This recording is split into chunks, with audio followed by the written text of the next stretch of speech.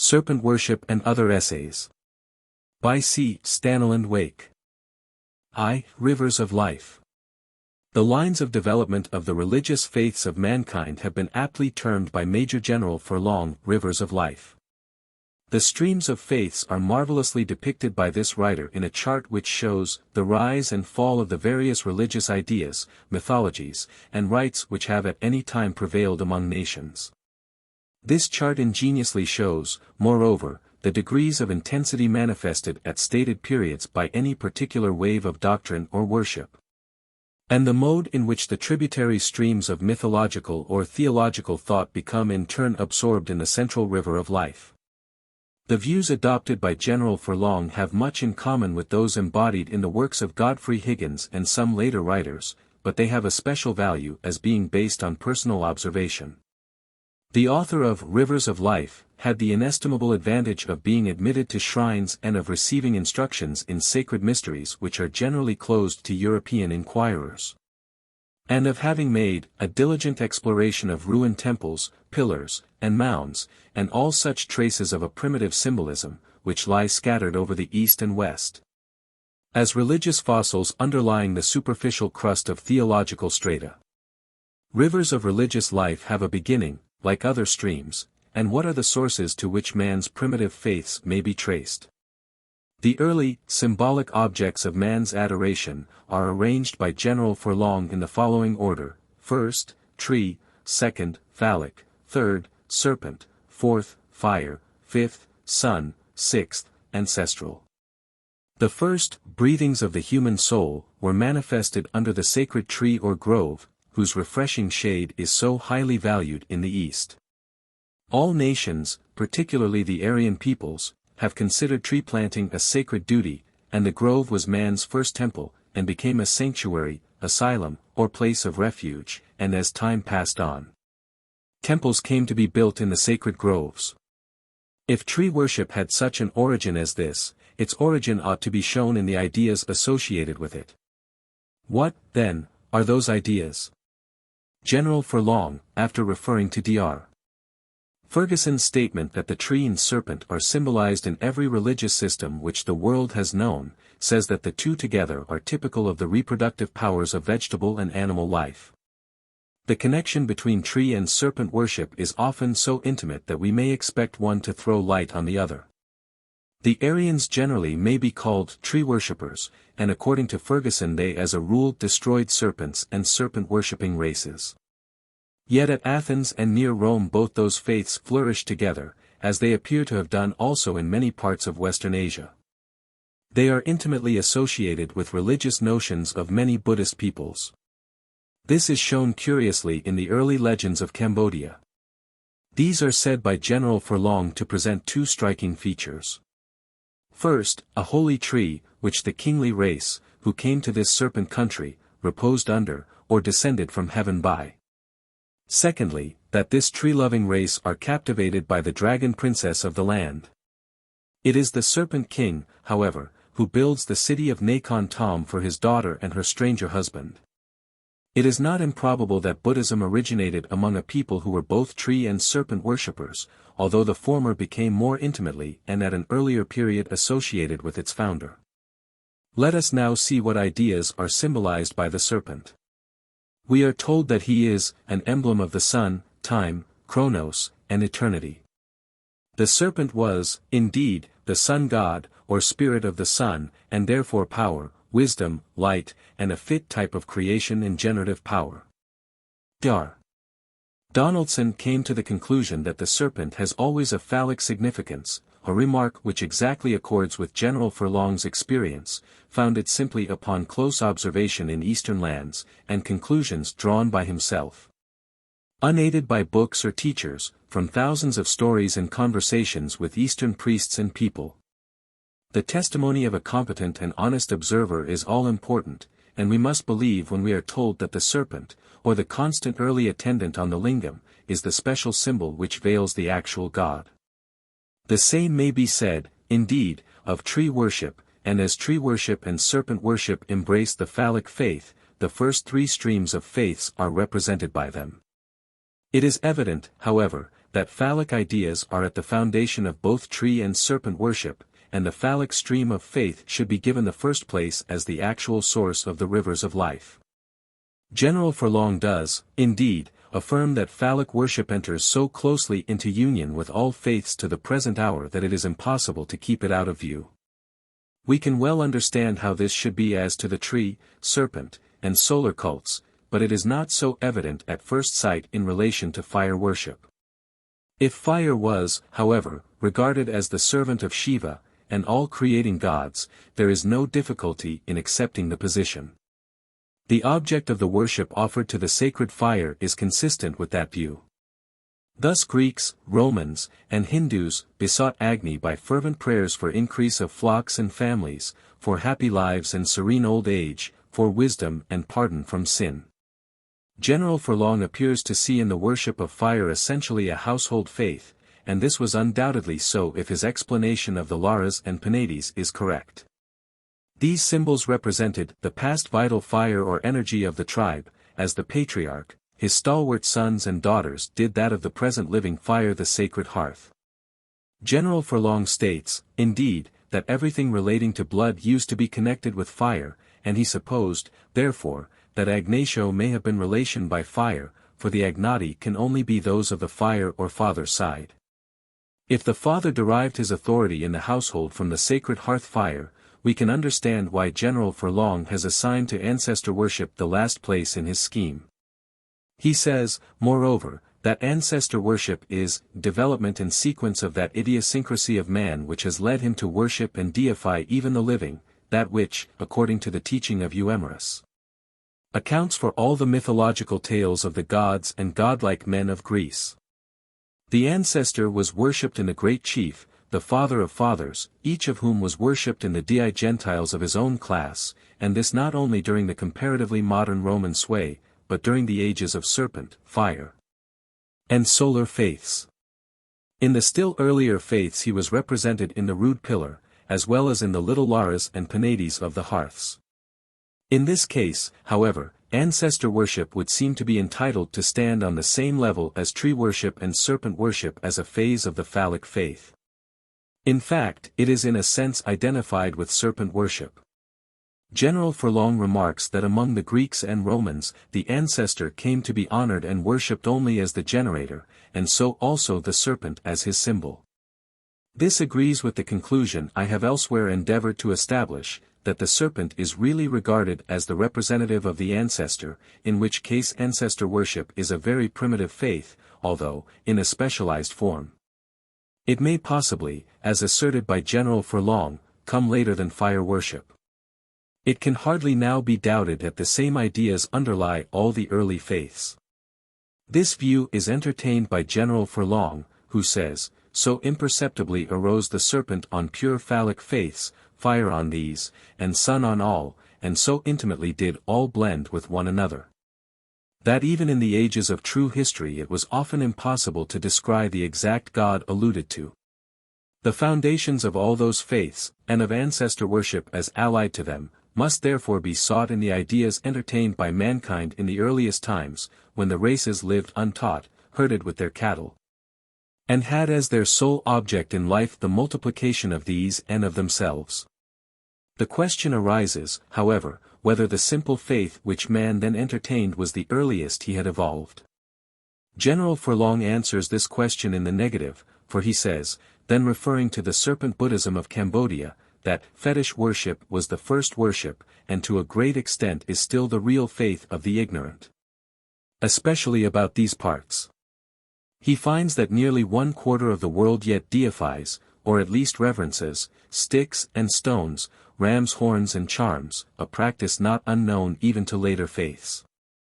The fundamental belief which furnishes the key to those phenomena, as well as to the animal worship which is so closely associated with one or other of the great faith streams, should not be lost sight of. Jacob Grimm pointed out, in his Teutonic Mythology, one that all nature was thought of by the heathen Germans as living. Gods and men transformed themselves into trees, plants or beasts, spirits and elements attained animal forms. And therefore we cannot wonder at the heavenly bodies, and even day and night, summer and winter, being actually personified. These ideas lend themselves as well to fetishism as to sun worship, and all the ancient faiths alike may justly, therefore, be regarded as phases of one universal nature worship. Mankind prays only for that which is thought good, and if one man seeks to obtain his desire through the agency of a stick or a stone, and another through a serpent or planetary god, the difference between them is purely objective. The prayers which were offered to the Vedic gods would be equally appropriate in the mouth of a native of Western Africa. They had relation simply to temporal needs, and were, says Mr. Talboys Wheeler, for plenty of rain, abundant harvests, and prolific cattle, for bodily vigor, long life, numerous offspring, and protection against all foes and robbers. Moreover, the observances of the more advanced faiths have little practical difference from the fetishist. All alike have for their object the compelling the good countenance, or counteracting the evil designs, of the gods or spirits, and the real difference is to be sought in the symbols under which they are represented. Thus the Vedic Aryans regarded their deified abstractions as personified with human wants, and invoked them with rites which may have formed an accompaniment to every meal, and may have been regarded almost as a part of the cooking. Mr. Wheeler adds 3 that sometimes a deity is supposed to be attracted by the grateful sound of the stone and mortar by which the soma juice was expressed from the plant, or by the musical noise of the churning sticks by which the wine was apparently stirred up and mixed with curds. And the eager invokers implore the god not to turn aside to the dwelling of any other worshipper, but to come to them only, and drink the libation which they had prepared, and reserve for them all his favors and benefits. How do you find this book? Any thoughts about the book or the author? Any suggestion for improvement? Please take a moment to share your thoughts in a comment. If you like it, share it with your friends who might enjoy it as well. Subscribe to keep in touch. Visit CompleteAudiobooks.com for more quality content. 2. Phallism in Ancient Religions. Dr.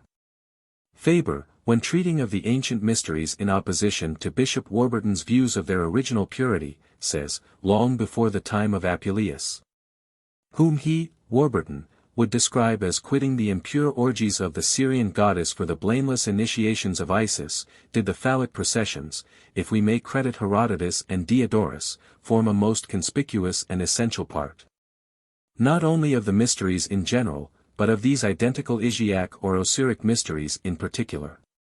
Nor is there any reason to doubt their accuracy on this point. The same detestable rites prevailed in Palestine among the votaries of Sidon, or Adonis, or Baal-peor, long before the exodus of Israel from Egypt. The same also, anterior at least to the days of Herodotus, in Babylonia, Cyprus, and Lydia. The same likewise from the most remote antiquity in the mountains of Armenia, among the worshippers of the great Mother Anais. And the same, from the very first institution of their theological system, as we may fairly argue from the uniform general establishment of this peculiar superstition, among the Celtic Druids both of Britain and of Ireland. Nor do we find such orgies less prevalent in Hindostan. Every part of the theology of that country is inseparably blended with them, and replete with allusions to their fictitious origin. For it will not be necessary for me to give details of the rites by which the phallic superstition is distinguished, as they may be found in the works of Delors, 5 Richard Payne Knight, 6 and many other writers. I shall refer to them, therefore, only so far as may be required for the due understanding of the subject to be considered, the influence of the phallic idea in the religions of antiquity. The first step in the inquiry is to ascertain the origin of the superstition in question. Faber ingeniously referred to a primitive universal belief in a Great Father. The curious connection seemed to exist between nearly all non-Christian mythologies, and he saw in phallic worship a degradation of this belief. Such an explanation as this, however, is not satisfactory, since not only does it require the assumption of a primitive divine revelation, but proof is still wanting that all peoples have, or ever had, any such notion of a great parent of mankind as that supposed to have been revealed. And yet there is a valuable germ of truth in this hypothesis. The phallic superstition is founded essentially in the family idea. Captain Richard Burton recognized this truth when he asserted that, amongst all barbarians whose primal want is progeny, we observe a greater or less development of the phallic worship. VII. This view, however, is imperfect. There must have been something more than a mere desire for progeny to lead primitive man to view the generative process with the peculiar feelings embodied in this superstition. We are, in fact, here taken to the root of all religions, awe at the mysterious and unknown. That which the uncultured mind cannot understand is viewed with dread or veneration, as it may be, and the object presenting the mysterious phenomenon may itself be worshipped as a fetish or the residence of a presiding spirit. But there is nothing more mysterious than the phenomena of generation, and nothing more important than the final result of the generative act. Reflection on this result would naturally cause that which led to it to be invested with a certain degree of superstitious significance. The feeling generated would have a double object, as it had a double origin, wonder at the phenomenon itself and a perception of the value of its consequences. The former, which is the most simple, would lead to a veneration for the organs whose operation conduce to the phenomena, hence the superstitious practices connected with the phallus and the yoni among primitive peoples. In this, moreover, we have the explanation of numerous curious facts observed among Eastern nations. Such is the respect shown by women for the generative organ of dervishes and fakirs. Such also is the Semitic custom referred to in the Hebrew scriptures as the putting of the hand under the thigh, which is explained by the Talmudists to be the touching of that part of the body which is sealed and made holy by circumcision. A custom which was, up to a recent date, still in use among the Arabs as the most solemn guarantee of truthfulness. 8. The second phase of the phallic superstition is that which arises from a perception of the value of the consequences of the act of generation. The distinction between this and the preceding phase is that, while the one has relation to the organs engaged, the other refers more particularly to the chief agent. Thus the father of the family is venerated as the generator, and his authority is founded altogether on the act and consequences of generation. We thus see the fundamental importance, as well as the phallic origin, of the family idea. From this has sprung the social organization of all primitive peoples. An instance in point may be derived from Mr. Hunter's account of the Santals of Bengal. He says that the classification of this interesting people among themselves depends, not upon social rank or occupation, but upon the family basis. This is shown by the character of the 6 great ceremonies in a Santal's life, which are, admission into the family, admission into the tribe, admission into the race, union of his own tribe with another by marriage, formal dismission from the living race by incremation, lastly, a reunion with the departed fathers. 9. We may judge from this of the character of certain customs which are widespread among primitive peoples, and the phallic origin of which has long since been lost sight of. The value set on the results of the generative act would naturally make the arrival at the age of puberty an event of peculiar significance. Hence we find various ceremonies performed among primitive, and even among civilized peoples, at this period of life. Often when the youth arrives at manhood other rites are performed to mark the significance of the event. Marriage, too, derives an importance which it would not otherwise possess. Thus, among many peoples, it is attended with certain ceremonies denoting its object, or at least marking it as an event of peculiar significance in the life of the individual or even in the history of the tribe. The marriage ceremonial is especially fitted for the use of phallic rites or symbolism, the former among semi-civilized peoples often being simply the act of consummation itself, which appears to be looked on as part of the ceremony. The symbolism we have ourselves retained to the present day in the wedding ring, which had undoubtedly a phallic origin, if, as appears probable, it originated in the Samothracian mysteries. 10. Nor does the influence of the phallic idea end with life. The veneration entertained for the father of the family, as the generator, led in time to peculiar care being taken of the bodies of the dead, and finally to the worship of ancestors, which, under one form or another, distinguished all the civilized nations of antiquity, as it does even now most of the peoples of the heathen world. There is one phallic rite which, from its wide range, is of peculiar importance. I refer to circumcision. The origin of this custom has not yet, so far as I am aware, been satisfactorily explained. The idea that, under certain climatic conditions, circumcision is necessary for cleanliness and comfort 11 does not appear to be well-founded, as the custom is not universal, even within the tropics. Nor is the reason given by Captain Richard Burton, in his Notes connected with the Dahomen, for both circumcision and excision, perfectly satisfactory. The real origin of these customs has been forgotten by all peoples practicing them, and therefore they have ceased to have their primitive significance. That circumcision at least had a superstitious origin may be inferred from the traditional history of the Jews. The old Hebrew writers, persistent in their idea that they were a peculiar people, chosen by God for a special purpose, asserted that this rite was instituted by Jehovah as a sign of the covenant between him and Abraham. Although we cannot doubt that this rite was practiced by the Egyptians and Phoenicians too long before the birth of Abraham, yet 2 points connected with the Hebrew tradition are noticeable. These are, the religious significance of the act of circumcision. It is the sign of a covenant between God and man, and its performance by the head of the family.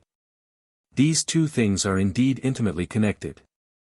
Since, in the patriarchal age, the father was always the priest of the family, the officer of the sacrifices. We have it on the authority of the Veda that this was the case also among the primitive Aryan people.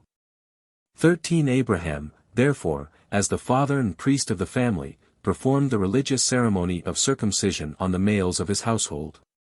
Circumcision, in its inception, is a purely phallic rite, 14 having for its aim the marking of that which from its associations is viewed with peculiar veneration, and it connects the two phases of this superstition, which have for their objects respectively the instrument of generation and the agent.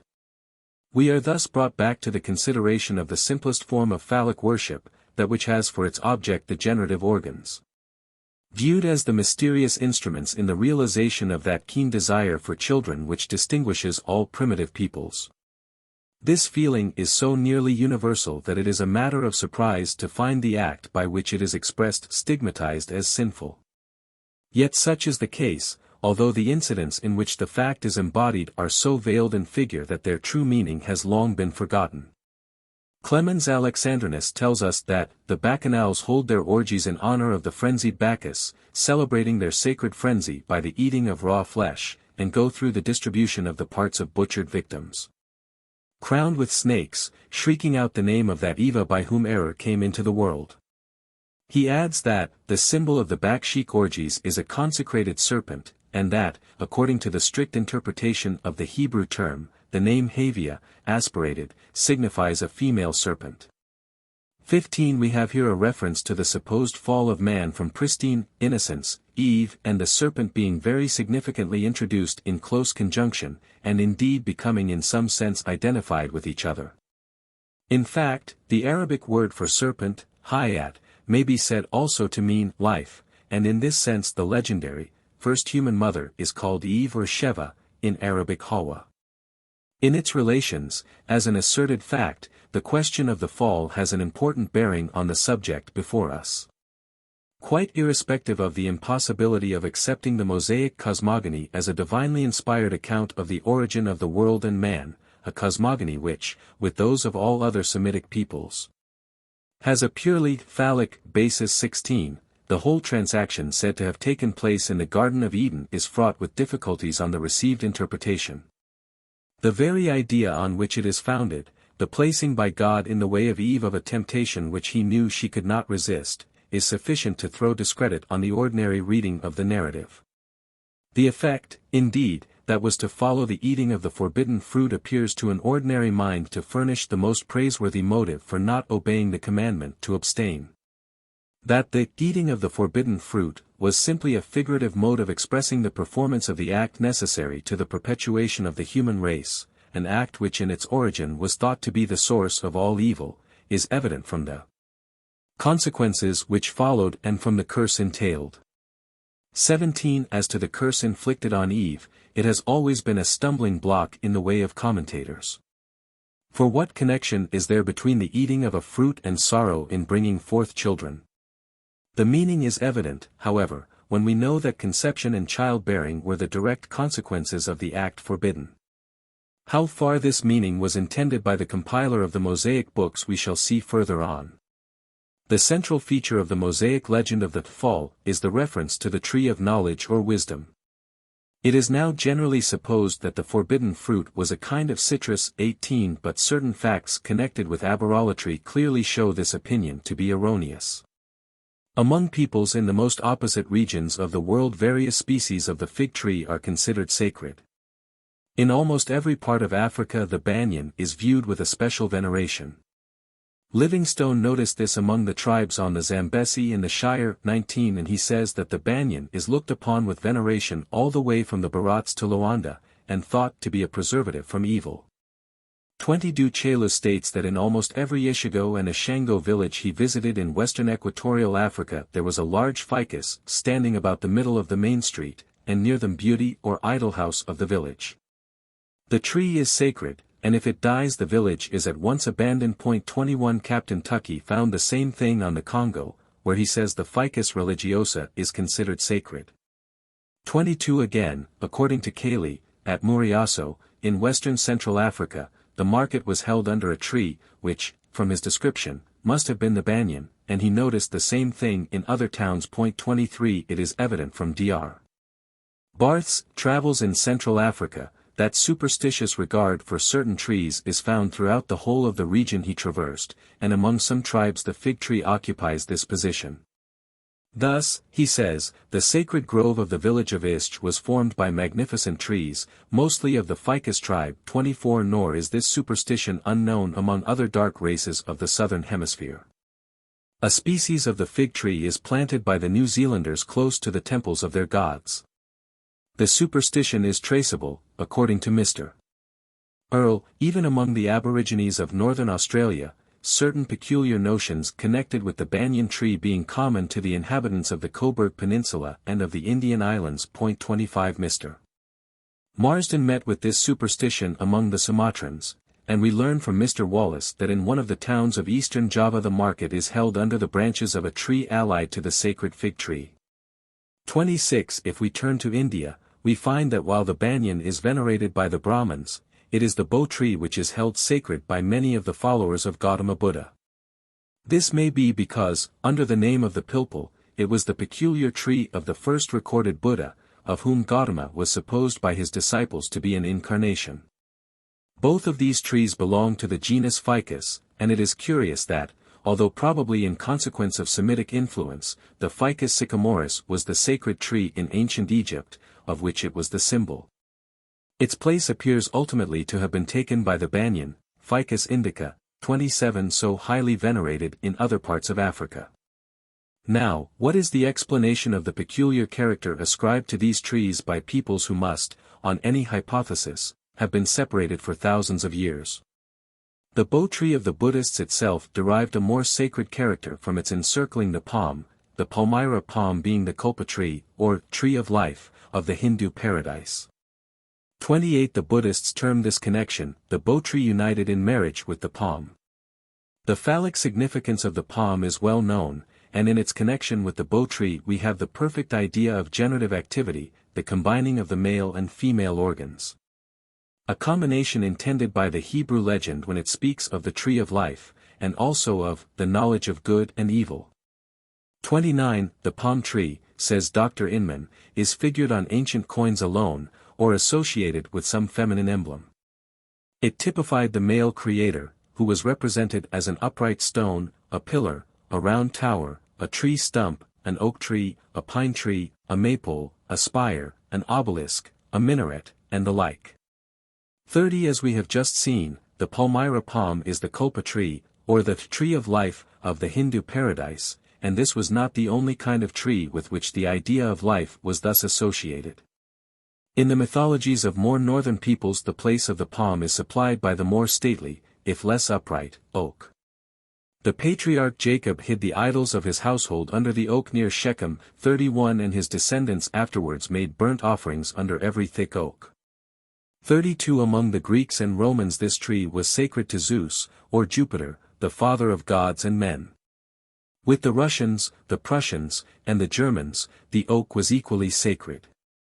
The sacred oak was the form under which the Druids worshipped the supreme being Hesus, or mighty.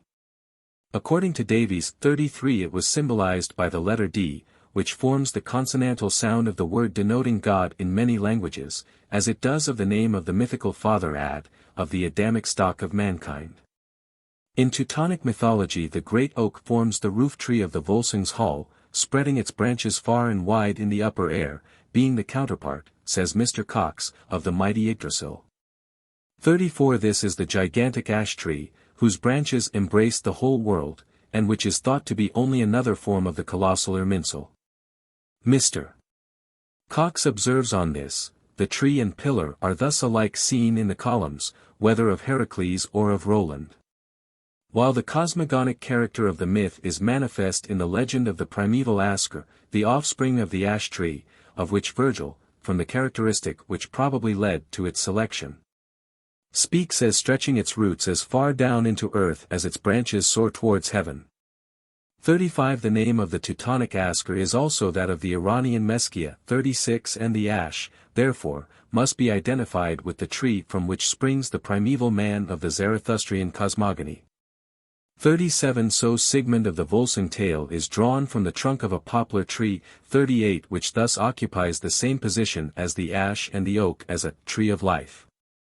The poplar was, indeed, a sacred tree among many nations of antiquity. This may, doubtless, be explained by reference to its habit, which much resembles that of the sacred Indian fig tree, with which the trembling movement, as well as the shape, of its leaves have caused it to be thus compared. That the ideas symbolized by the various sacred trees of antiquity originated, however, with the fig tree is extremely probable. No other tree has been so widely venerated as this. The sycamore, Ficus sycamoris, was sacred to Netpi, the mother of Osiris, whose statue was generally made of its wood.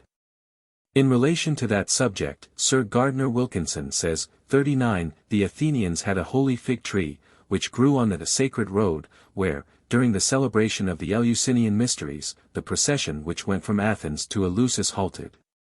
This was on the 6th day of the ceremony, called Jacus, in honor of the son of Jupiter and Ceres, who accompanied his mother in search of Proserpine. But the fig tree of Athens does not appear to have been borrowed from the sycamore of Egypt, unless it were in consequence of its connection with the mother of Osiris and Isis, whom they supposed to correspond to Ceres and Bacchus. 40. According to Plutarch, a basket of figs formed one of the chief things carried in the processions in honor of Bacchus, and the sacred phallus, like the statue of Priapus, appears to have been generally made of the wood of the fig tree. 41. These facts well show the nature of the ideas which had come to be connected with that tree. To what has been already said may, however, be added the testimony of a French writer, who, after speaking of the lotus as one of the many symbols anciently used to represent the productive forces of nature, continues, Il faut y joindre.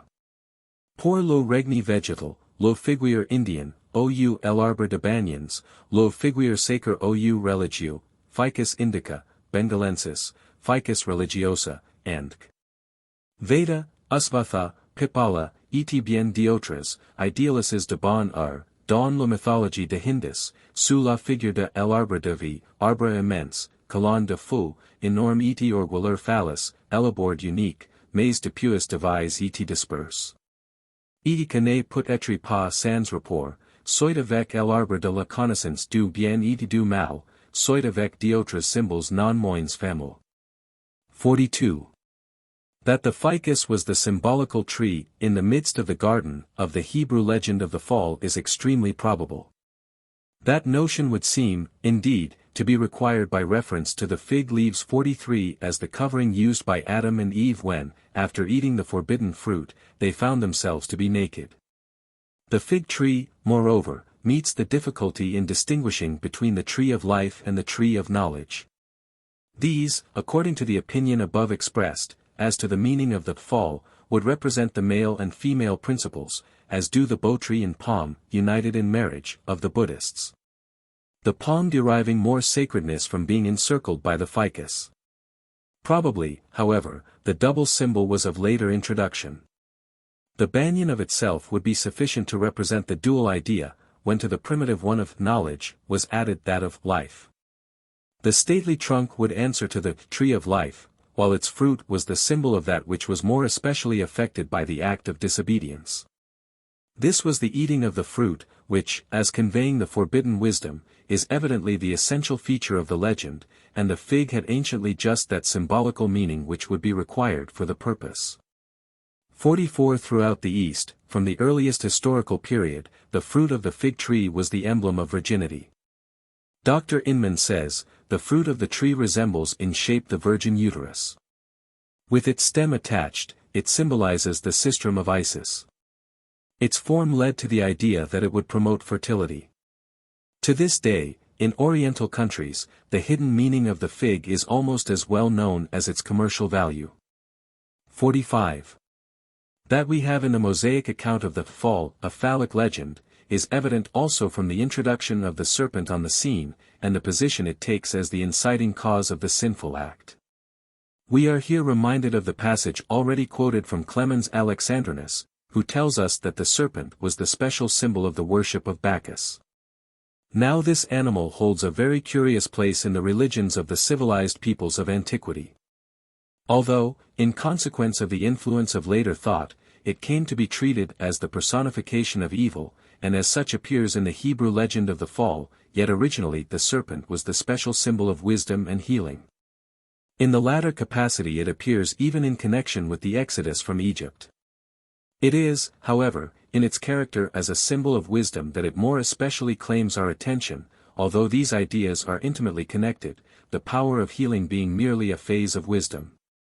From the earliest times of which we have any historical notice, the serpent has been connected with the gods of wisdom. This animal was the especial symbol of Thoth or Tot, a primeval deity of Syro-Egyptian mythology, 46, and of all those gods, such as Hermes and Seth, who can be connected with him. This is true also of the third member of the Chaldean triad, He, or Hoa. According to Sir Henry Rawlinson, the most important titles of this deity refer to his functions as the source of all knowledge and science. Not only is he the intelligent fish, but his name may be read as signifying both life and a serpent. And he may be considered as figured by the great serpent which occupies so conspicuous a place among the symbols of the gods on the black stones recording Babylonian benefactions. 47 The serpent was also the symbol of the Egyptian Neph, who resembled the Sophia of the Gnostics, the divine wisdom. This animal, moreover, was the agathodemon of the religions of antiquity, the giver of happiness and good fortune. 48 It was in these capacities, rather than as having a phallic significance, that the serpent was associated with the sun gods, the Chaldean Bel, the Grecian Apollo, and the Semitic Seth. But whence originated the idea of the wisdom of the serpent which led to its connection with the legend of the fall? This may, perhaps, be explained by other facts, which show also the nature of the wisdom here intended. Thus, in the Annals of the Mexicans, the first woman, whose name was translated by the old Spanish writers, the woman of our flesh, is always represented as accompanied by a great male serpent. This serpent is the sun god Tonacatl, the principal deity of the Mexican pantheon, while the goddess mother of primitive man is called Cihuacohutl, which signifies woman of the serpent. 49 According to this legend, which agrees with that of other American tribes, a serpent must have been the father of the human race. This notion can be explained only on the supposition that the serpent was thought to have had at one time a human form. In the Hebrew legend the tempter speaks, and, the old serpent having 2 feet, of Persian mythology, is none other than the evil spirit Ahriman himself. 50 The fact is that the serpent was only a symbol, or at most an embodiment of the spirit which it represented, as we see from the belief of several African and American tribes, which probably preserves the primitive form of this superstition. Serpents are looked upon by these peoples as embodiments of their departed ancestors. 51 And an analogous notion is entertained by various Hindu tribes. No doubt the noiseless movement and the activity of the serpent, combined with its peculiar gaze and marvelous power of fascination, led to its being viewed as a spirit embodiment, and hence also as the possessor of wisdom. 52 In the spirit character ascribed to the serpent, we have the explanation of the association of its worship with human sacrifice noted by Mr. Ferguson, this sacrifice being really connected with the worship of ancestors. It is evident, moreover, that we find here the origin of the idea of evil sometimes associated with the serpent god. The Kafir and the Hindu, although he treats with respect any serpent which may visit his dwelling, yet entertains a suspicion of his visitant. It may perhaps be the embodiment of an evil spirit, or for some reason or other it may desire to injure him. Mr.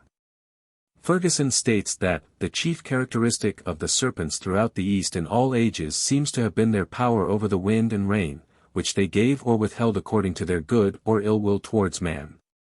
53. This notion is curiously confirmed by the title given by the Egyptians to the Semitic god Seti or Seth, Typhon, which was the name of the Phoenician evil principle, and also of a destructive wind. Thus having a curious analogy with the typhoon of the Chinese seas. 54. When the notion of a duality in nature was developed, there would be no difficulty in applying it to the symbols or embodiments by which the idea of wisdom was represented in the animal world. Thus, there came to be not only good, but also bad serpents, both of which are referred to in the narrative of the Hebrew Exodus, but still more clearly in the struggle between the good and the bad serpents of Persian mythology, which symbolized Ormuzd or Mitra and the evil spirit Ahriman. 55. So far as I can make out, the serpent symbol has not a direct phallic reference, nor is its attribute of wisdom the most essential. The idea most intimately associated with this animal was that of life, not present merely but continued and probably everlasting. 56. Thus the snake bai was figured as guardian of the doorways of those chambers of Egyptian tombs which represented the mansions of heaven. 57. A sacred serpent would seem to have been kept in all the Egyptian temples, and we are told that many of the subjects, in the tombs of the kings at Thebes, in particular, show the importance it was thought to enjoy in a future state. 58. Crowns, formed of the asp, or sacred thermuthis, were given to sovereigns and divinities, particularly to Isis. 59. And these, no doubt, were intended to symbolize eternal life. Isis was a goddess of life and healing. 60. And the serpent evidently belonged to her in that character, seeing that it was the symbol also of other deities with the like attributes. Thus, on papyri it encircles the figure of Harpocrates. 61. Who was identified with Aesculapius. While not only was a great serpent kept alive in the temple of Serapis, but on later monuments this god is represented by a great serpent with or without a human head. 62. Mr. Ferguson, in accordance with his peculiar theory as to the origin of serpent worship, thinks that this superstition characterized the old Turanian, or let us rather say Akkadian, empire of Chaldea, while tree worship was more a characteristic of the later Assyrian Empire. 63. This opinion is no doubt correct, and it means really that the older race had that form of faith with which the serpent was always indirectly connected, adoration of the male principle of generation, the principal phase of which was probably ancestor worship, while the latter race adored the female principle, symbolized by the sacred tree, the Assyrian grove. The tree of life, however, undoubtedly had reference to the male element, and we may well imagine that originally the fruit alone was treated as symbolical of the opposite element. There is still one important point connected with this legend which requires consideration as throwing light on another very widespread superstition.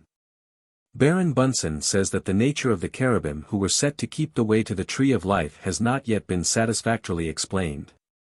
He seems to think they have a volcanic reference, although the usual supposition is that they were angels bearing flaming swords. The latter opinion, however, could only have arisen from the association, in other places, of cherubim with seraphim, who are also popularly supposed to be angelic spirits, but whom Bunsen thinks have reference to flame. All these explanations, however, appear to me to be erroneous. According to one opinion, cherub is compounded of two words, ku, a particle of resemblance, and rab, signifying great, powerful.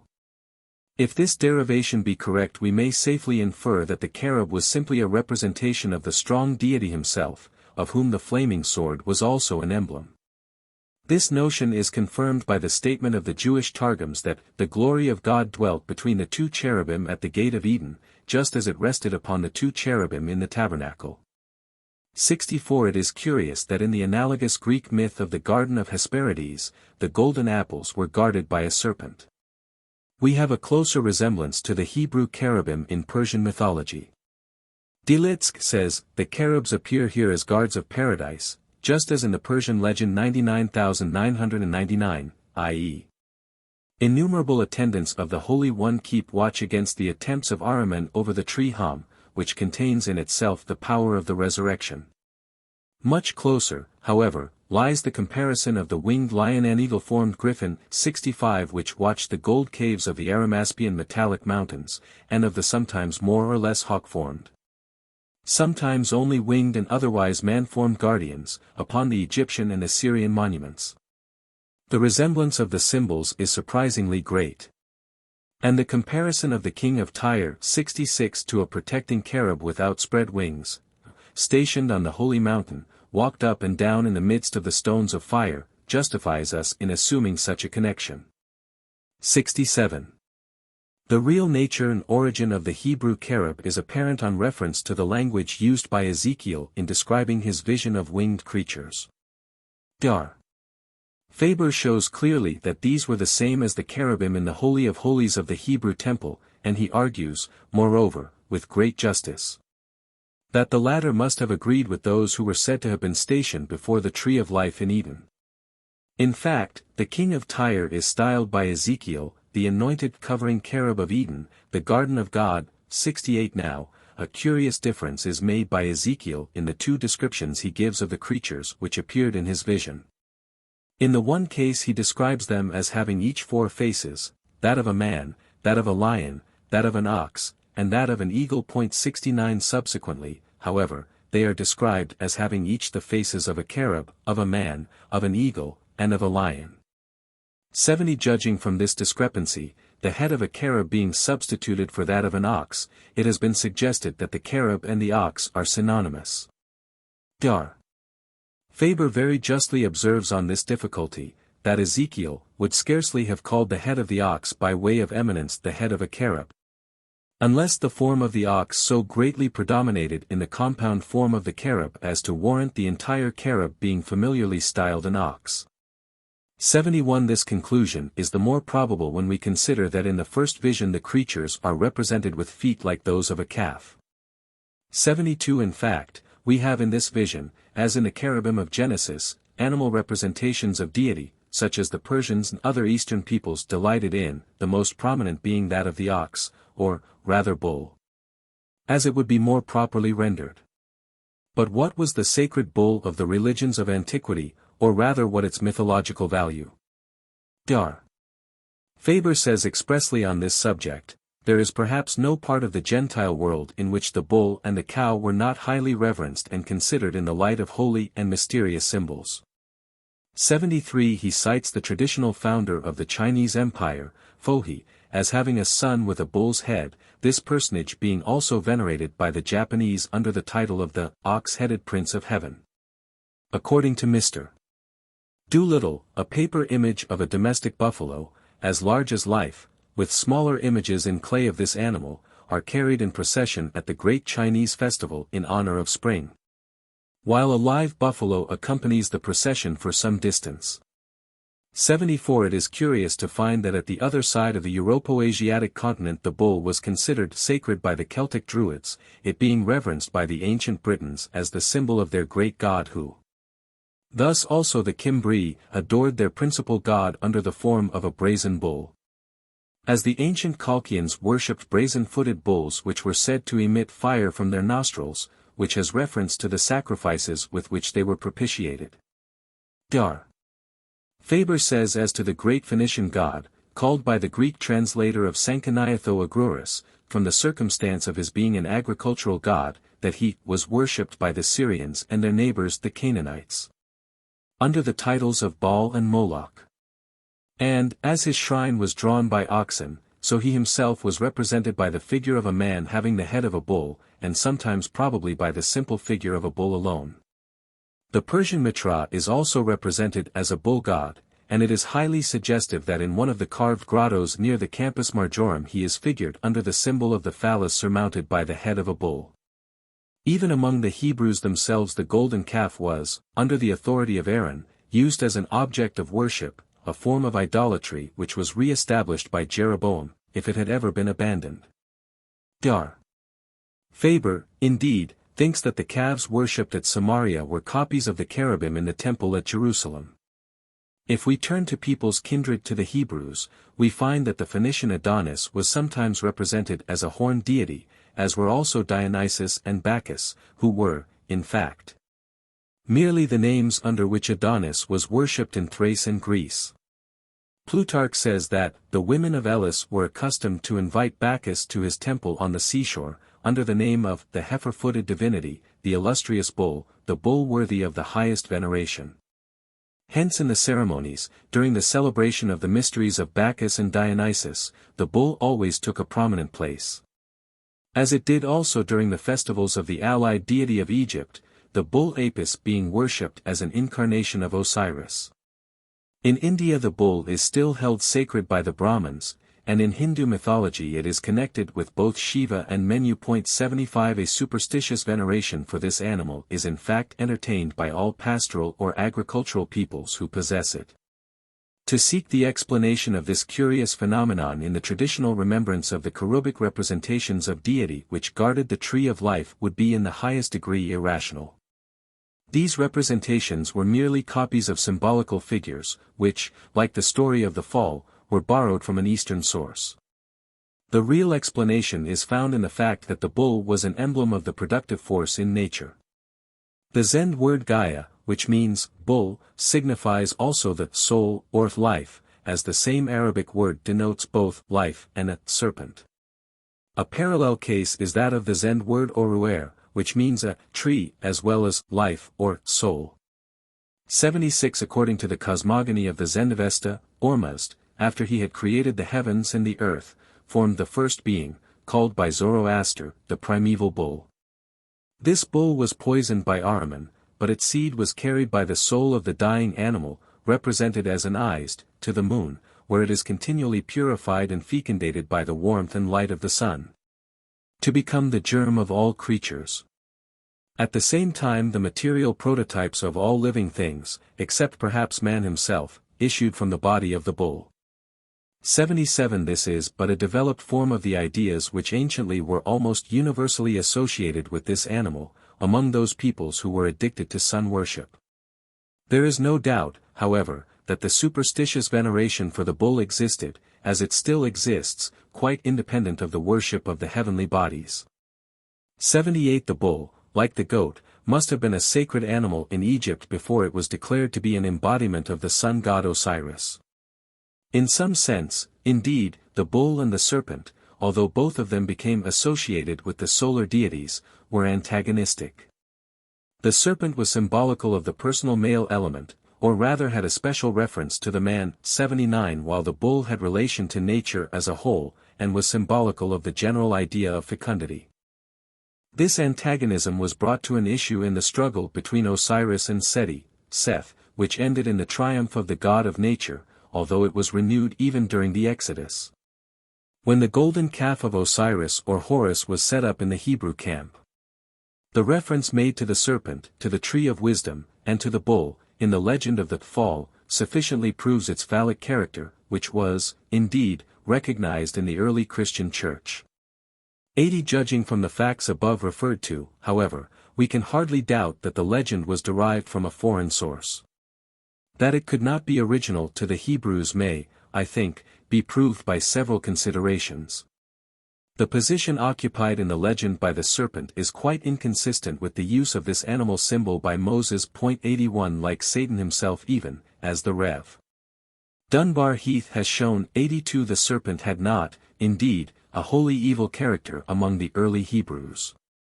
In the second place, the condemnation of the act of generation was directly contrary to the central idea of patriarchal history.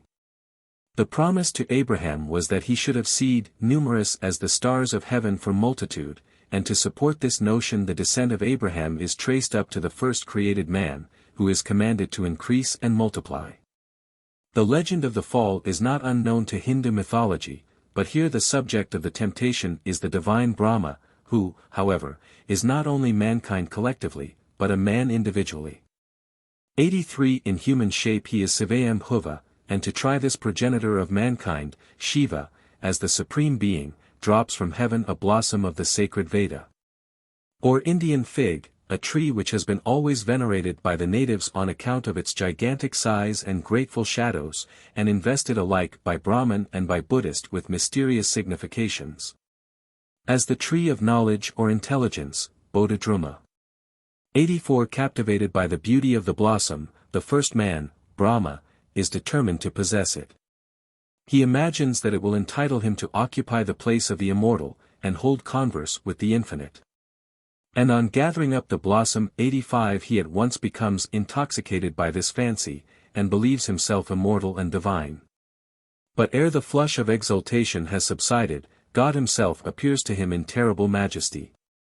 And the astonished culprit, stricken by the curse of heaven, is banished far from Brahmapatana, and consigned to an abyss of misery and degradation. From this, however, adds the story, an escape is rendered possible on the expiration of some weary term of suffering and of penance. And the parallelism which it presents to sacred history is well nigh completed when the legend tells us further that woman, his own wife, whose being was derived from his, had instigated the ambitious hopes which led to their expulsion, and entailed so many ills on their posterity. 86. That parallelism cannot well be the result of mere coincidence, and the reference to the fig tree in the Hindu legend not only renders it highly probable that this was the tree of knowledge 87 of Hebrew legend, but confirms, by the symbolical ideas connected with it, the explanation of the nature of the fall given in the preceding pages. The real meaning of the legend was well understood by the Gnostics and Manichaeans, and those Christian fathers who were brought into contact with Eastern ideas through them. 88. The Persians, who were indebted to the Chaldeans for many of their religious ideas, possessed the story of the fall in a form agreeing more closely with that which may have been the original of the Hebrew legend. According to the Boundahesh, one of the sacred books of the Parsis, a tree gave birth to the primeval man Meskia. The body of this androgynous being afterwards became divided, one part being male and the other female, Meskia and Meskiana. 89. As the man and woman were called, were at first pure and holy, but seduced by Ahriman, who had metamorphosed himself into a serpent, they rendered to the prince of darkness the worship which was due only to Ormuzd, the god of light. Meskia and Meskiana thus lost their primitive purity, which neither they nor their descendants could recover without the assistance of Mitra, the god who presided at the mysteries or at the initiations, that is to say, at the way of rehabilitation which is opened before those who seek earnestly the salvation of their souls. 90. At the instigation of Ahriman, the man and woman had, for the first time, committed, in thought, word, and deed, the carnal sin, and thus tainted with original sin all their descendants. 91. Laggard, referring to this legend, adds in a note, lo triple character que present ici lo peci original est trace nediment indique dans le passage site du Boundahesh. Il est accompagné de details que font de ce passage un de morceau les plus curieux de ce trait. Quelques uns de ces details, radich à ce mime emot, serpent, ou à essayer racine la dénomination de parties sexuelles de la et de la femme. The Persian account of the fall and its consequences agrees so closely with the Hebrew story when stripped of its figurative language that we cannot doubt that they refer to the same legend. 92. And the use of figurative language in the latter may well lead us to believe that it was of later date than the former. 93. In Ahriman, who was known to Persian teaching as the old serpent having 2 feet, we evidently have the origin of the speaking serpent of Genesis, while in the seed of the woman who shall bruise the serpent's head, the follower of Zarathustra would have seen a reference to Mitra, just as the Christian finds there a prophecy of Christ. Even the antagonism between the cherubim and the serpent can be found in Persian teaching, for it was to the malignant action of the serpent Az that the death, not only of the first man, but of the primeval bull, was due. 94. The latter was formed by Ormuzd after the creation of the heavens and the earth, and that from which proceeded the material prototypes of all the beings, who live in the water, on the earth, and in the air. 95. It is very probable, however, that when the legend was appropriated by the compiler of the Hebrew Scriptures it had a moral significance as well as a merely figurative sense. The legend is divisible into two parts, the first of which is a mere statement of the imparting of wisdom by the serpent and by the eating of the fruit of a certain tree, these ideas being synonymous, or at least consistent. As appears by the attributes of the Chaldean he. 96. The nature of this wisdom may be found in the rites of the Hindu Sakti Puja. 97. The second part of the legend, which is probably of much later date, is the condemnation of the act referred to, as being in itself evil and as leading to misery, and even to death itself.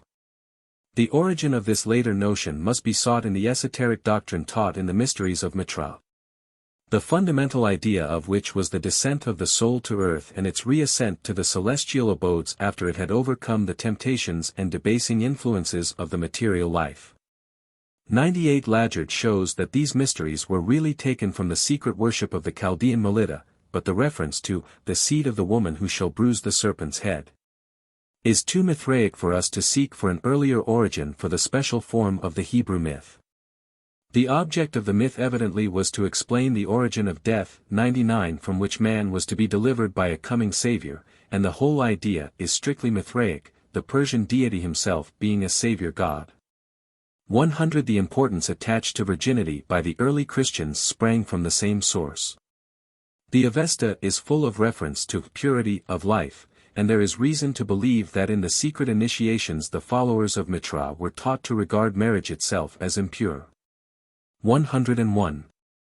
The religious ideas which found expression in the legend of the fall were undoubtedly of late development. 102. Although derived from still earlier phases of religious thought.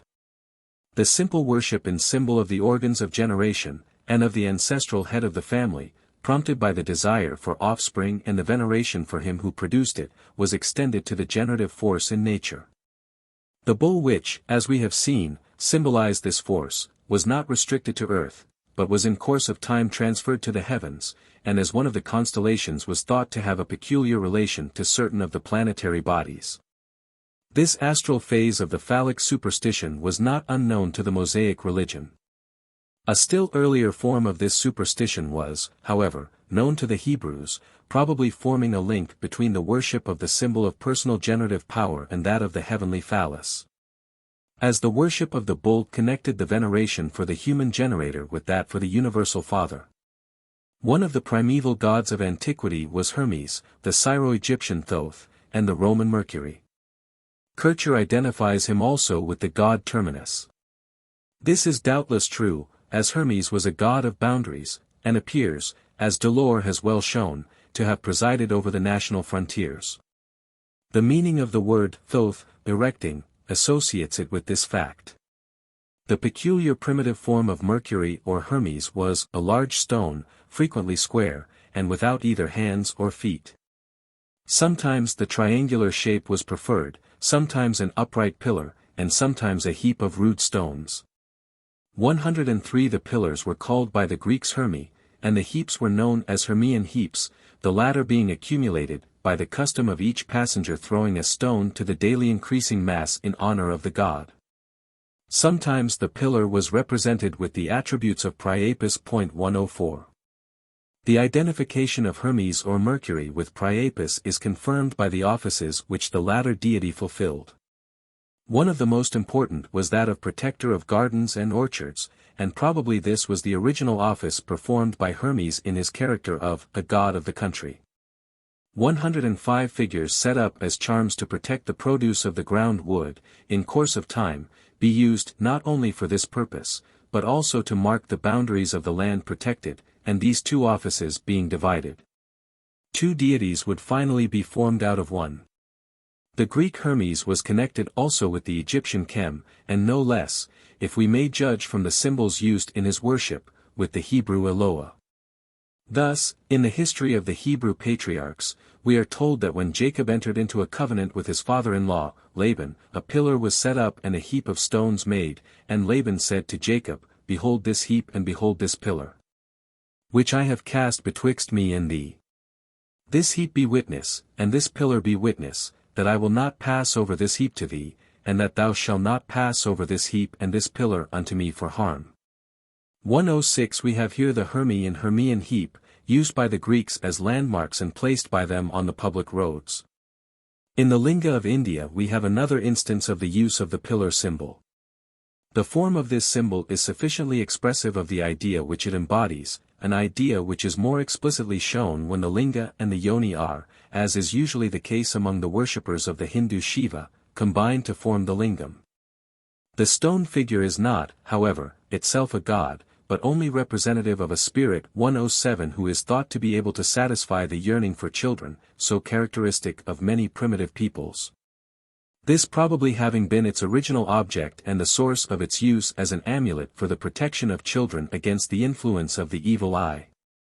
In course of time, however, when other property came to be coveted equally with offspring, the power to give this property would naturally be referred to the primitive phallic spirit, and hence he became, not merely the protector, as above seen, of the produce of the fields, and the guardian of boundaries, but also the god of wealth and traffic, and even the patron of thieves, as was the case with the Mercury of the Romans. The Hebrew patriarchs desired great flocks as well as numerous descendants, and hence the symbolic pillar was peculiarly fitted for their religious rites. It is related even of Abraham, the traditional founder of the Hebrew people, that he planted a grove 108, Eshel, in Beersheba, and called there on the name of Jehovah, the everlasting Elohim. 109 From the phallic character of the grove, Asherah, 110 said to have been in the house of Jehovah, we must suppose that the Eshel of Abraham also had a phallic reference. 111 Most probably the so-called grove of the earlier patriarch, though perhaps of wood, and the stone Bethel of Jacob had the same form, and were simply the Betelis 112 the primitive symbol of deity among all the Semitic and many Hamitic peoples. The participation of the Hebrew patriarchs in the rites connected with the pillar worship of the ancient world, renders it extremely probable that they were not strangers to the later planetary worship. Many of the old phallic symbols were associated with the new superstition, and Abraham, being a Chaldean, it is natural to suppose that he was one of its adherents. Tradition, indeed, affirms that Abraham was a great astronomer, and at one time at least a worshipper of the heavenly bodies. And that he and the other patriarchs continued to be affected by this superstition is shown by various incidents related in the Pentateuch. Thus, in the description given of the sacrificial covenant between Abraham and Jehovah, it is said that, after Abraham had divided the sacrificial animals, a deep sleep fell upon him as the sun was going down, and Jehovah spoke with him. Then when the sun went down, and it was dark, behold a smoking furnace, and a burning lamp, that passed between those pieces. The happening of this event at the moment of the sun setting reminds us of the Sabaean custom of praying to the setting sun, still practiced, according to Palgrave, among the nomads of Central Arabia. That some great religious movement, ascribed by tradition to Abraham, did take place among the Semites at an early date is undoubted. What the object of this covenant was it is difficult to decide. It should be remembered that the Chaldeans worshipped a plurality of gods, supposed to have been symbolized by the 7 planets. Among these deities the sun god held a comparatively inferior position, the moon god Herki coming before him in the second triad. 113 It was at Ur, the special seat of the worship of the moon god, 114 that Abraham is said to have lived before he quitted it for Haran.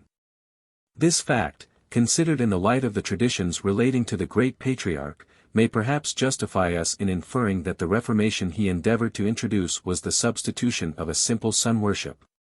For the planetary cultus of the Chaldeans, in which the worship of the moon must to him have appeared to occupy an important place. The new faith was, indeed, a return to the old phallic idea of a god of personal generation, worshipped through the symbolical Betelis, but associated also with the adoration of the sun as the especial representative of the deity. That Abraham had higher notions of the relation of man to the divine being than his forerunners is very probable.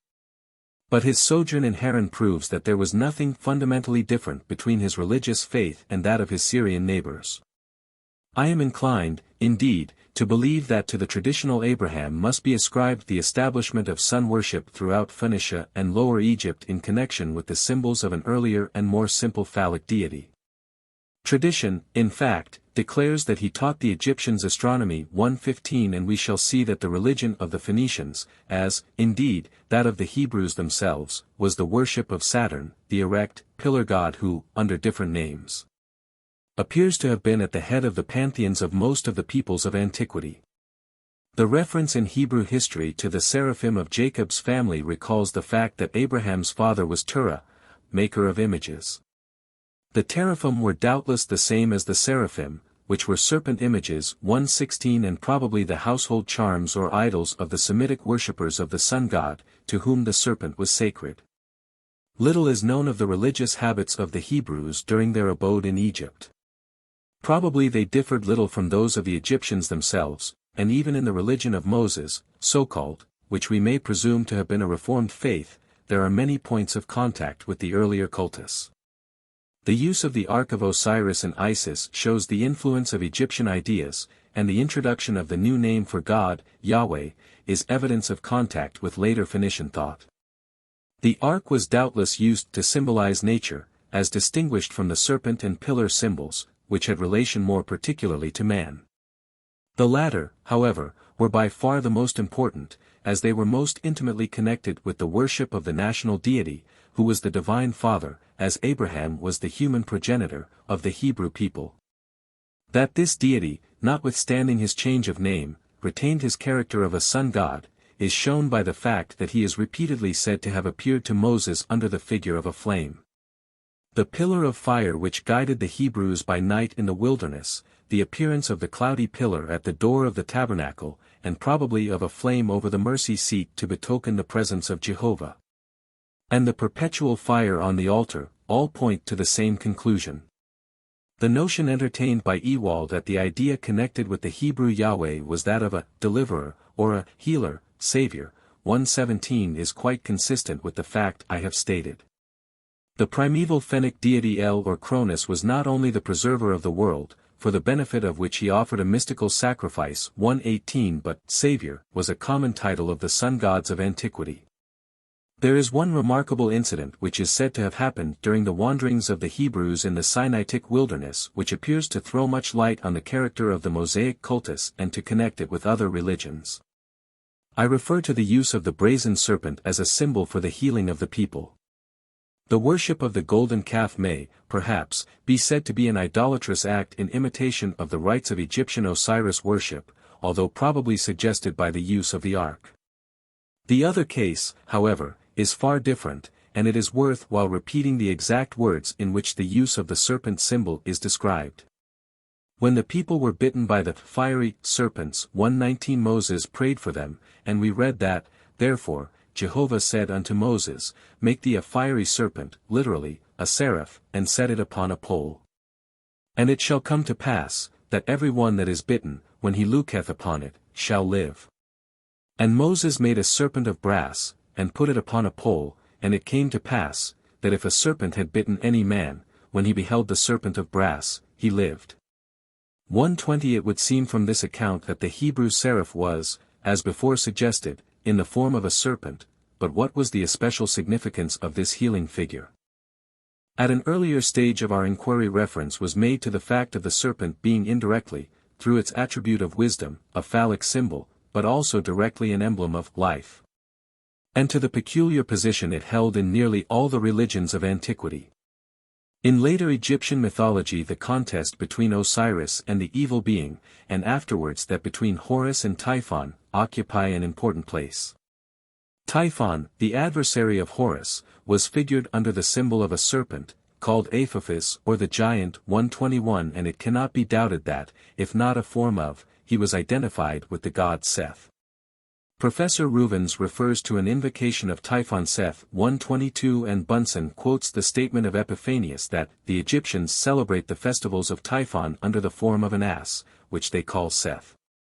1:23 Whatever may be the explanation of the fact, it is undoubted that, notwithstanding the hatred with which he was afterwards regarded, this god Seth or Set was at one time highly venerated in Egypt.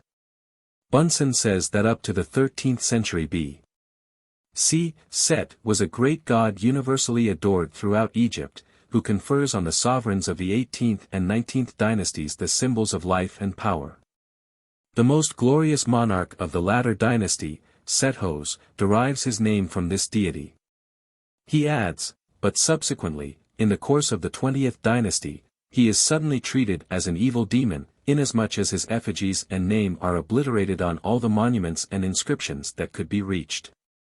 Moreover, according to this distinguished writer, Seth appears gradually among the Semites as the background of their religious consciousness.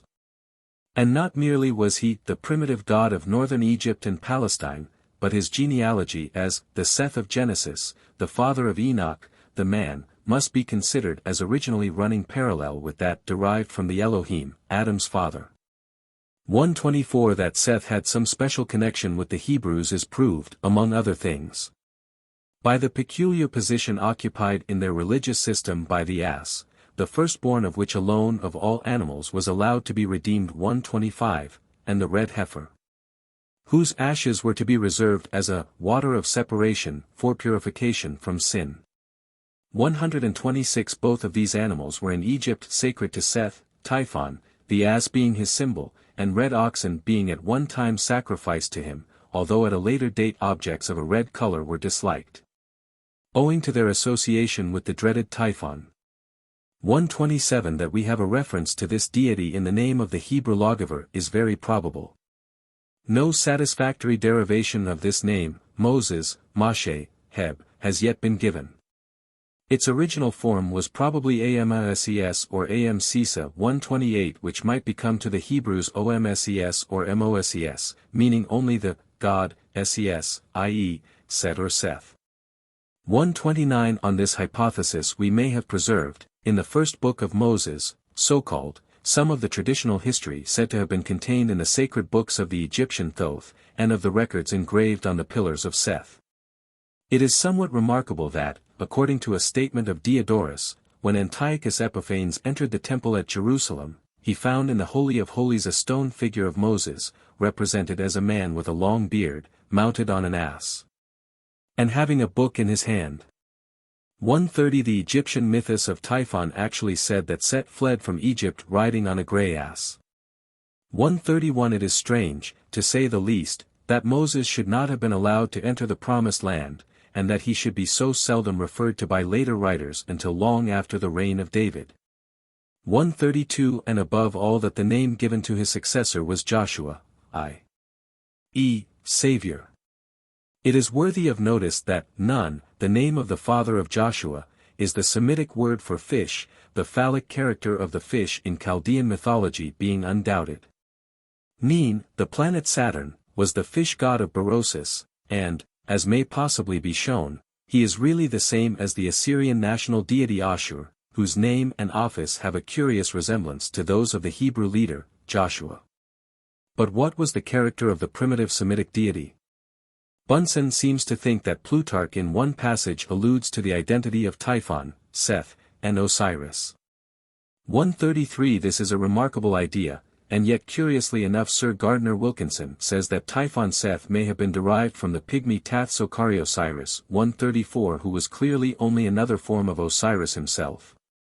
In the Egyptian Book of the Dead, Horus, the son of Osiris, is declared to be at the same time Set, by the distinction made between them by Thoth 135 However that may be, the phallic origin of Seth can be shown from other data.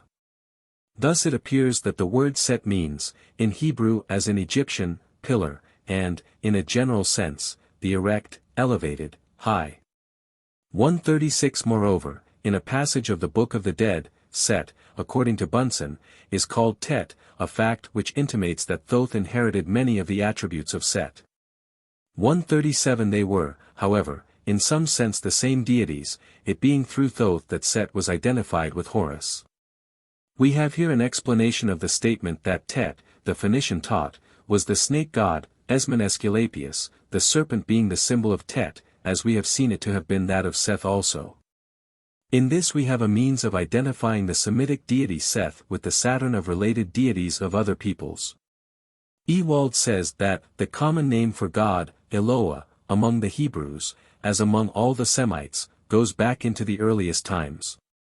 138 Bryant goes further, and declares that El was originally the name of the supreme deity among all the nations of the East.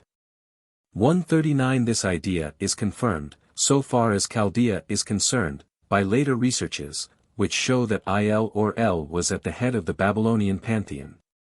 With this deity must be identified the Il or Elos of the Phoenicians, who was born the same as Cronus, who, again, was none other than the primeval Saturn, whose worship appears to have been at one period almost universal among European and Asiatic peoples. Saturn and El were thus the same deity, the latter, like the Semitic Seth, being, as is well known, symbolized by the serpent. 140. A direct point of contact between Seth and Saturn is found in the Hebrew idol Kiyun mentioned by Amos, the planet Saturn being still called Kevin by Eastern peoples. This idol was represented in the form of a pillar, the primeval symbol of deity, which was common undoubtedly to all the gods here mentioned. 141. These symbolical pillars were called Betuli or Betulia. Sometimes also the column was called a batter, which, strangely enough, Bryant identifies with the serpent god. 142. There can be no doubt that both the pillar and the serpent were associated with many of the sun gods of antiquity. Notwithstanding what has been said, it is undoubtedly true, however, that all these deities, including the Semitic Seth, became at an early date recognized as sun gods, although in so doing they lost nothing of their primitive character. What this was is sufficiently shown by the significant names and titles they bore. Thus, as we have seen, Set, Seth, itself meant the erect, elevated, high, his name on the Egyptian monuments being nearly always accompanied by a stone. 143. The name, Kiyun or Kevin, of this deity, said by Amos to have been worshipped in the wilderness, signifies, God of the Pillar.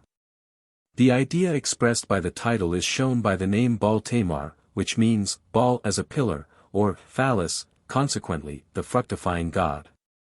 The title, erect, when given to a deity, seems always to imply a phallic idea, and hence we have the explanation of the Mao used frequently in the Book of the Dead, in relation to Thoth or to Set. 144. There is doubtless a reference of the same kind in the Phoenician myth, that Molech taught men the special art of creating solid walls and buildings. Although Bunsen finds in this myth, the symbolical mode of expressing the value of the use of fire in building houses. 145. That these myths embody a phallic notion may be confirmed by reference to the Phoenician Kabiri. According to Bunsen, the Kabiri and the divinities identified with them are explained by the Greeks and Romans as the strong, the great, while in the Book of Job, Kabir, the strong, is used as an epithet of God. Again, Sydyk, the father of the Kabiri, is the just, or, in a more original sense, the upright, and this deity, with his sons, correspond to Ta, the father of the Phoenician Pataikoi. Ta, however, seems to be derived from a root which signifies in Hebrew, to open, and Sydyk himself, therefore, may, says Bunsen, be described as, the opener, of the cosmic egg. 146. The phallic meaning of this title is evident from its application to Esmon Aesculapius, the son of Sydyk, who, as the snake god, was identical with Tet, the Egyptian Thoth Hermes. The peculiar titles given to these deities, and their association with the sun, led to their original phallic character being somewhat overlooked, and instead of being the father gods of humankind, they became powerful gods, lords of heaven. This was not the special attribute taken by other sun gods. As was before stated, Hermes and his related deities were gods of the country, personifying the idea of general natural fecundity. Among the chief gods of this description were the Phoenician Sabazius, the Greek Bacchus Dionysus, the Roman Priapus, and the Egyptian Chem. All these deities agree also in being sun gods, and as such they were symbolized by animals which were noted either for their fecundity or for their salaciousness. The chief animals thus chosen were the bull and the goat, with which the ram 147 was afterwards confounded, doubtless because they were already sacred. The sun appears to have been preceded by the moon as an object of worship, but the moon god was probably only representative of the primeval Saturn 148 who finally became the sun god El or Il of the Syrian and Semites and the Ra of the Babylonians. The latter was the title also of the sun god of Egypt, who was symbolized by the obelisk, and who, although his name was added to that of other Egyptian gods, is said to have been the tutelary deity of the stranger kings of the 18th dynasty. 149 whom Plate, however, declares to have been Set, Sutek. 150 We are reminded here of the opposition of Seth and Osiris, which has already been explained as arising from the fact that these deities originally represented two different ideas, human fecundity and the fruitfulness of nature. When, however, both of these principles became associated with the solar body, they were expressed by the same symbols, and the distinction between them was in great measure lost sight of. A certain difference was, nevertheless, still observable in the attributes of the deities, depending on the peculiar properties and associations of their solar representatives. Thus the powerful deity of Phoenicia was naturally associated with the strong, scorching, summer sun, whose heat was the most prominent attribute. In countries such as Egypt, where the sun, acting on the moist soil left by inundations, caused the earth to spring into renewed life, the mild but energetic early sun was the chief deity. When, considering the sacred bull of antiquity, the symbol of the fecundating force in nature, Osiris, the national sun god of the Egyptians, was referred to as distinguished from the Semitic Seth, Set, who was identified with the detested shepherd race. The association of Osiris with Chem shows his phallic character 151 and, in fact, Plutarch asserts that he was everywhere represented with the phallus exposed. 152 The phallic idea enters, moreover, into the character of all the chief Egyptian deities. Bunsen says, the mythological system obviously proceeded from the concealed god Ammon to the creating god. The latter appears first of all as the generative power of nature in the phallic god Chem, who is afterwards merged in Amun-Ra. Then sprung up the idea of the creative power in Neph. He forms the divine limbs of Osiris, the primeval soul, in contradiction to Ta, who as the strictly demiurgic principle, forms the visible world. Neith is the creative principle, as nature represented under a feminine form. Finally, her son Ra, Helios, appears as the last of the series, in the character of father and nourisher of terrestrial beings. It is he, whom an ancient monument represents as the demiurgic principle, creating the mundane egg. 153 The name of Ammon has led to the notion that he was an embodiment of the idea of wisdom. He certainly was distinguished by having the human form, but his hieroglyphical symbol of the obelisk, and his connection with Chem, show his true nature. He undoubtedly represented the primitive idea of a generative god, probably at a time when this notion of fecundity had not yet been extended to nature as distinguished from man. And thus he would form a point of contact between the later Egyptian sun gods and the pillar gods of the Semites and Phoenicians. 154 To the Egyptians, as to these other peoples, the sun became the great source of deity. His fecundating warmth or his fiery destroying heat were, however, not the only attributes deified. These were the most important, but the Egyptians, especially, made gods out of many of the solar characters. 155 Although the association of the idea of intellect with Ammonius Re must have been of late date. If the original nature of Ammonius was what has been above suggested. As man, however, began to read nature aright, and as his moral and intellectual faculties were developed, it was necessary that the solar deities themselves should become invested with correlative attributes. Or that other gods should be formed to embody them. The perception of light, as distinguished from heat, was a fertile source of such attributes. In the Chaldean mythology, Vul, the son of Anu, was the god of the air, but his power had relation to the purely atmospheric phenomena rather than to light. 156 The only reference to light found in the titles of the early deities is in the character ascribed to Va Lua, the later Bur or Nin-Ip, who is said to irradiate the nations like the sun, the light of the gods. 157 But this deity was apparently the distant planet Saturn, if not originally the moon, and the perception of light as a divine attribute must be referred to the Aryan mind. 158 Thus the Hindu Dyaush, the Greek Zeus, is the shining deity, the god of the bright sky. As such the sun gods now also become the gods of intellectual wisdom, an attribute which also appears to have originated with the Aryan peoples, among whom the Brahmins were possessors of the highest wisdom, as children of the sun. And whose Apollo and Athene were noble embodiments of this attribute. The Chaldean gods, He and Nebo, were undoubtedly symbolized by the wedge or arrowhead, which had a special reference to learning. In reality, however, this symbol merely shows that they were the patrons of letters or writing, and not of wisdom, in its purely intellectual aspect. If the form of the Assyrian alphabetical character was of phallic origin 159, we may have here the source of the idea of a connection between physical and mental knowledge embodied in the legend of the fall. In the Persian Ahura Mazda, the wise spirit, we have the purest representation of intellectual wisdom. The Book of Zoroaster, the Avesta, is literally the word or wisdom which was revealed in creation and embodied in the divine Mitra, who was himself the luminous sun god. The similarity between the symbols of the sun gods of antiquity and the natural objects introduced into the Mosaic myth of the fall has been already referred to.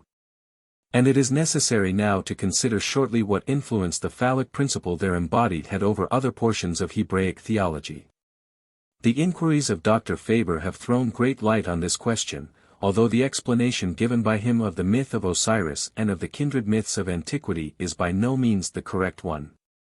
Finding a universal prevalence of phallic ideas and symbolism, Dr. Faber refers it to the degradation of a primitive revelation of the Great Father of the universe.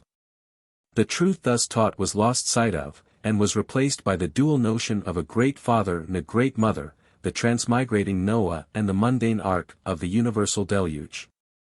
Noah was, however, only a reappearance of Adam, and the ark floating on the waters of the deluge was an analogue of the earth swimming in the ocean of space.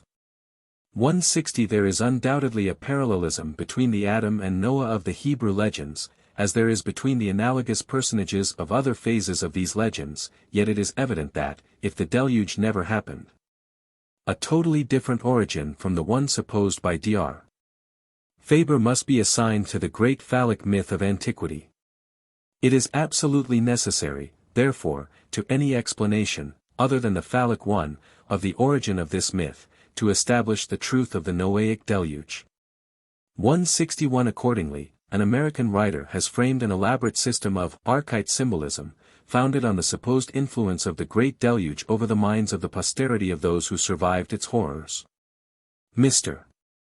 Leslie sees in this catastrophe the explanation of Phallism, which, converting all the older archetype symbols into illustrations of its own philosophical conceptions of the mystery of generation, gave to the various parts and members of the human body those names which constitute the special vocabulary of obscenity of the present day. 162. But the priority of these symbols or conceptions is the question at issue. Did the development of archism precede or follow the superstitions referred to by Mr. Leslie as Ophism, Mithraism, and Phallism, all of which have been shown to embody analogous ideas? If the question of priority is to be determined by reference to the written tradition which furnishes the real ground of belief in a great deluge, it must clearly be given to the phallic superstition. For it is shown conclusively, as I think, that almost the first event in the life of man there related is purely phallic in its symbolism. Nor is the account of the fall the only portion of the Mosaic history of primitive man which belongs to this category. The Garden of Eden, with its tree of life and the river which divided into 4 streams, although it may have had a secondary reference to the traditional place of Semitic origin to which the Hebrews looked back with a regretful longing, has undoubtedly a recondite phallic meaning. It must be so, if the explanation I have given of the myth of the fall be right, since the two are intimately connected, and the Garden 163 is essential to the succeeding catastrophe. That this opinion is correct can be proved moreover by reference to Hindu mythology. The Hindu, says Dr. Kreutzer, contemplates with love his mysterious Meru, a sacred mountain from whence the source of life spreads itself in the valleys and over the plains, which separates day from night, reunites heaven and earth, and finally on which the sun, the moon, and the stars each repose. 164 But what is this mysterious mountain, the sacred Meru? It is shown by Dr. Kreutzer's own explanation. He says, it is on the Mount Meru, the central point of the earth, which elevates itself as an immense phallus from the center of an immense yoni amongst the islands with which the sea is sown, that the grand popular deity who presides over the lingam, Shiva or Mahadeva, the father and master of nature, makes his cherished abode, spreading life to every part under 1,000 diverse forms which he incessantly renews. Near him is Bhavani or Parvati, his sister and his wife, the queen of the mountains, the goddess of the Yoni, who carries in her bosom the germ of all things, and brings forth the beings whom she has conceived by Mahadeva. We have here the two great principles of nature, the one male and the other female, generators and regenerators, creators and at the same time destroyers, but they destroy only to renew, they only change the forms. Life and death succeed in a perfect circle, and the substance remains in the midst of all these changes. The sacred mountain is wanting to the Mosaic legend, but Dr. Faber justly sees 165 in the Mount Meru, where reside Shiva and Bhavani, the Hebrew paradise, and we find that the Hindu myth affirms that the sacred river not only sprang from the roots of Jambu, a tree of a most extravagant size, which is thought to convey knowledge and to effect the accomplishment of every human wish, but also that, after passing through the circle of the moon, it divides it into 4 streams, flowing towards the 4 cardinal points. The priority of the phallic superstition over archaism is further proved by the undoubted fact that, even in the traditions of the race to whom we are indebted for the precise details of the incidents accompanying the deluge, the phallic deities of the Hamitico-Semites are genealogically placed long before the occurrence of this event. The Semitic deity Seth is, according to one fable, the semi-divine first ancestor of the Semites. Bunsen has shown clearly also that several of the antediluvian descendants of the Semitic Adam were among the Phoenician deities. Thus, the Carthaginians had a god Jubal, who would appear to have been the sun god Aesculapius, called the fairest of the gods, and so, we read in a Phoenician inscription Jubal, i.e. beauty of Baal, which Movers ingeniously interprets Aesculapius, as Manjubal. Here, then, adds Bunsen, is another old Semitic name attached to a descendant of Lamech, together with Ada, Zillah, and Naamah. 166 Hada, the wife of Lamech, as well of Esau, the Phoenician Yusav, is identified with the goddess, worshipped at Babylon as Hera, Juno, and, notwithstanding Sir Gardner Wilkinson's dictum to the contrary, her names, Hera, Hada, point to a connection with the Egyptian Her, or Hathor, who was the daughter of Seb and Netpi, as Hera was the daughter of Kronos and Rhea. The name of the god Kiyun, or Kevin, who was worshipped by the Hebrews, and who in Syria was said to devour children, seems, from its connection with the root Kun, to erect, to point to the antediluvian Cain or Kevin. Khan, derived from the same root, was, according to Bunsen, a Phoenician designation of Saturn. 167 Even the great Carthaginian sun god Melech, who was also held in universal honor throughout Phoenicia, seems, although Bunsen does not thus identify him, to be no other than Lamech, the father of Noah, in one of the genealogies of Genesis. We may, perhaps, have in the sacrifices to the Phoenician deities, when the firstborn sons of the people were offered on his altars, an explanation 168 of the passage in Genesis which has so much puzzled commentators, where Lamech is made to declare that he has slain a man for his wound, and a youth for his hurt, for which, while Cain was avenged 7 times, Lamech should be avenged 70 times 7 times. 169 The Phoenicians had a tradition that Kronos, Saturn, had sacrificed his own beloved son Yadid, and some ancient writers said that the human sacrifices to Moloch were in imitation of this act. 170 This reason may not be the correct one for the use of human sacrifices, but the 70 times 7 times in which Lamech was avenged may well refer to the abundance of the victims offered on the altar of the Phoenician deity. The priority of the phallic superstition over archaism, or rather the existence of that superstition before the formation of the deluge legend, is proved, moreover, by its agreement with the myth of Osiris and Isis.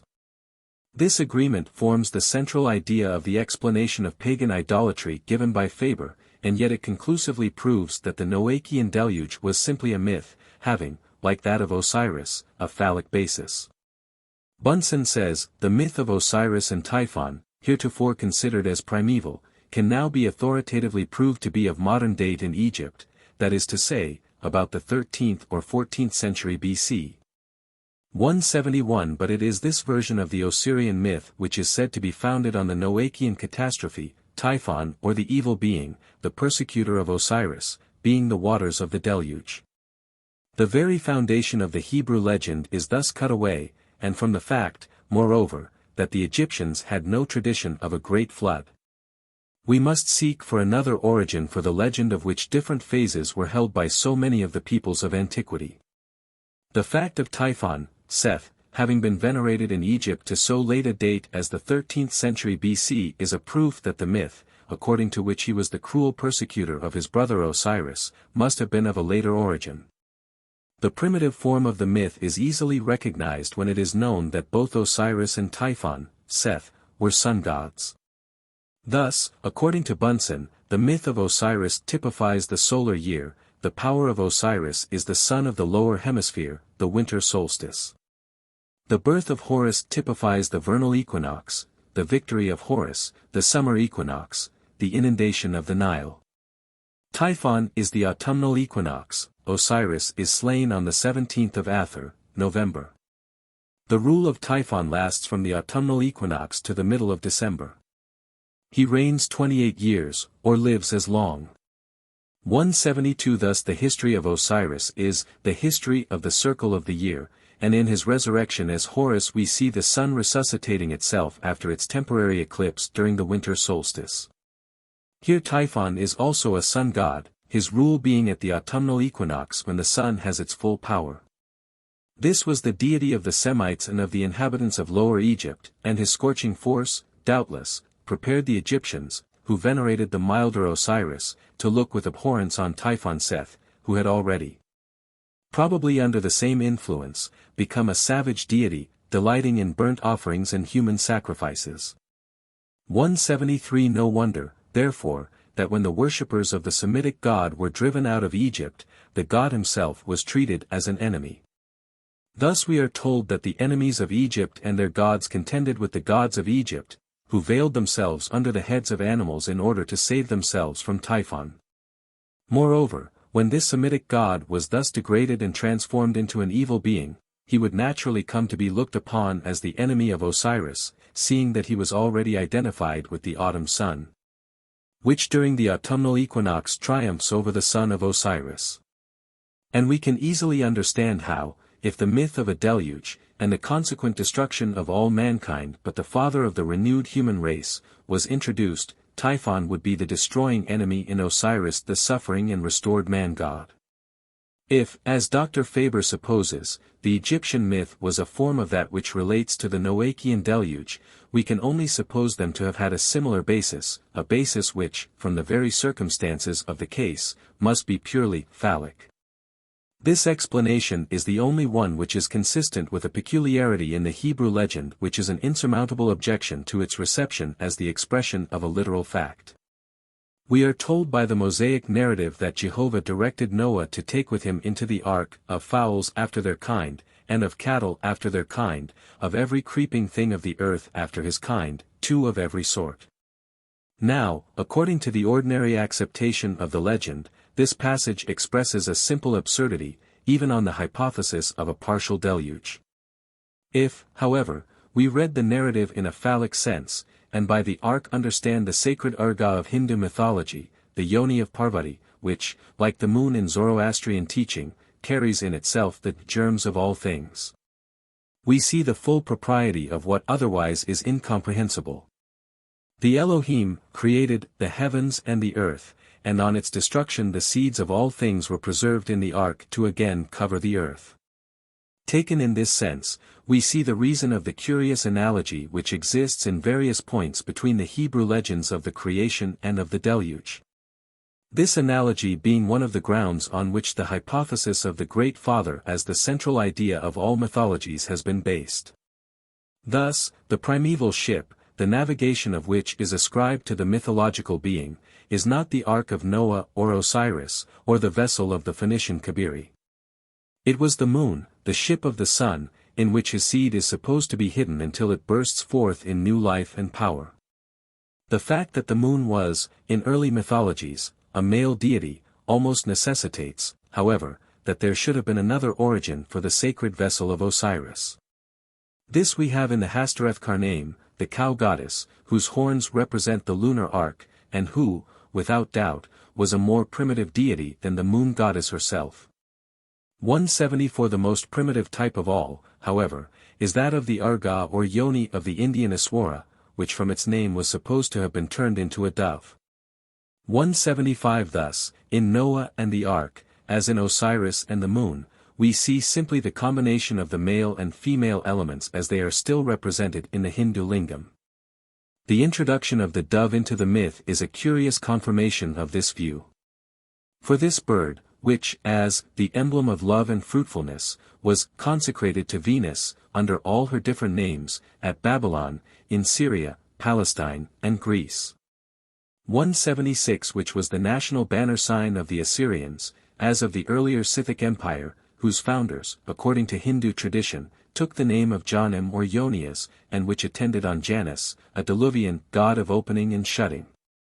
Was simply a type of the Yoni or Jonah, or navicular feminine principle, which was said to have assumed the form of a ship and a dove. 177. In bringing this essay to a close, some mention should be made of what may be called the modern religions, Brahmanism, Buddhism, and Christianity, seeing that these still exist as the faiths of great peoples. As to the first of these, it may be thought that its real character cannot be ascertained from the present condition of Hindu belief. It is said that the religion of the Vedas is very different from that of the Puranas, which have taken their place.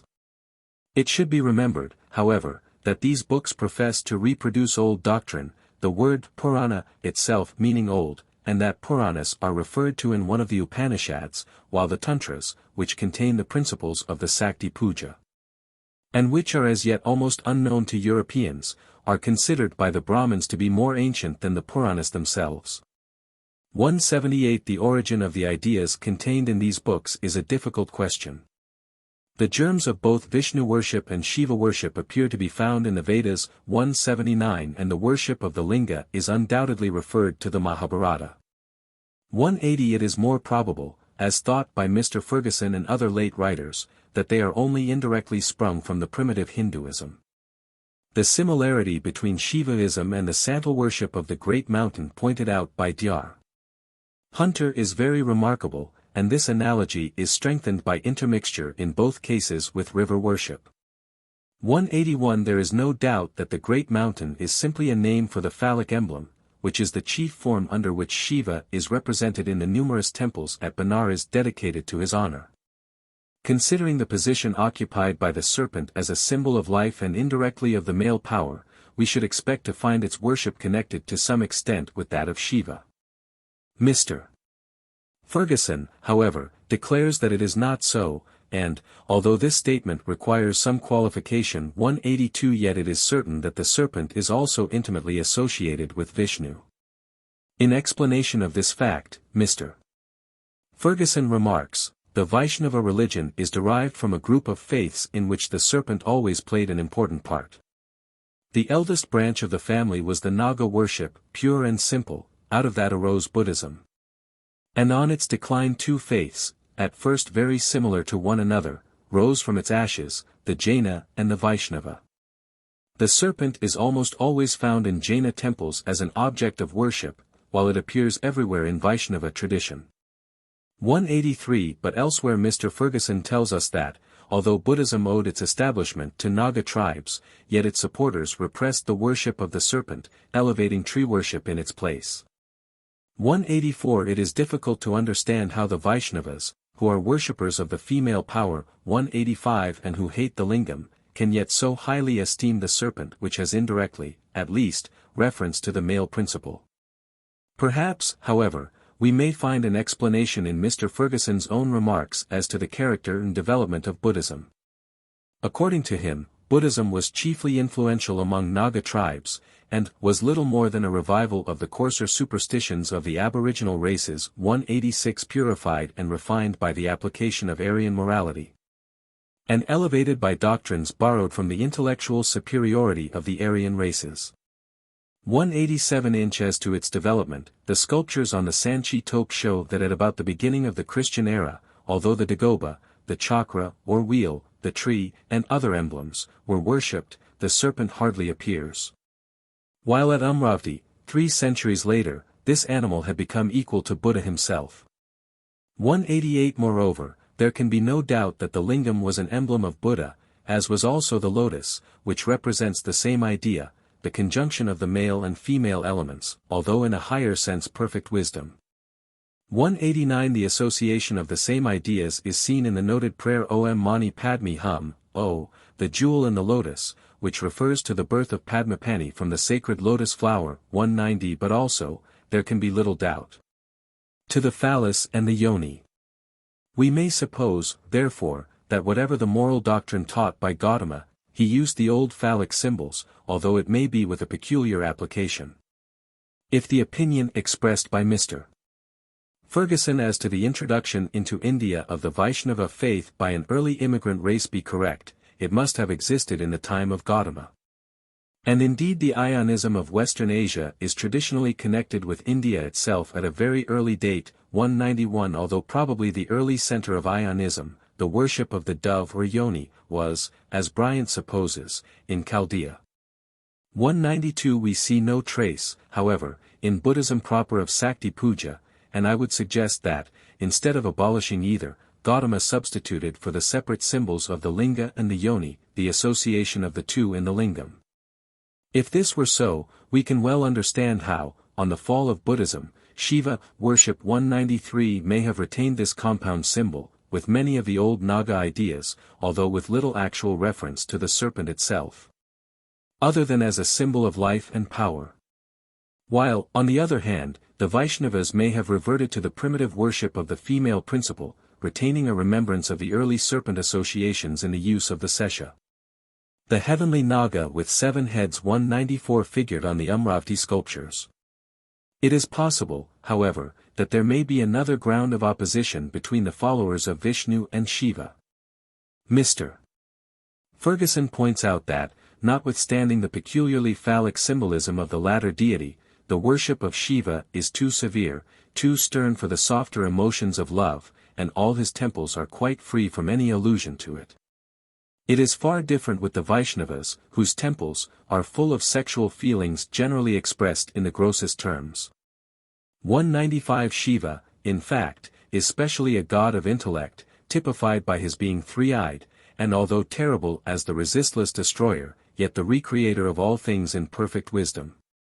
196 While Vishnu has relation rather to the lower type of wisdom which was distinctive of the Assyrians, among ancient peoples, and which has so curious a connection with the female principle. Hence the shell or conch is peculiar to Vishnu, while the linga belongs to Shiva. 197 Gautama combined the simpler feminine phase of religion with the more masculine intellectual type, symbolizing this union by the lingam and other analogous emblems. The followers of Shiva have, however, adopted the combined symbol in the place of the linga alone, thus approaching more nearly than the Vaishnavas to the idea of the founder of modern Buddhism. Gautama himself, nevertheless, was most probably only the restorer of an older faith, according to which perfect wisdom was to be found only in the typical combination of the male and female principles in nature. The real explanation of the connection between Buddhism and Shivaism has perhaps, however, yet to be given. 198.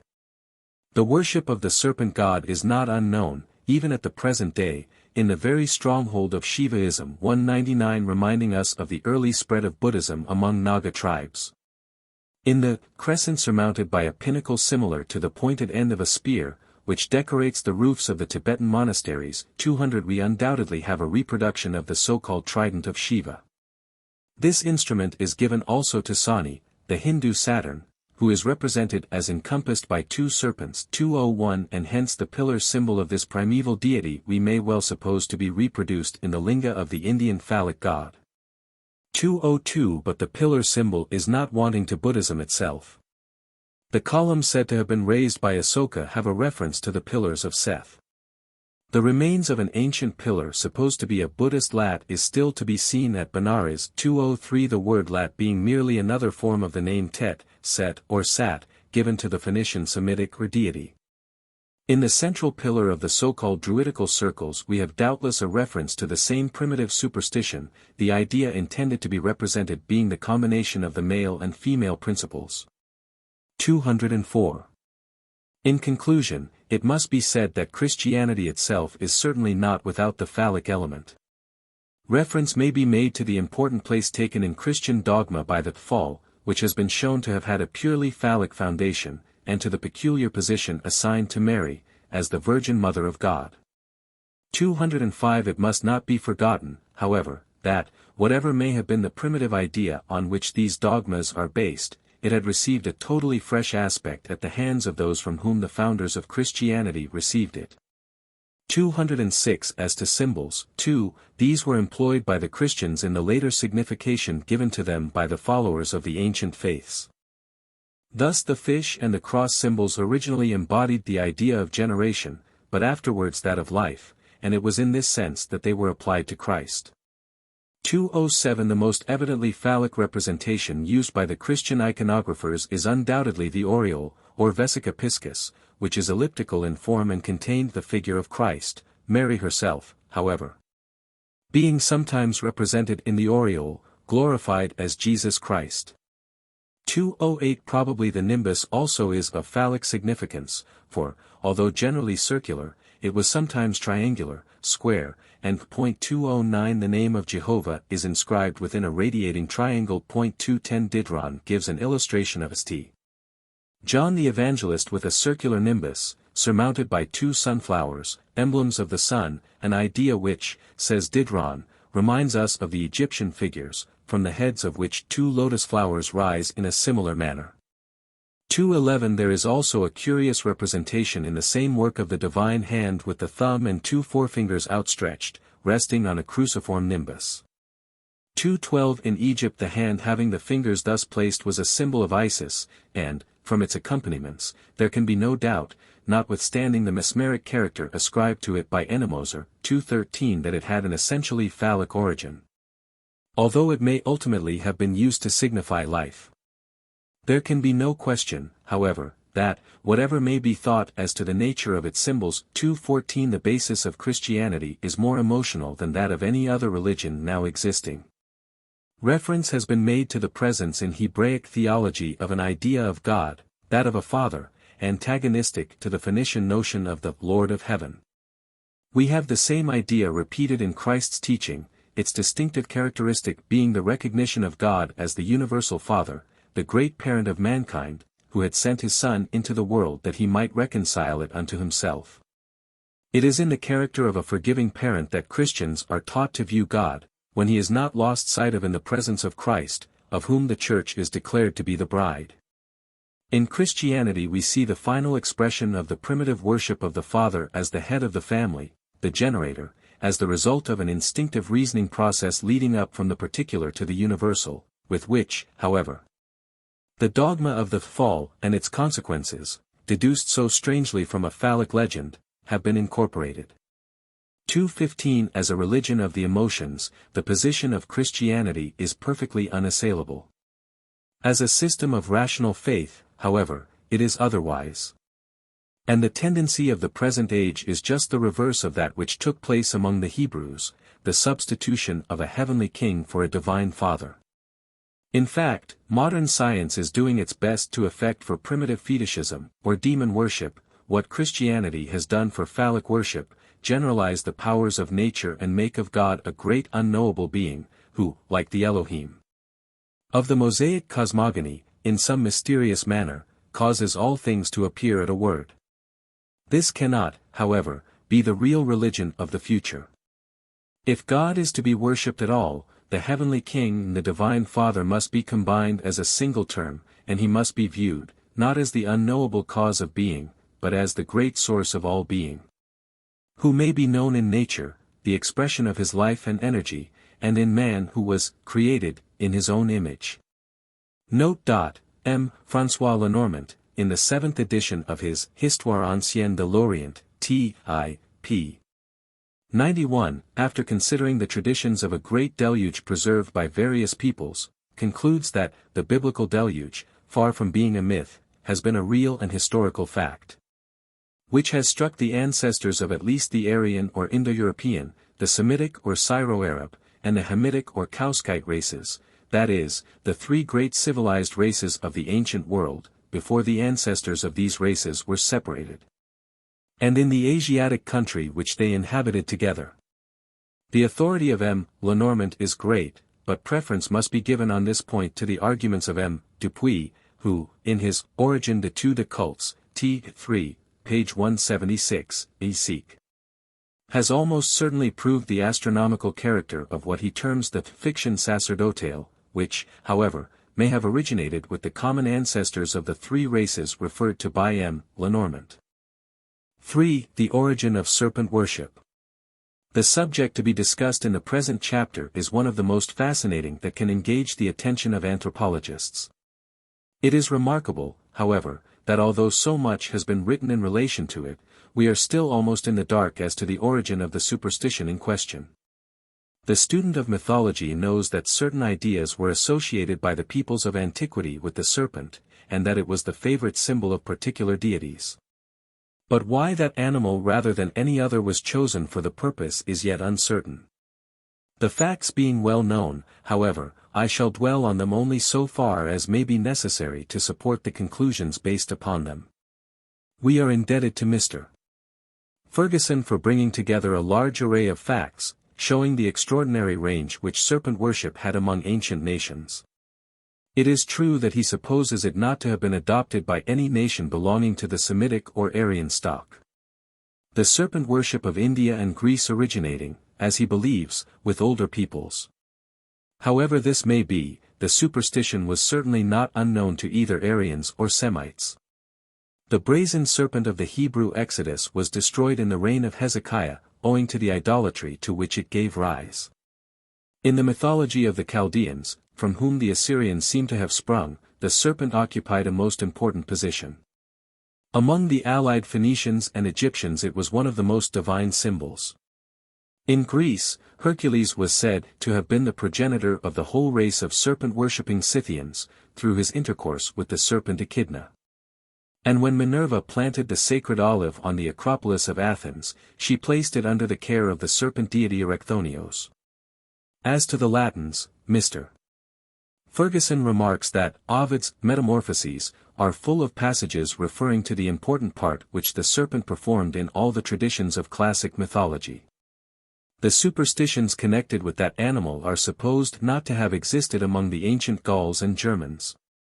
But this is extremely improbable, considering that it appears to have been known to the British Celts and to the Gothic inhabitants of Scandinavia. In Eastern Europe there is no doubt that the serpent superstition was anciently prevalent, and Mr.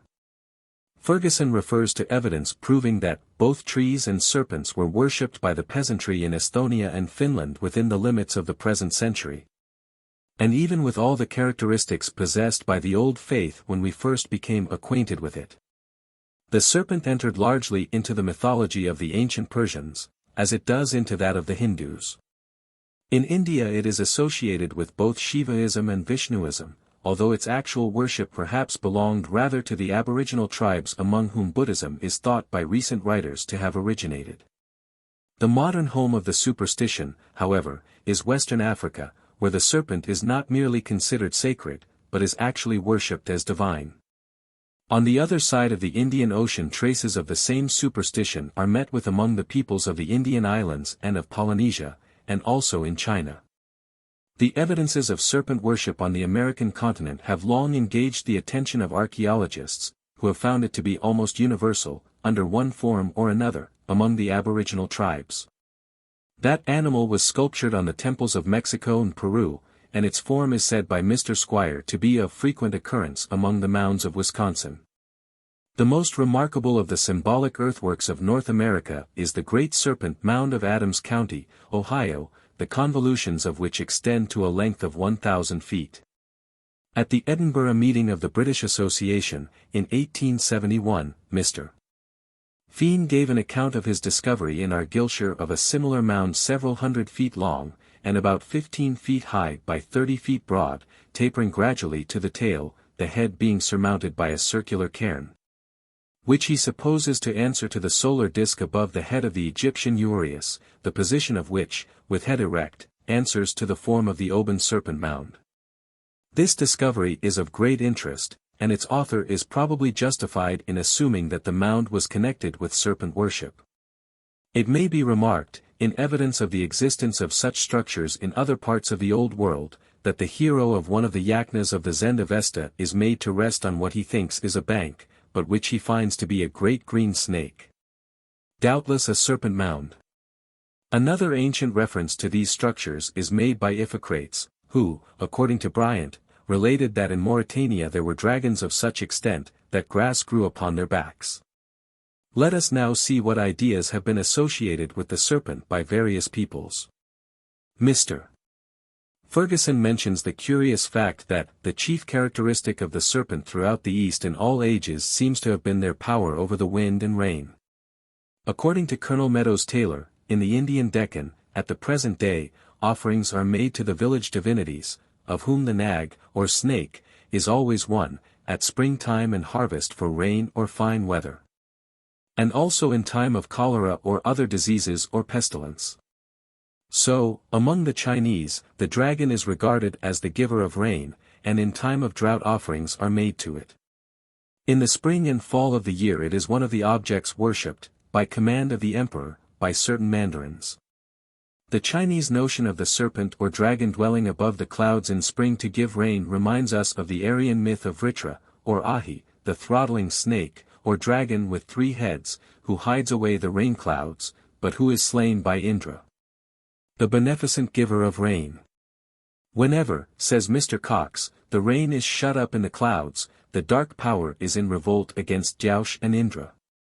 In the rumblings of the thunder, while the drought still sucks out the life of the earth, are heard the mutterings of their hateful enemy. In the lightning flashes which precede the outburst of the pent-up waters are seen the irresistible spears of the god, who is attacking the throttling serpent in his den. And in the serene heaven which shone out when the deluging clouds are passed away, men beheld the face of the mighty deity who was their friend. Mr. Cox elsewhere remarks that Vritra, the enemy of Indra, reappears in all the dragons, snakes, or worms slain by all the heroes of Aryan mythology. Whether the great serpent be the giver or the storer of rain, the Aryans, like all Eastern peoples, suppose it to have power over the clouds. This, however, is only one of its attributes. It is thought to have power over the wind as well as the rain, and this also is confirmed by reference to Aryan mythology. Mr. Cox has well shown that Hermes is the air in motion, or wind, varying in degree from the soft breath of a summer breeze to the rage of the growing hurricane. In these more violent moods he is represented by the Maruts, the crushers, or grinders, who are also the children of Rudra, the father of the winds, and himself the wielder of the thunderbolt and the mightiest of the mighty. Rudra is also the robber, the cheat, the deceiver, the master thief, and in this character both he and Hermes agree with the cloud thief Vritra. Notwithstanding the fact that in the Mahabharata, Rudra, like Hercules, is described as the destroyer of serpents, he is in the same poem identified with Mahadeva, and hence he is evidently the same as Shiva, who has the title of King of Serpents. The primitive character of Shiva, as the Vedic Rudra, is now almost lost, but the identity of the two deities may be supported by reference to an incident related in the myth of Hermes and Apollo. It is said that, in return for the sweet-sounding lyre, Apollo gave to Hermes the magical, 3-leafed rod of wealth and happiness. Sometimes this rod was entwined with serpents instead of fillets, and there is no difficulty in recognizing in it the well-known emblem of Shiva, which also is sometimes encircled by serpents. It can be shown that the Hindu deity is a form of Saturn, one of the Semitic names for whom was Set or Seth. It was the serpent symbol of this god 216 which was said to have been elevated in the wilderness for the healing of the people bitten by serpents, and curiously enough Rudra, Shiva, was called not only the bountiful, the strong, but the healer. The later Egyptian title of the god Set was Typhon, of whom Mr. Briel says that Typhon is the monster who obscures the heaven, a sort of Greek Varitra. The myth of Indra and Vritra is reproduced in Latin mythology as that of Hercules and Cacus. Cacus also is analogous to Typhon, and as the former is supposed to have taken his name from, or given it to, a certain wind which had the power of clothing itself with clouds. So the latter bore the same name as a very destructive wind which was much dreaded by the Phoenicians and Egyptians.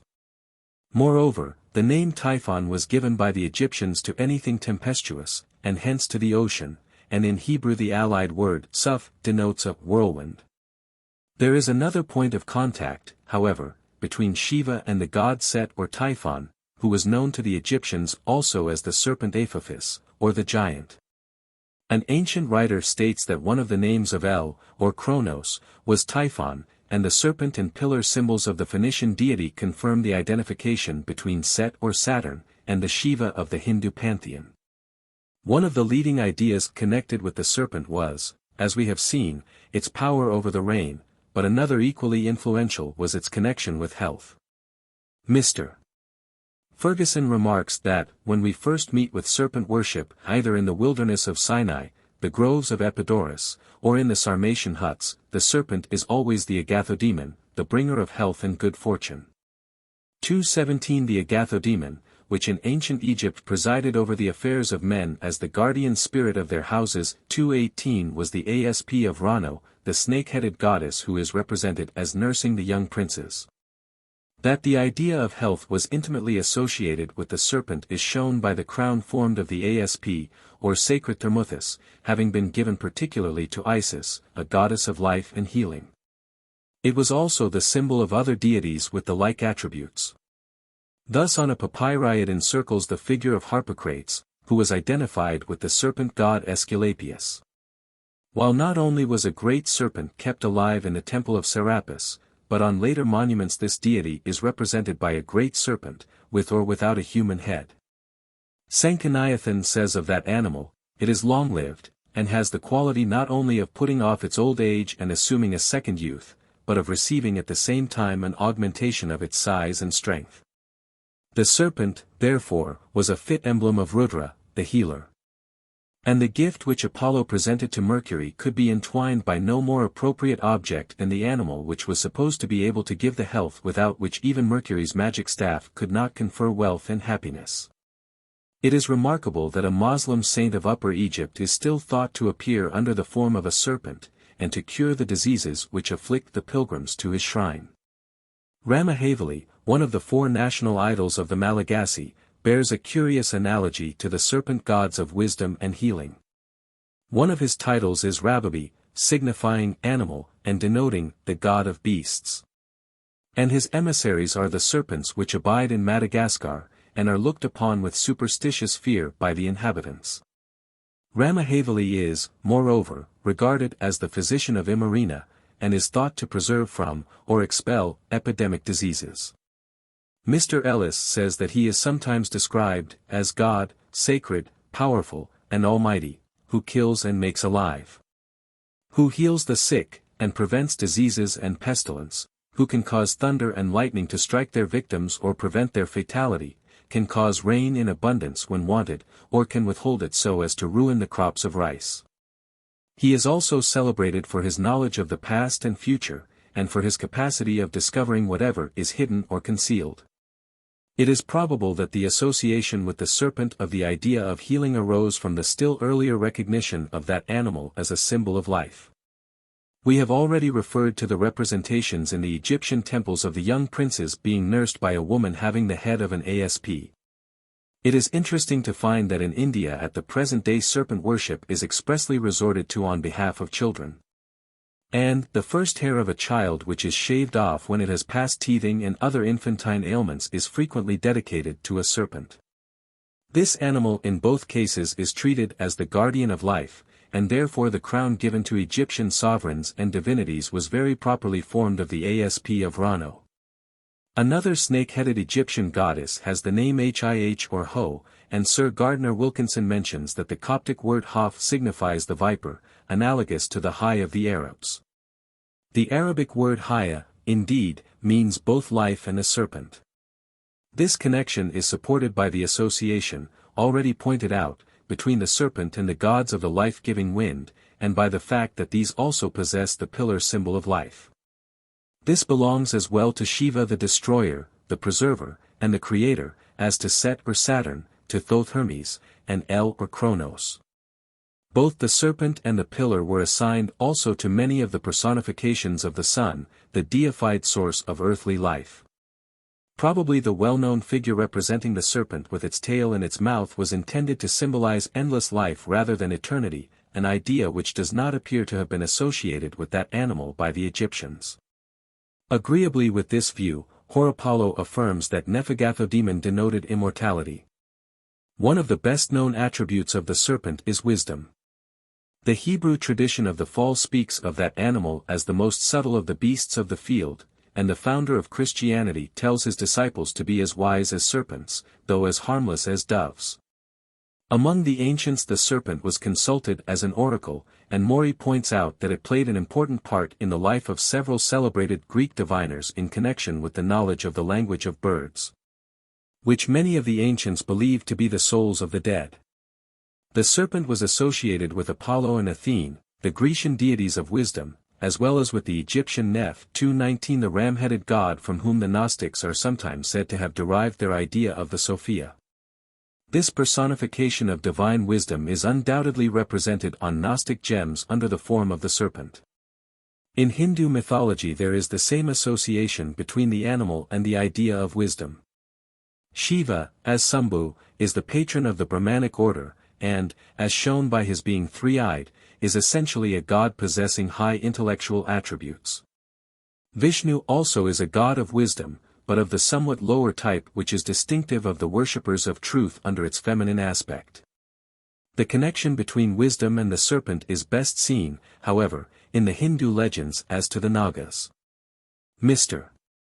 Ferguson remarks that the Naga appears everywhere in Vaishnava tradition. There is no more common representation of Vishnu 220 than as reposing on the Sesha, the celestial seven-headed snake, contemplating the creation of the world. It was by his assistance that the ocean was churned and Amrita produced. He everywhere spreads his protecting hood over the god or his avatars, and in all instances it is the seven-headed heavenly Naga, not the earthly cobra of Shiva. The former animal, no doubt, is especially symbolical of wisdom, and it is probably owing to his intellectual attributes, rather than to his destructive or creative power, that Shiva is sometimes styled the king of serpents. The Upanishads refer to the science of serpents, by which is meant the wisdom of the mysterious Nagas, who, according to Buddhistic legend, reside under Mount Meru, and in the waters of the terrestrial world. One of the sacred books of the Tibetan Buddhists is fabled to have been received from the Nagas, who, says Schlagentweit, are fabulous creatures of the nature of serpents, who occupy a place among the beings superior to man, and are regarded as protectors of the law of the Buddha. To these spiritual beings Sakyamuni is said to have taught a more philosophical religious system than to men, who were not sufficiently advanced to understand it at the time of his appearance. So far as this has any historical basis, it can mean only that Gautama taught his most secret doctrines to the Nagas, or aboriginal serpent worshippers, who were the first to accept his teaching, and whose religious ideas had probably much in common with those of Gautama himself. Mr. Ferguson refers to the fact that a king of the Naga race was reigning in Magadha when Buddha was born in 623 BC. And he adds that the dissemination of his religion is wholly due to the accident of its having been adopted by the low-caste kings of Magadha, and to its having been elevated by one of them to the rank of the religion of the state. It would appear, indeed, that according to a Hindu legend, Gautama himself had a serpent lineage. The serpent science of Hindu legend has a curious parallel in Phoenician mythology. The invention of the Phoenician written character is referred to the god Tot or Thoth, whose snake symbol bears his name Tet, and is used to represent the ninth letter of the alphabet, Theta, which in the oldest Phoenician character has the form of the snake curling itself up. Philo thus explains the form of the letter Theta, and that the god from whom it took its name was designated by the Egyptians as a snake curled up, with its head turned inwards. Philo adds that the letters of the Phoenician alphabet are those formed by means of serpents. Afterwards, when they built temples, they assigned them a place in the adytums, instituted various ceremonies and solemnities in honor of them, and adored them as the supreme gods, the rulers of the universe. Bunsen thinks the sense of this passage is that the forms and movements of serpents were employed in the invention of the oldest letters, which represent the gods. He says, however, that the alphabet does not tally at all with the Phoenician names, and the explanation given by Philo, although curious as showing the ideas anciently associated with the serpent, is reliable only so far as it confirms the connection between that animal and the inventor of the written characters. According to another tradition, the ancient theology of Egypt was said to have been given by the Agathodemon, who was the benefactor of all mankind. The account given of the serpent by Sanchoniathon, as cited by Eusebius, is worth repetition as showing the peculiar notions anciently current in connection with that animal. The Phoenician writer says, Taautus first attributed something of the divine nature to the serpent and the serpent tribe, in which he was followed by the Phoenicians and Egyptians. For this animal was esteemed by him to be the most inspired of all the reptiles, and of a fiery nature, inasmuch as it exhibits an incredible celerity, moving by its spirit without either hands or feet, or any of those external members by which other animals effect their motion, and in its progress it assumes a variety of forms, moving in a spiral course, and darting forwards with whatever degree of swiftness it pleases. It is, moreover, long-lived, and has the quality not only of putting off its old age, and assuming a second youth, but of receiving at the same time an augmentation of its size and strength. And when it has fulfilled the appointed measure of its existence it consumes itself, as Taautus has laid down in the sacred books. Upon which account this animal is introduced in the sacred rites and mysteries. In India at the present day some Brahmins always keep the skin of a nag, or snake, in one of their sacred books, probably from some idea connected with the casting by the serpent of its skin referred to in the preceding passage.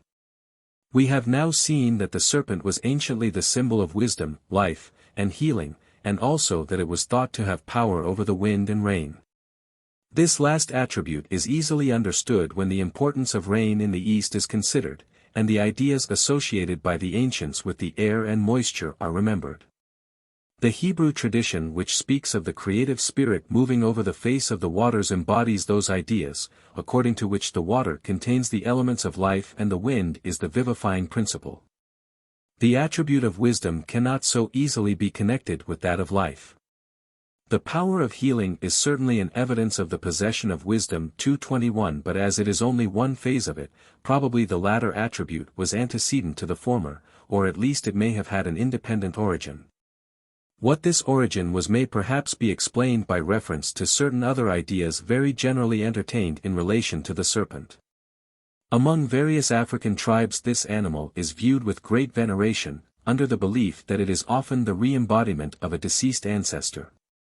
This notion appears to be prevalent also among the Hindus, who, like the Kafirs, will never kill a serpent, although it is usually regarded with more dislike than veneration. Mr. Squire remarks that many of the North American tribes entertain a superstitious regard for serpents, and particularly for the rattlesnake. 2:22 Though always avoiding they never destroy it, lest, says Barham, the spirit of the reptile should excite its kindred to revenge. Mr. Squire adds that, according to Adair, this fear was not unmingled with veneration. Charlevoix states that the Natchez had the figure of a rattlesnake, carved from wood, placed among other objects upon the altar of their temple, to which they paid great honor. Heckwelder relates that the Linny Linape called the rattlesnake grandfather, and would on no account allow it to be destroyed. Heaney states that the Indians around Lake Huron had a similar superstition, and also designated the rattlesnake as their grandfather. He also mentions instances in which offerings of tobacco were made to it, and its parental care solicited for the party performing the sacrifice. Carver also mentions an instance of similar regard on the part of a Menominee Indian, who carried a rattlesnake constantly with him, treating it as a deity, and calling it his great father. The most curious notion, however, is that of the Mexicans, who always represented the first woman, whose name was translated by the old Spanish writers, the woman of our flesh, as accompanied by a great male serpent. The serpent is the sun god Tonacatl, the principal deity of the Mexican pantheon, and his female companion, the goddess mother of mankind, has the title Tzihuacohutl, which signifies woman of the serpent.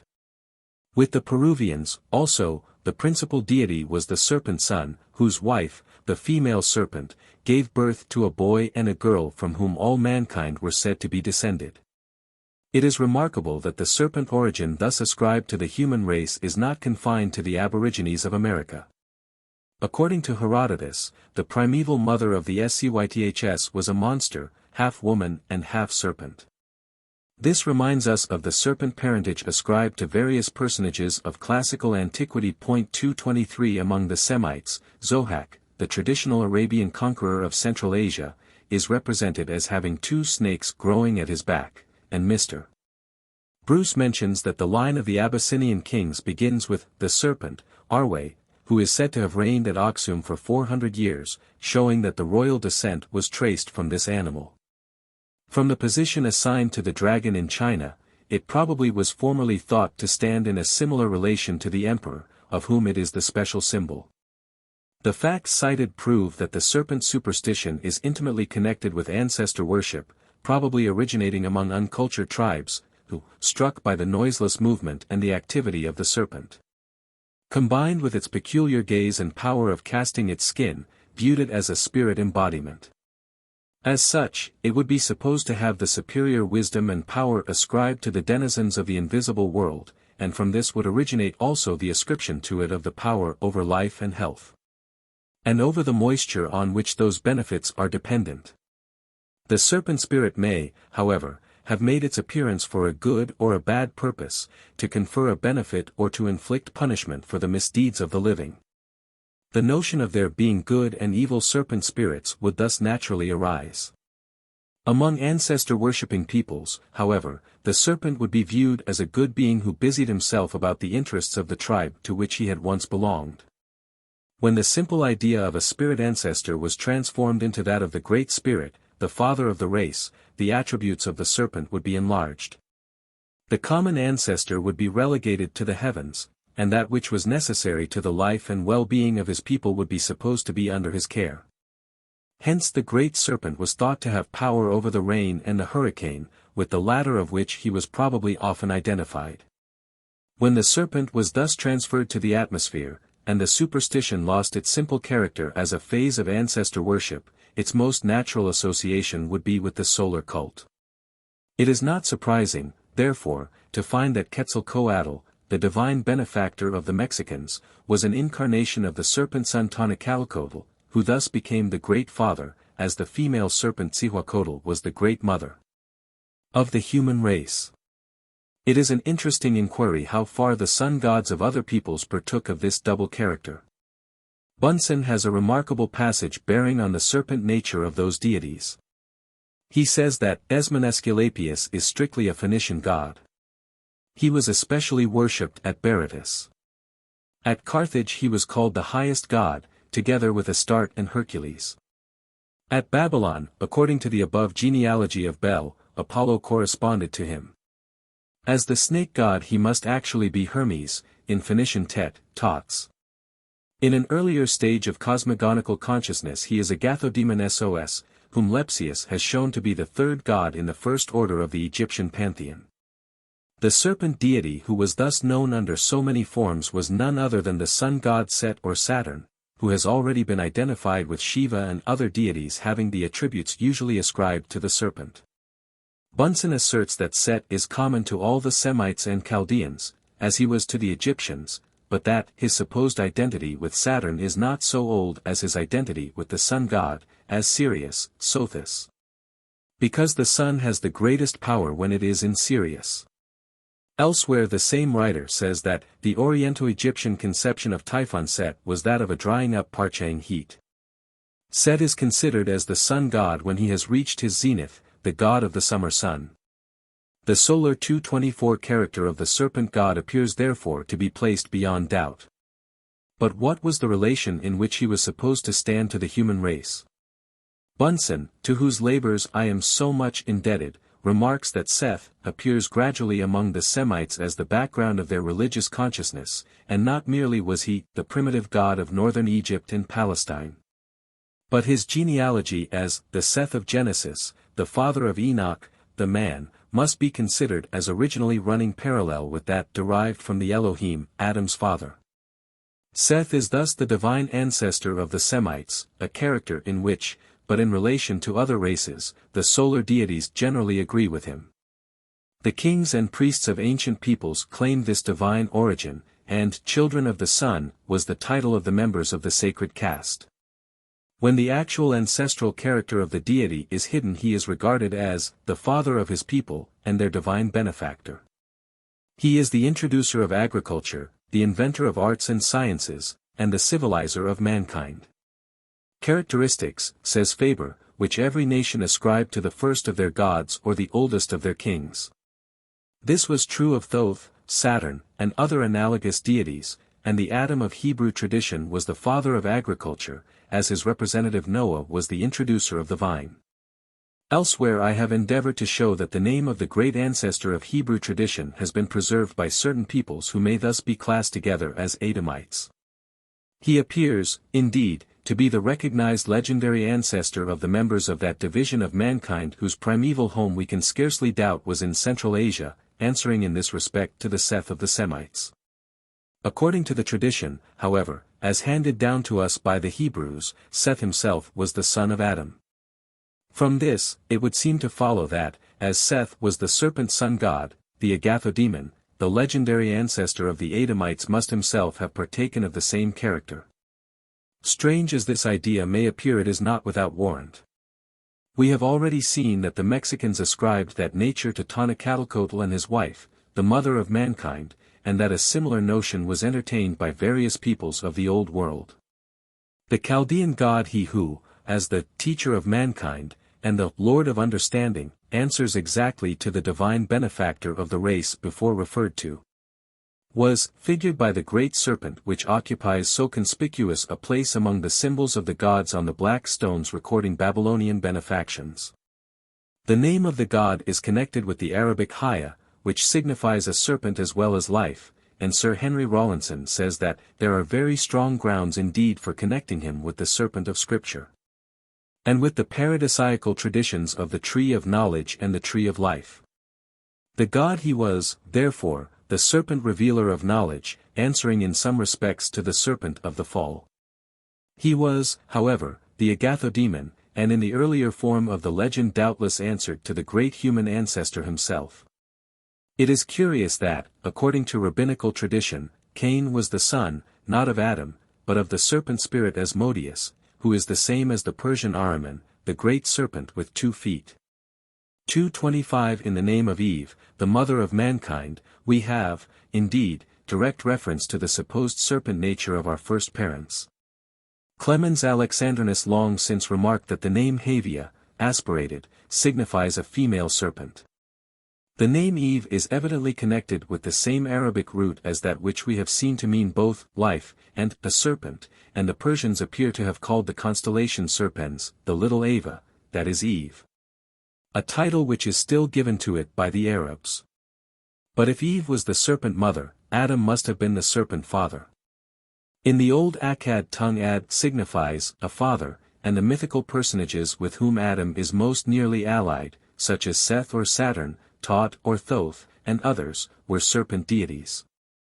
Such would seem to have been the case also with the deities whose names show a close formal resemblance to that of Adam. Thus the original name of Hercules was Sandan or Adanos, and Hercules, like the allied god Mars, was undoubtedly often closely associated with the serpent. This notion is confirmed by the identification of Adonis and Osiris as Azar or Adar, according to Bunsen the later Egyptian Sarapis, who is known to have been represented as a serpent. The Abaddon of St. John, the old dragon Satan, was probably intended for the same serpent god. It is interesting to compare the ideas entertained as to the great dragon in the Book of Revelation and those held by the Chinese in relation to probably the same being. Mr. Doolittle says, the dragon holds a remarkable position in the history and government of China. It also enjoys an ominous eminence in the affections of the Chinese people. It is frequently represented as the greatest benefactor of mankind. It is the dragon which causes the clouds to form and the rain to fall. The Chinese delight in praising its wonderful properties and powers. It is the venerated symbol of good. This was probably the view originally taken by the Egyptians, who were all followers of the serpent cult.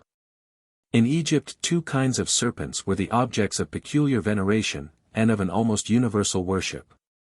All the gods were more or less symbolized or crowned by serpents, while all the goddesses were hieroglyphically represented by serpents.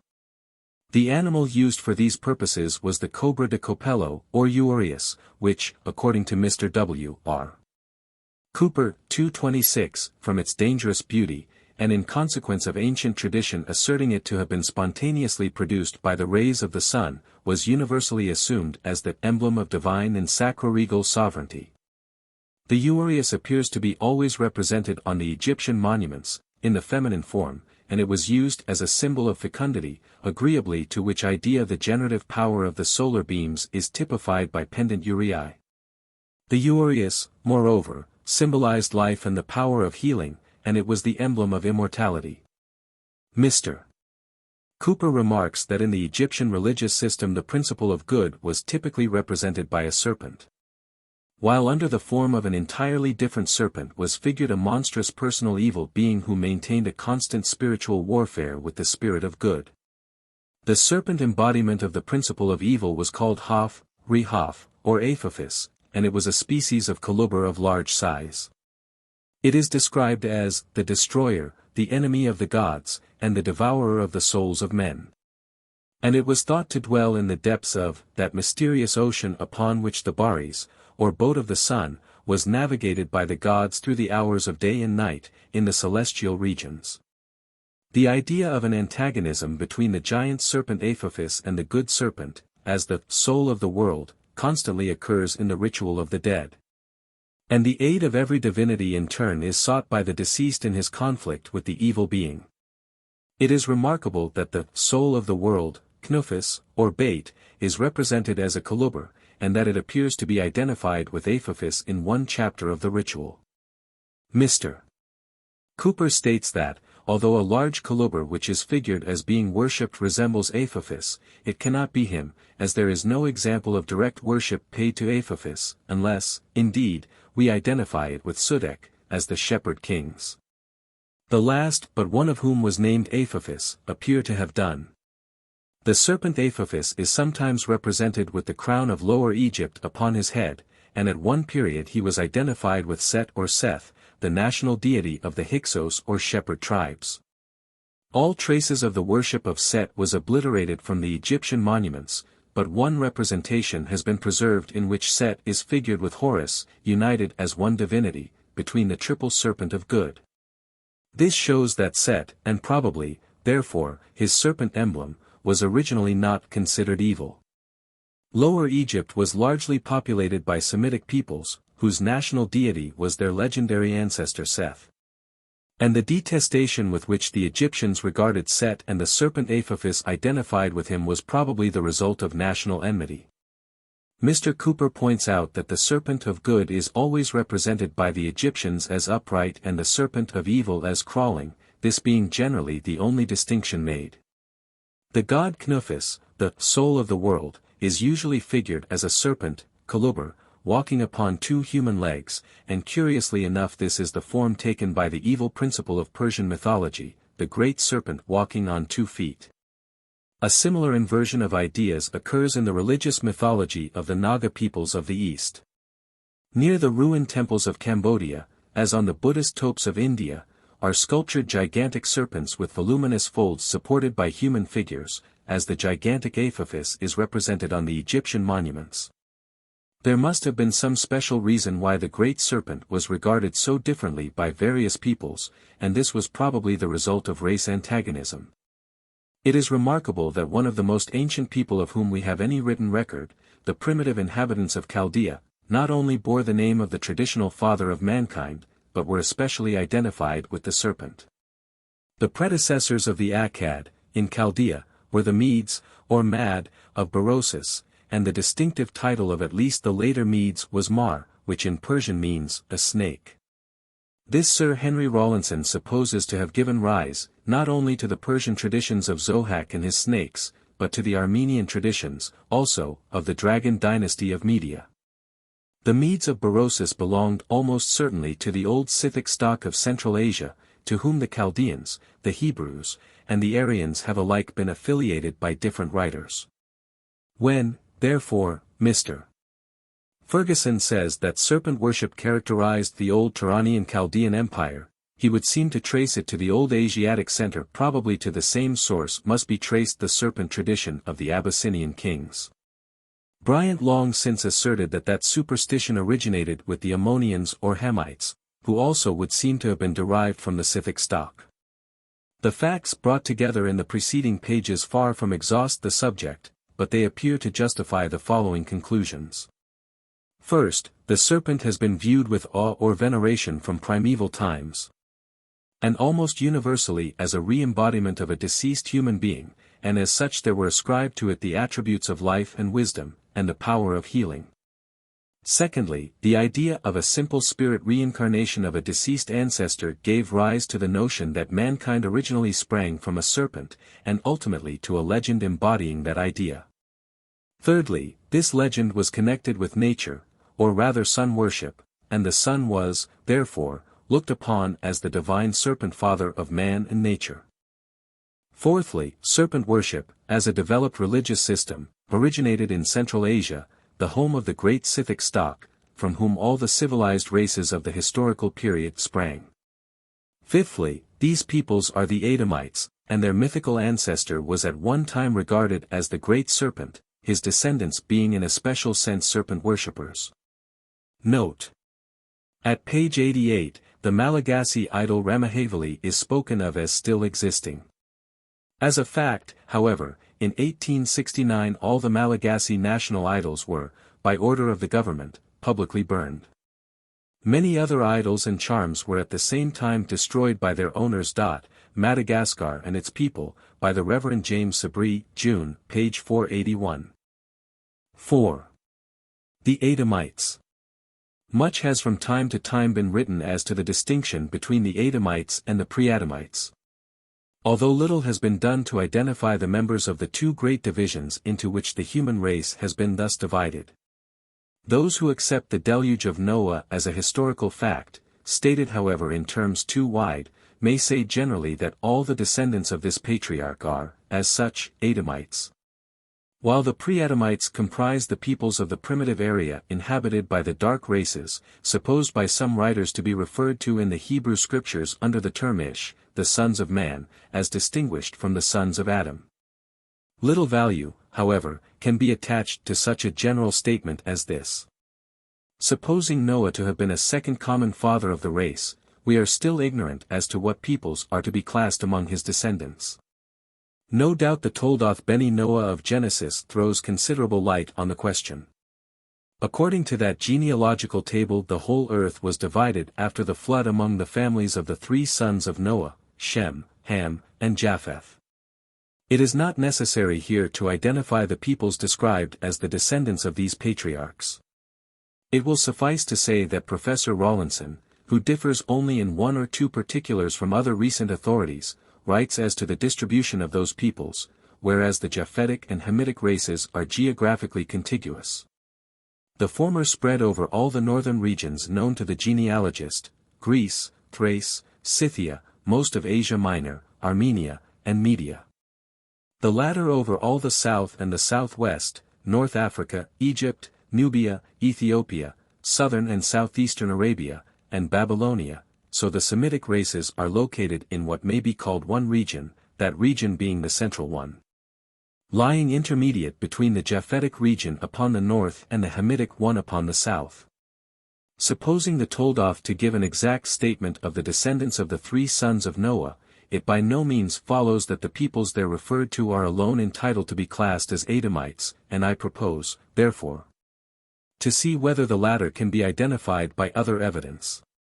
Almost intuitively we turn, in the first place, to that region known as Chaldea, which has furnished in our own days material so important for the reconstruction of the annals of civilized man in the earliest historical period.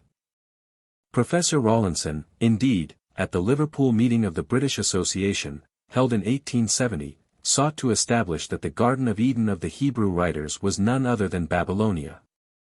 A hypothesis which certainly agrees with Sir Henry Rawlinson's statement that he, the third member of the primitive Chaldean triad, may be connected with the paradisiacal traditions of the Tree of Knowledge and the Tree of Life. This would point to Chaldea as the original home of the Adamites, unless, indeed, the traditions were derived from a still earlier center.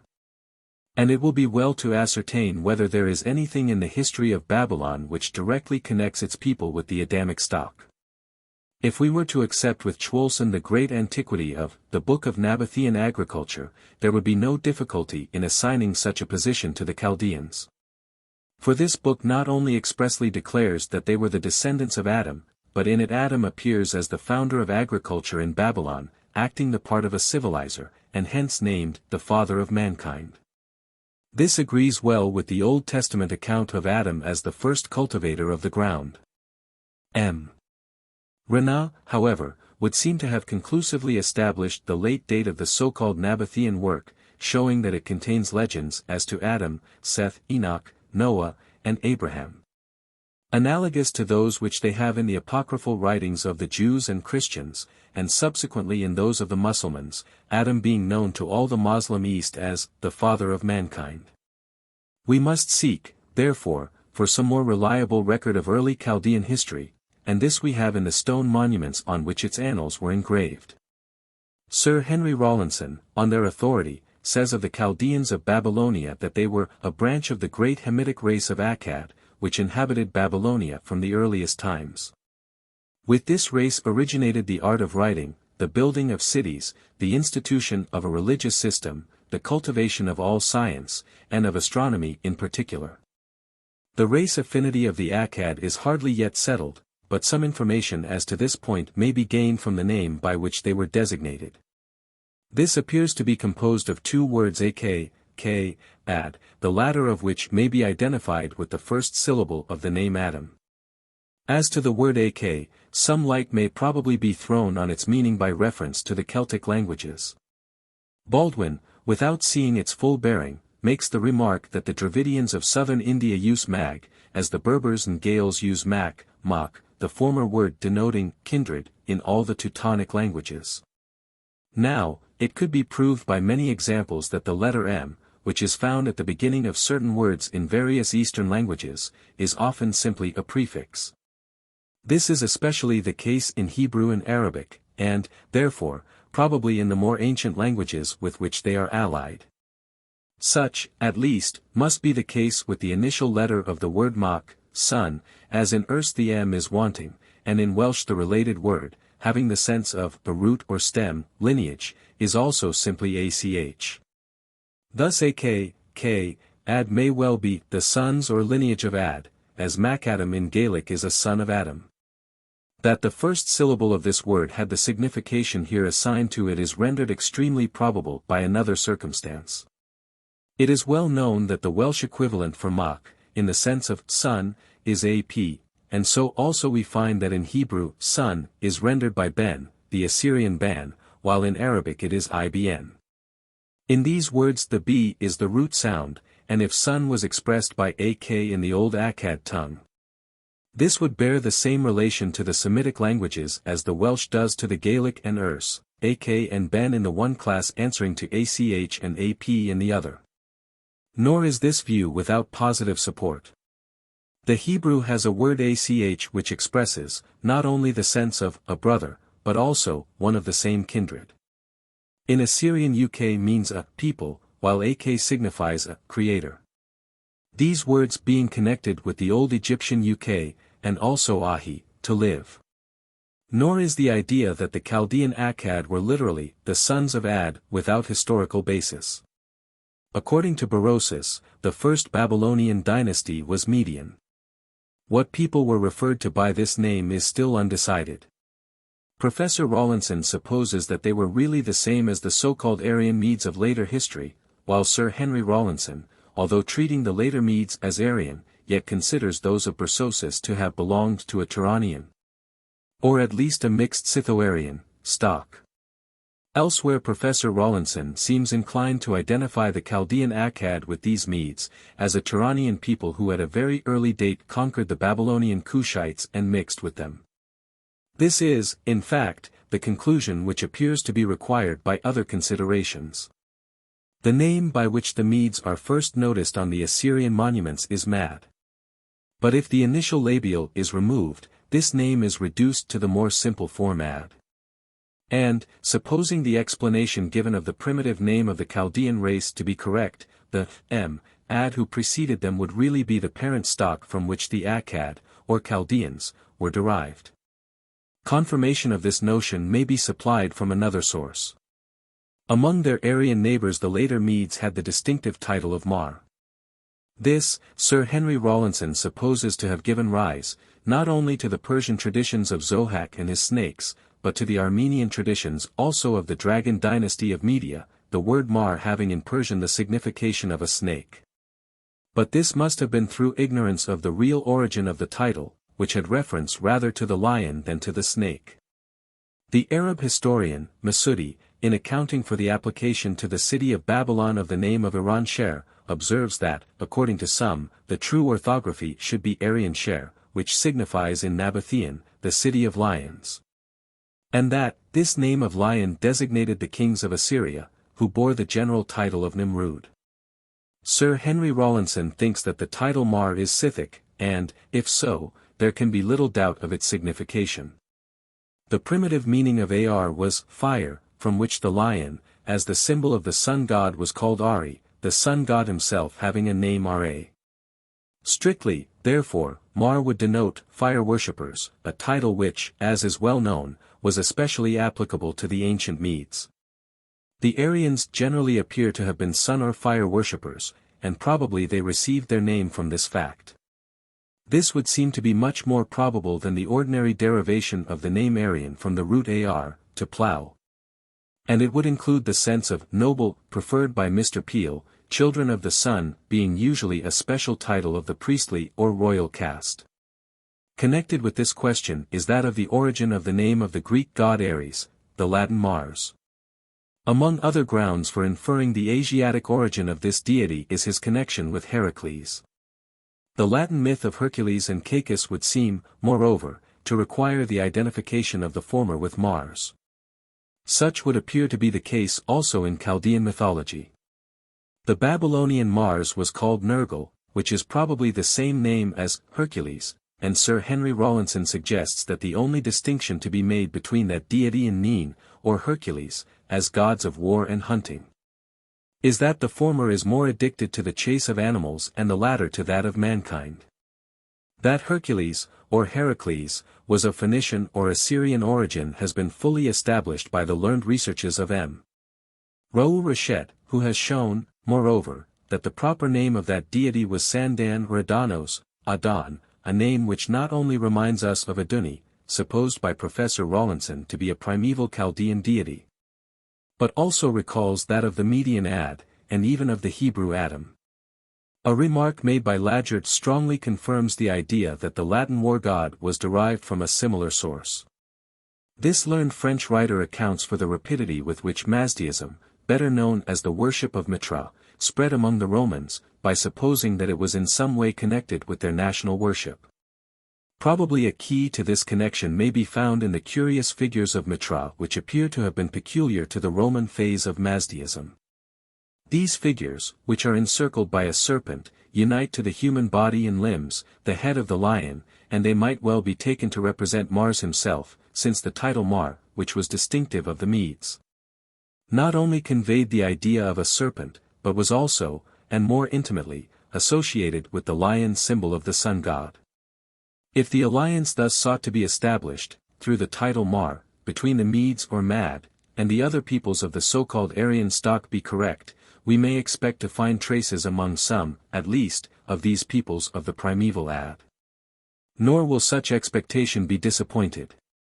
The Parsis of Bombay have a book called the Desatir, the first part of which is entitled The Book of the Great Abad, who is declared to have been the first ancestor of mankind.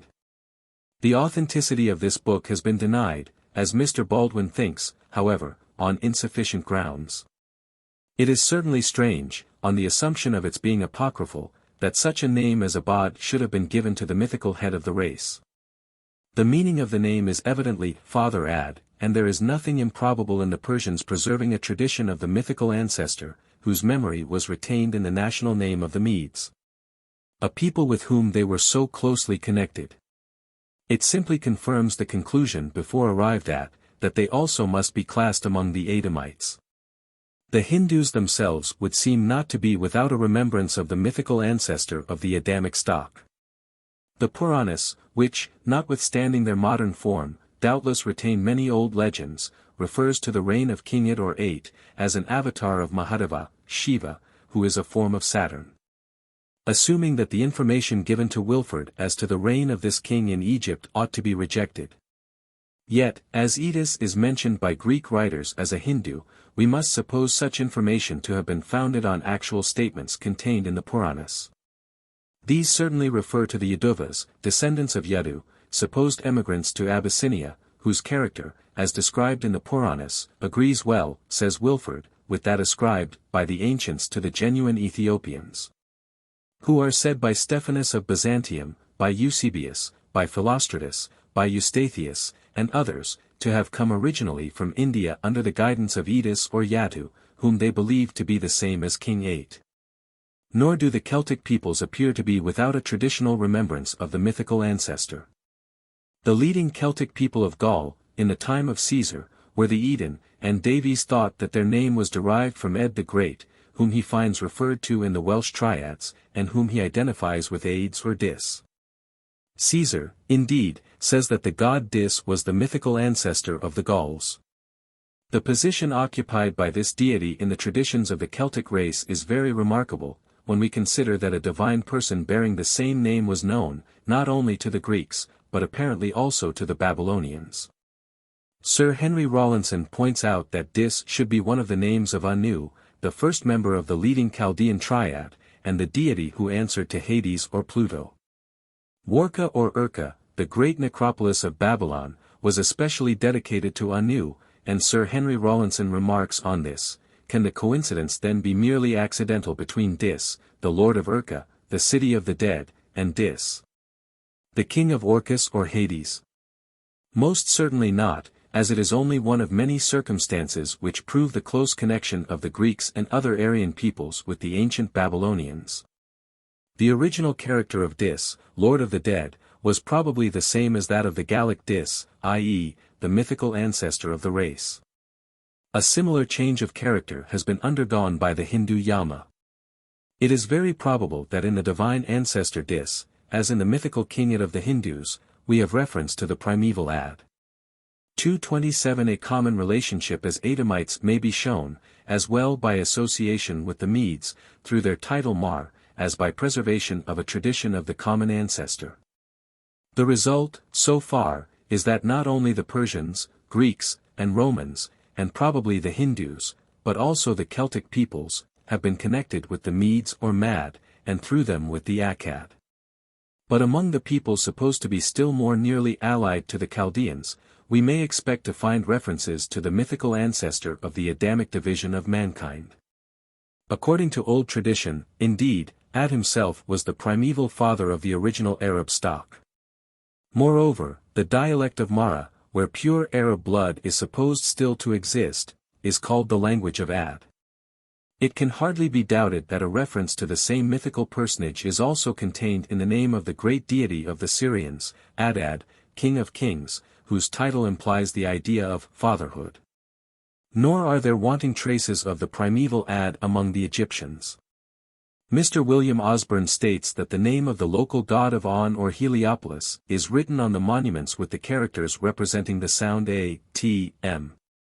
This god was associated with the setting sun, and he was placed with the gods of the other cities of the Delta, a distinction he received, says Osborne, for the triple reason, that he was the local god of the capital city, that he was the father of mankind, and that he was the ruler and guide of the sun, the common dispenser of earthly blessings to all men.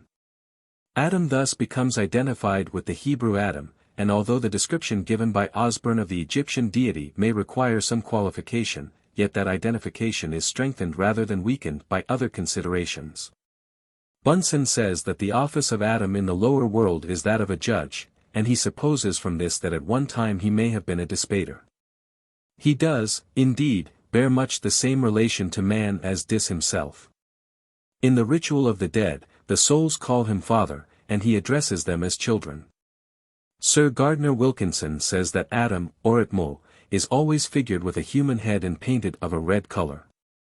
This seems to confirm the idea derived from his name, that this deity was related to the Hebrew Adam, with whom the idea of ruddiness was undoubtedly associated.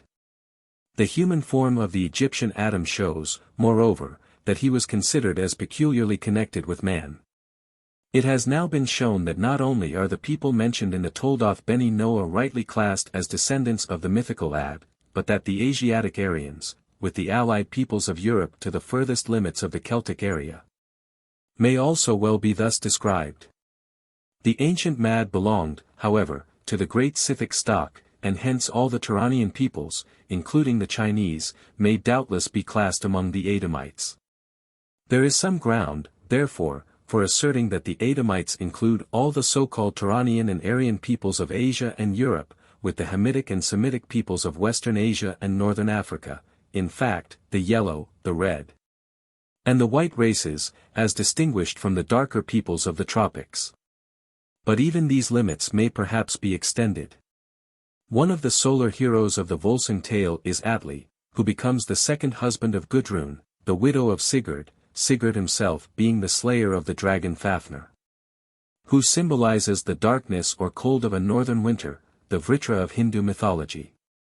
This dragon enemy of Indra was also called Ahi, the strangling snake, who appears again as Atri, and Mr. Cox supposes that the name Atri may be the same as the Atli of the Volsung tale.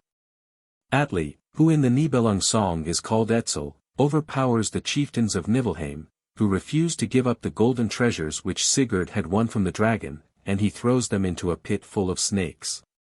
The connection of the Teutonic hero with the serpent is remarkable, for in the Mexican mythology we meet with a divinity having almost the same name, and associated with the same animal. Humboldt tells us that the great spirit of the Toltecs was called Teotl, and Hardwick says that Teotl was the only god of Central America. If so, however, he was a serpent deity, for the temples of Yucatan were undoubtedly dedicated to a deity of that nature. It is not improbable, however, that Teotl was really a generic term, agreeing in this respect, as curiously enough in its form, with the Phoenician Tot, Thoth.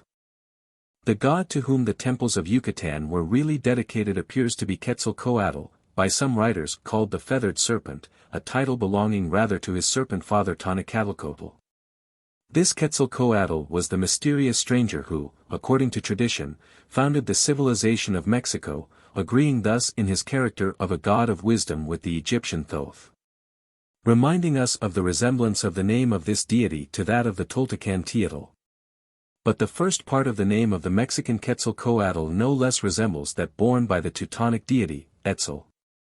Coatl signifies the serpent, while Quetzal would seem to have reference to the male principle, and thus the idea expressed in the name of the Mexican god is the male principle represented as a serpent. Quetzalcoatl, moreover, is said to be an incarnation of Tonacatlicotl, who is the male serpent, his wife being called Cihuacotl, meaning, literally, the woman of the serpent, or female serpent. In the identification, then, of Atli or Etzel, who consigns his enemies to the pit of serpents, with the great serpent Ahi himself, we have a ground of identification of the Teutonic deity with the Mexican serpent god Quetzalcoatl. This view loses none of its probability if the latter is, as Mr. Squire asserts, an incarnation of the serpent sun, or rather a serpent incarnation of the sun god, since Ahi himself is a solar deity. In the religious symbols used by the Mexicans, we have another point of contact with the Asiatic deities. The sacred Tau of antiquity has its counterpart on the Mexican monuments.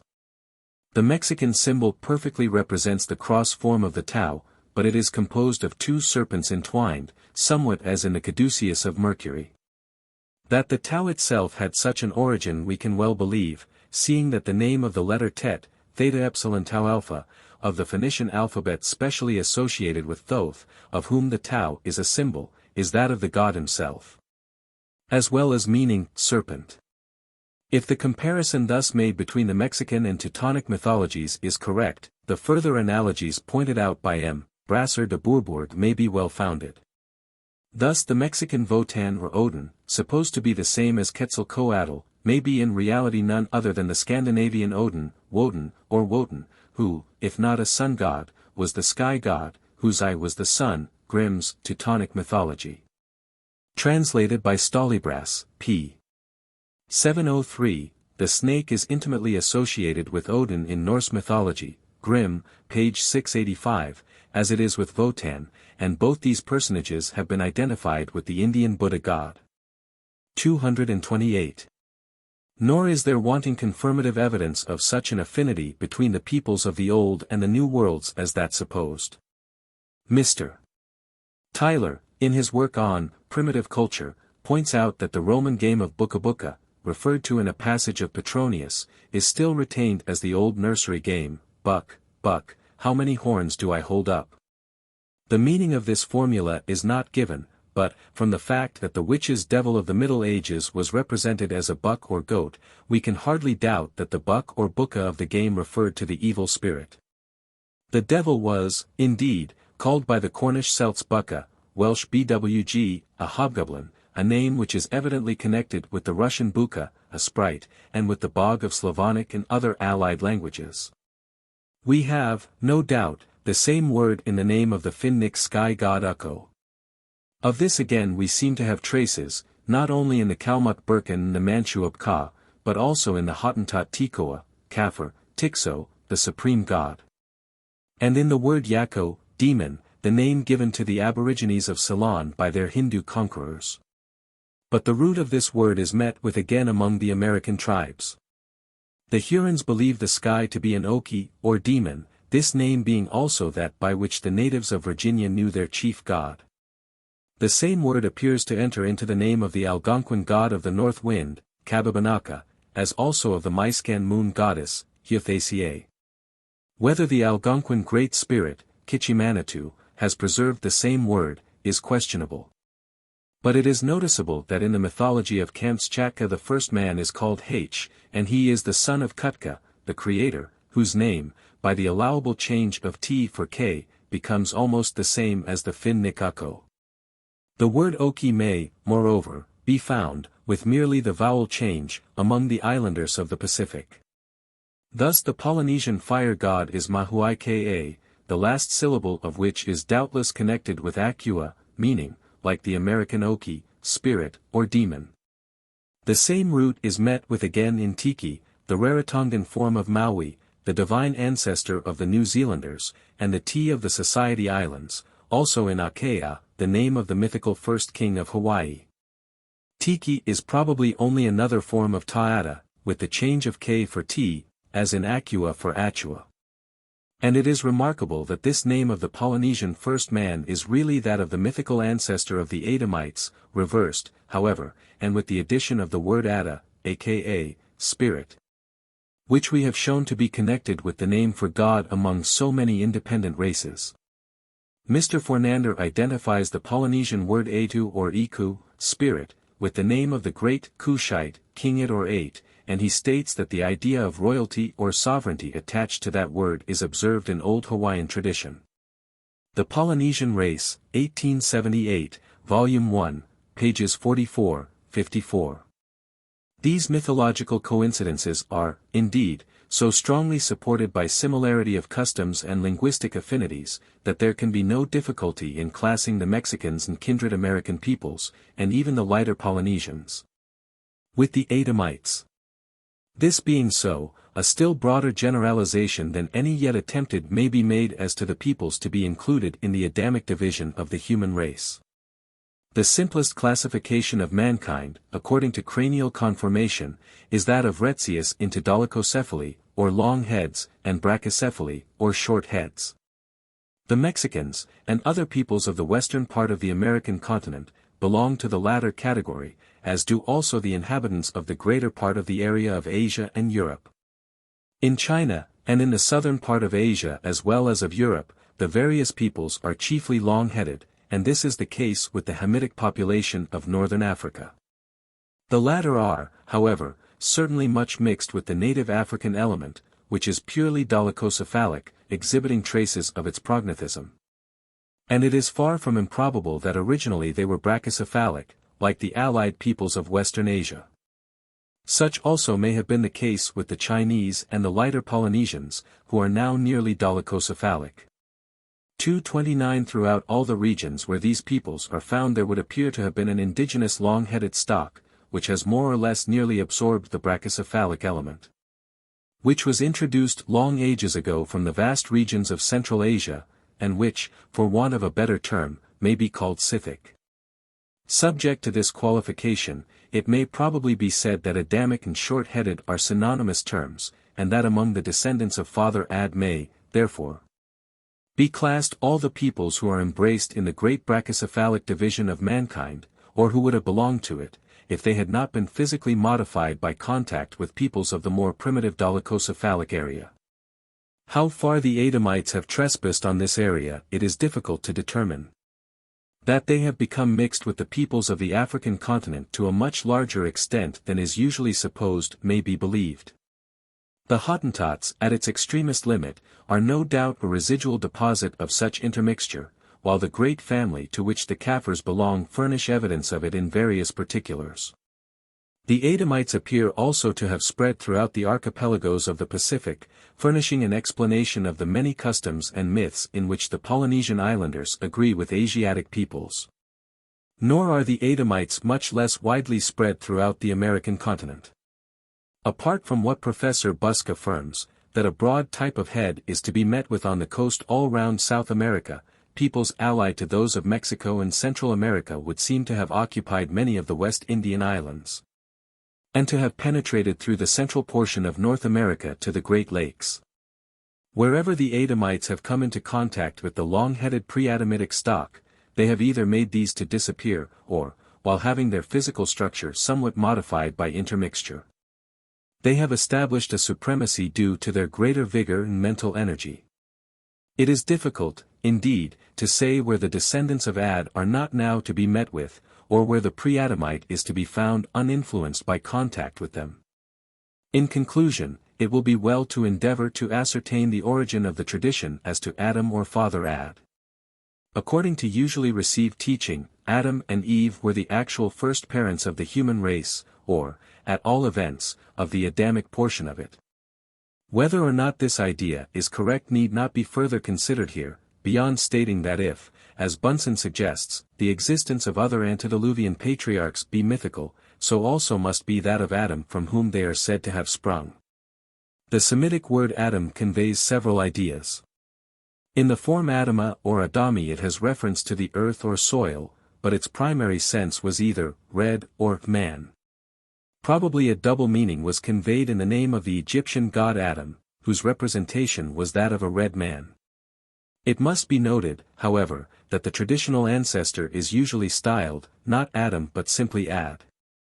And this primitive root may have had some other signification, analogous perhaps to that of Eve, Hava, the mother of all living. This word, which denotes life, is from haya, to live, to give life, the allied word in Arabic being Haywan, and the Arabic name for Eve becoming Hawa. Now, in the Celtic dialects Ad forms the root of words denoting vegetable vitality. In Welsh, moreover, Tad is a father, the base, Ta, denoting, among allied senses, a supreme one, reminding us of the Chinese Ta, great, and connected with it being Traz, kindred, affinity. Turning, however, to Eastern languages, we find that the old Egyptian had a word Ti, with a sense analogous to that of the Welsh Ta, and also a verb ta, to give, which is found in Hebrew, as atha, to come, and in Arabic as ada, to give, or to bring forth. It is evident that the primitive root, consisting of the dental T or D, preceded or followed by a vowel sound, had associated with it the idea of activity, and probably of paternity. In the old Akkad speech, indeed, Ad itself signifies a father, and we are justified, therefore, in supposing that when this word was used as the name of the mythical common ancestor, it had a sense analogous to that which Eve expressed, i.e., the father of life, or of all living. In Adam and Eve, therefore, we may have a reference to the male and female principles which, in the philosophy of the ancients, as in that of the Chinese and some other Eastern peoples, pervade all nature, and originate all things. Applied particularly, however, to the human race. But Adam was not the name given at first to this mystical father of the race. The Egyptian Adam was originally a cosmogonic deity. Bunsen states that the name of this god may be resolved into Atmu, meaning, creator of the mother or night. The sense of this, however, is not very apparent, and it may be suggested that the term Adam, in Egyptian Adam, was formed by the combination of the primitive Akkad words ad, father, and dam, mother. It would thus originally express a dual idea, agreeably to the statement in Gen V2, that male and female were called Adam. This agrees perfectly with the Persian tradition which made the first human being androgynous. When the dual idea expressed in the name was forgotten, Adam became the Great Father, the Great Mother receiving the name of Eve, Hava, i.e., living or life, although Adam in the generic sense of mankind, denoted both male and female. Note. The Turanian or rather Altaic affinity of the Akkad, referred to at page 109 above, appears to have been established by M. Lenormant, who states that their name means, mountaineers, from Akkad, a mountain. It is possible, however, that the word may have had a more primitive signification. As the name of a country and not of a people, Akkad did not come into use until the Assyrian epoch, when the Akkadian had become a dead language, and the tradition of the real meaning of the word was consequently quite lost. Chaldean Magic and Sorcery, page 404. As to the aboriginal Arab people referred to at page 117, it may be mentioned that M. Lenormant, History ANC, de l'Orient, 9th ed., I.T. Prem. p. 313, points out that the name, Ada, of the mother of the two sons of Lamech, who were chiefs of pastoral races, is only the feminine form of that of the people of Ad. v. The Descendants of Cain. In various parts not only of the Old World continents, but also of America, and even on some of the islands of the Pacific, are the ruins of stone buildings which, from their general character, are well called Cyclopean. The style of architecture varies in different countries according to the uses for which the buildings were designed, or the local influences among which they were erected. Whatever their form, all those ancient buildings agree in the massive character of their structure, and most of them in the fact that the stones are put together without mortar or cement. Cyclopean architecture proper, in which large unhewn blocks are rudely put together with small stones to fill up the interstices, differs, however, from the polygonal or Pelasgian, and from the horizontal or Etruscan, which, in addition, has the courses scrupulously level, with joints vertical, and fitting accurately. General Furlong, the author of Rivers of Life, or Faiths of Man in All Ages, while pointing out that distinction, remarks that those several styles do not denote different ages, and that the builders were evidently of the same race. This opinion is confirmed by the fact that all the three styles are found in the ruins of Peru, whose Cyclopean structures, moreover, are not restricted to those of rectangular formation, but sometimes take the form of round towers. General Furlong identifies the great building race of antiquity with the Cushites or Ethiopians of the Greek historians, and with Mr. Ferguson, he supposes them to have belonged to the Turanian family of peoples. The distinguished architect and archaeologist affirms, indeed, that not only were the Turanians the great architects and builders of remote antiquity, but that they were the inventors of all the arts, as well as the religions and mythologies, which were afterwards developed by the later Shemites and Aryans. But how far does this conclusion agree with actual facts? M. Georges Perrault, in his important work on the History of Art, says that the ancient Oriental world has seen the birth of three great civilizations, that of Egypt, that of Chaldea, and that of China, all of which have features in common, although each preserves its own proper character. Chaldea was the center of the author of the Book of Genesis, the land in which were built the ancient cities of Babel, Erech, Akkad, and Calneh. The mighty hunter or warrior Nimrod, to whom the erection of those cities is ascribed, was the son of Cush and the grandson of Cham, and he is thus placed by the sacred writer in the same family as the Egyptians, Ethiopians, and the Libyans, as also the Canaanites and Phoenicians. The Cushites, of whom Nimrod is the representative in Genesis, were located by the poets and classical historians in Susiana rather than in Chaldea. Both of these countries, however, adjoin the valley of the Tigris, and the name Ethiopians applied by those writers to the inhabitants of the shores of the Persian Gulf and the Sea of Oman agrees with the relationship which, according to the genealogists of the Hebrew Scriptures, subsisted between the Cushites of Asia and those of Africa. It is to the shores of the Persian Gulf that the development, if not the origin, of the Chaldean civilization has been traced. M. Perot calls Egypt the ancestor of civilized nations, and he affirms that, in grouping the great peoples of antiquity to determine the part taken by each in the work of progress, it is necessary to commence with Egypt as the point of departure of all the forces which operate to that end. The Egyptians were not, however, indigenous to the valley of the Nile. It is now almost universally acknowledged that they belonged to the white or Caucasian stock of Europe and Western Asia, from which they reached Egypt by the Isthmus of Suez.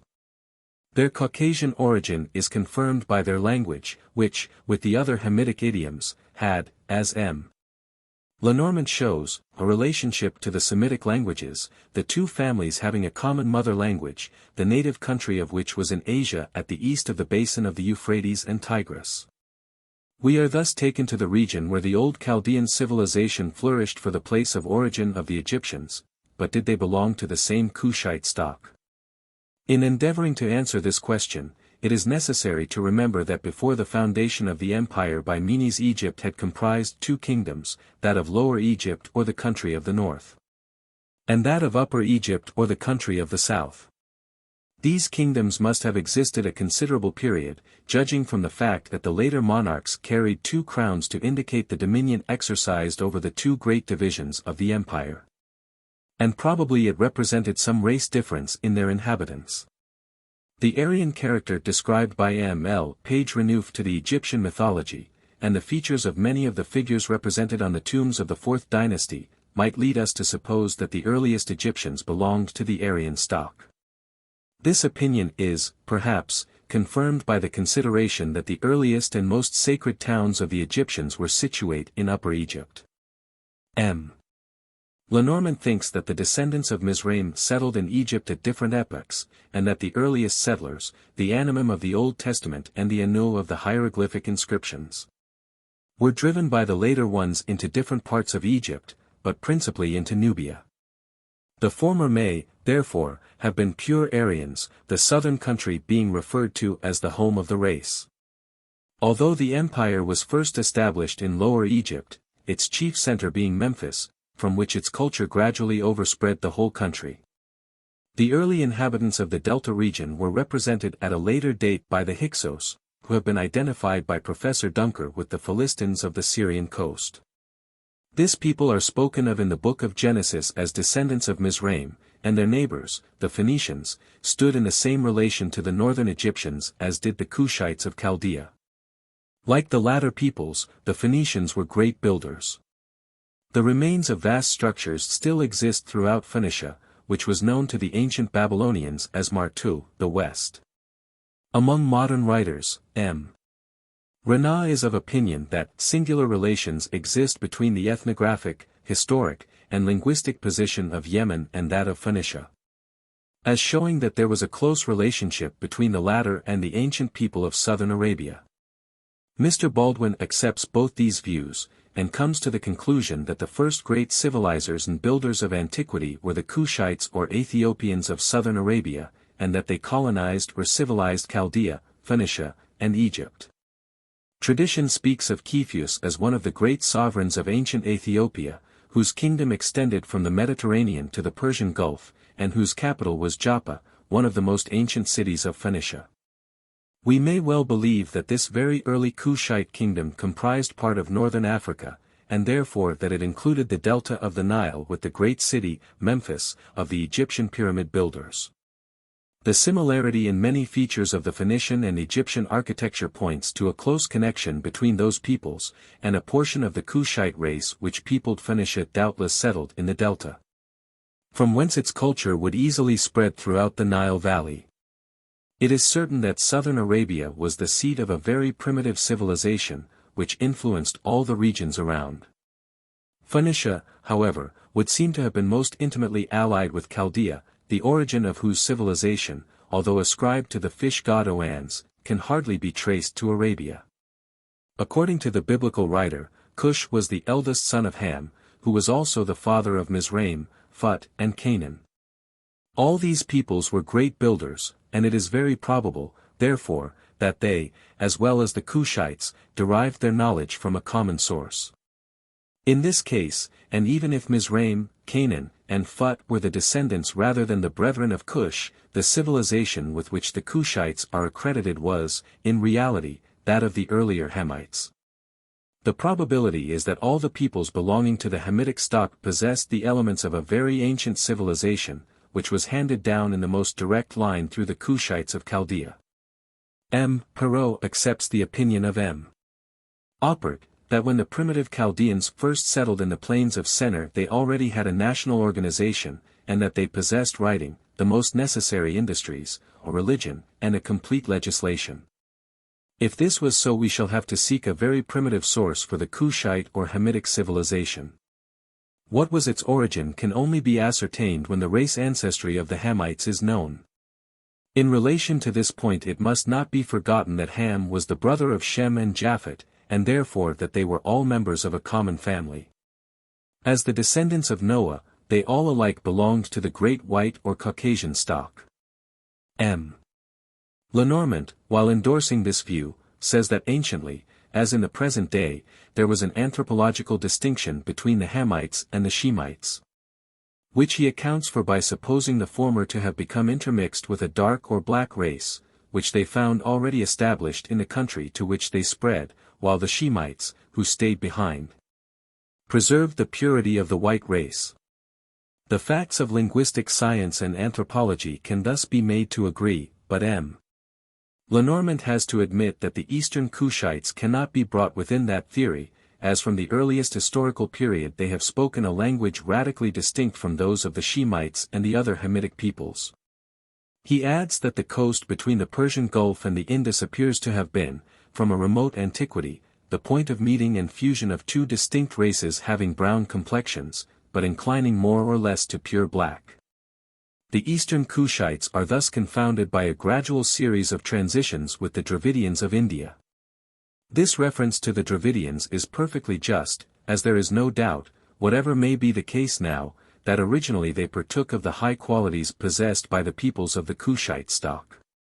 As a race they were noted for their love of art and commerce, and general for long, after having examined minutely most of the famous shrines of India, came to the conclusion that there is nothing to equal those of Dravidia, save some small ones in western India, which, in their completeness, form, and conception, denote the same master builders who, as Jainas, and learned in Mysore and the south under those great architects.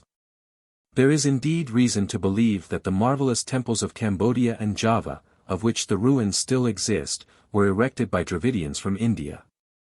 M. Mora, the learned author of A History of Cambodia, has established that the great architects of that kingdom were the peoples to whom the name of Khmerdams is given by their descendants, the Khmers. They were of Hindu origin, and emigrated from the neighborhood of Delhi in the 5th century before Christ. Whether the original Khmers were of pure Aryan stock is, however, very doubtful, and it is extremely probable that they were Hinduized Dravidians. The Hindus, to whom the civilization of Java is ascribed, are spoken of as coming from Kling, by which is meant the Dravidian Telinga. If, as M. Lenormant supposes, the Eastern Cushites became fused with a brown or black race, it does not follow that this race was originally black, or that it belonged to a Negroid stock. All the Hamites, and especially the Cushites, were of a more or less dark complexion, but the black hue may have been acquired through natural influences operating during a vast period of time. The Dravidians have, at least from a linguistic standpoint, Turanian affinities. And it is now almost universally admitted that the earliest civilized inhabitants of Chaldea belonged to the great Turanian family of peoples who are usually spoken of as the Yellow Race. There is no doubt that a Yellow Race, whose languages had an affinity on the one side with the languages of the Altaic peoples, and on the other side with the Dravidian dialects, and who preceded the Shemitic and Japhetic peoples in material civilization, existed in Eastern Asia alongside of the white race. Euphalvi supposes the Eastern Turanians to have descended the first from the plateau of the Altai, to be followed by the Western Turanians, who occupied northern Europe from time immemorial. The children of Noah being the last to quit the primeval home. If this was so, we can well understand that the average Turanian physical type must present peculiarities which distinguish it easily from that of the Caucasian races. What we have now to do with is the origin of primitive civilization, and everything points to the early Turanians as the people among whom it was developed. We have already seen that if the primitive Chaldeans did not belong to the Turanian stock, they were intimately associated with Turanian peoples to whom they are thought to have been indebted for much of their culture. The great western division of the Turanian race appears to have possessed an advanced civilization long before its Aryan neighbors. The Chauds, who are described by Euphalvi as the most ancient people of the Altaic race, were noted metallurgists, while the Permians and the Finns are supposed to have taught art and agriculture to the Slavs and Scandinavians of northern Europe. Reckless remarks that, not only did the Turanians teach their neighbors the use of iron and other metals, but they have the glory of having given to us most of our domestic animals. And probably also the greater part of our most useful cultured plants. Finally, the Turanians were, says Lenormand, the constructors of the first towns, and the inventors of metallurgy and of the first rudiments of the principal arts of civilization. He adds that they were addicted to rites which were reproved by Yahweh, and were viewed with as much hatred as superstitious terror by the population still in the pastoral state whom they had preceded in the path of material progress and invention, but who remained morally more pure and elevated. This description, applied by Lenormand to the Turanians, has reference primarily to the Cainites, and it carries the origin of material civilization much farther back in time than would have been thought possible a few years ago. The facts mentioned in connection with Cain and his descendants strikingly confirm the opinion that the Cushite civilization was handed down from a period which, in relation to the deluge of Genesis, may be called antediluvian. The tradition of the deluge is a primitive belief of the three white races, the Aryan, the Semitic, and the Hamitic. It appears to have been originally limited to the peoples of the Caucasian stock, and this fact requires that the Turanians should be excluded from the effect of the supposed catastrophe. The yellow race, therefore, may claim an antediluvian descent, and as Noah, the progenitor of the white races, belonged to the Sethite stock, the common ancestor of the Turanian peoples must have been a Cainite. The first public event recorded in the life of Cain after his exile was the building of a town, which he called Enoch, after his firstborn son. This town has been identified with the city of Khotan, which is situate in the region where Cain is thought to have fixed his abode. According to Abel Remusat, the traditions of that city, preserved in the native chronicles and referred to by the Chinese historians, go back to a much earlier period than those of any other city of Central Asia. Baron D. Eckstein has, moreover, shown that Khotan was the center of a district in which the art of metallurgy has been practiced from the remotest antiquity. This is important, for Tubal-Cain, the youngest son of Lamech, the descendant of Cain, is said in Genesis to have been an instructor of every artificer in brass and iron.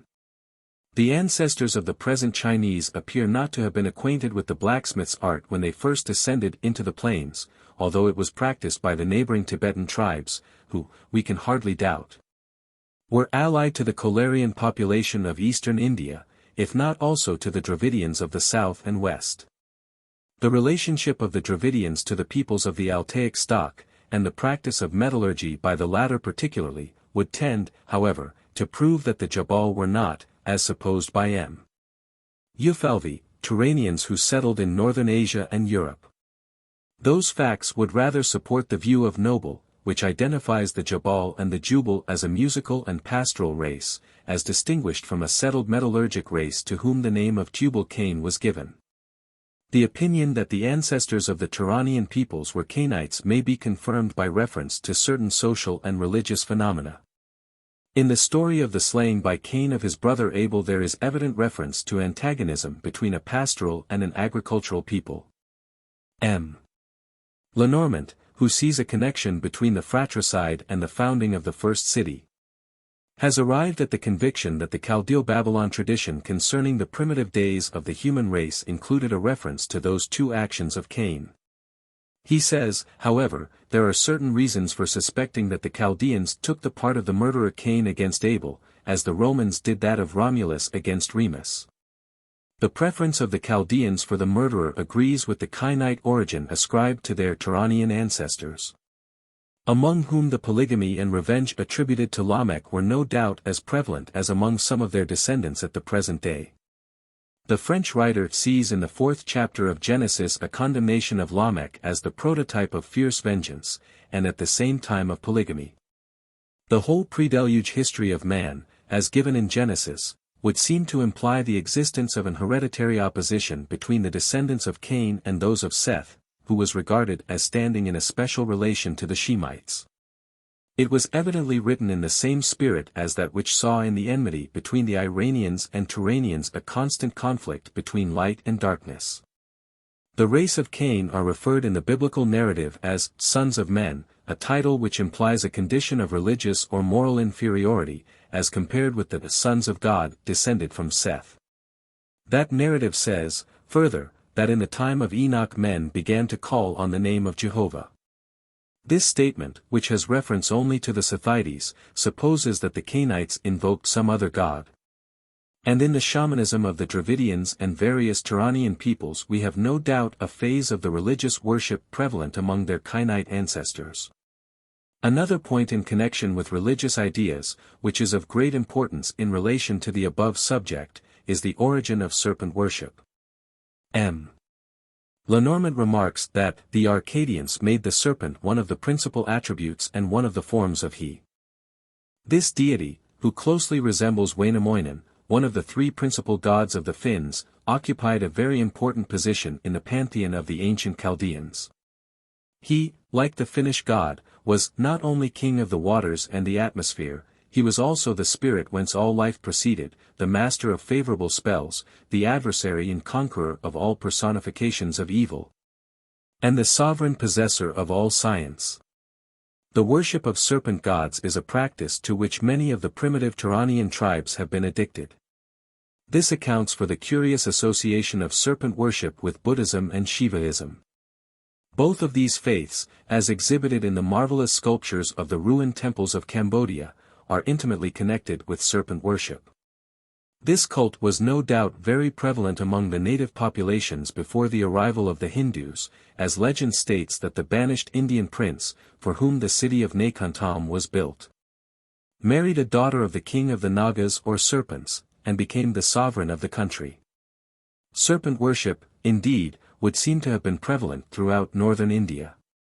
The territory of the king of the serpent city Taxila reached nearly to Delhi, and it probably extended over Kashmir and part of Afghanistan. Here was a very important center of serpent worship.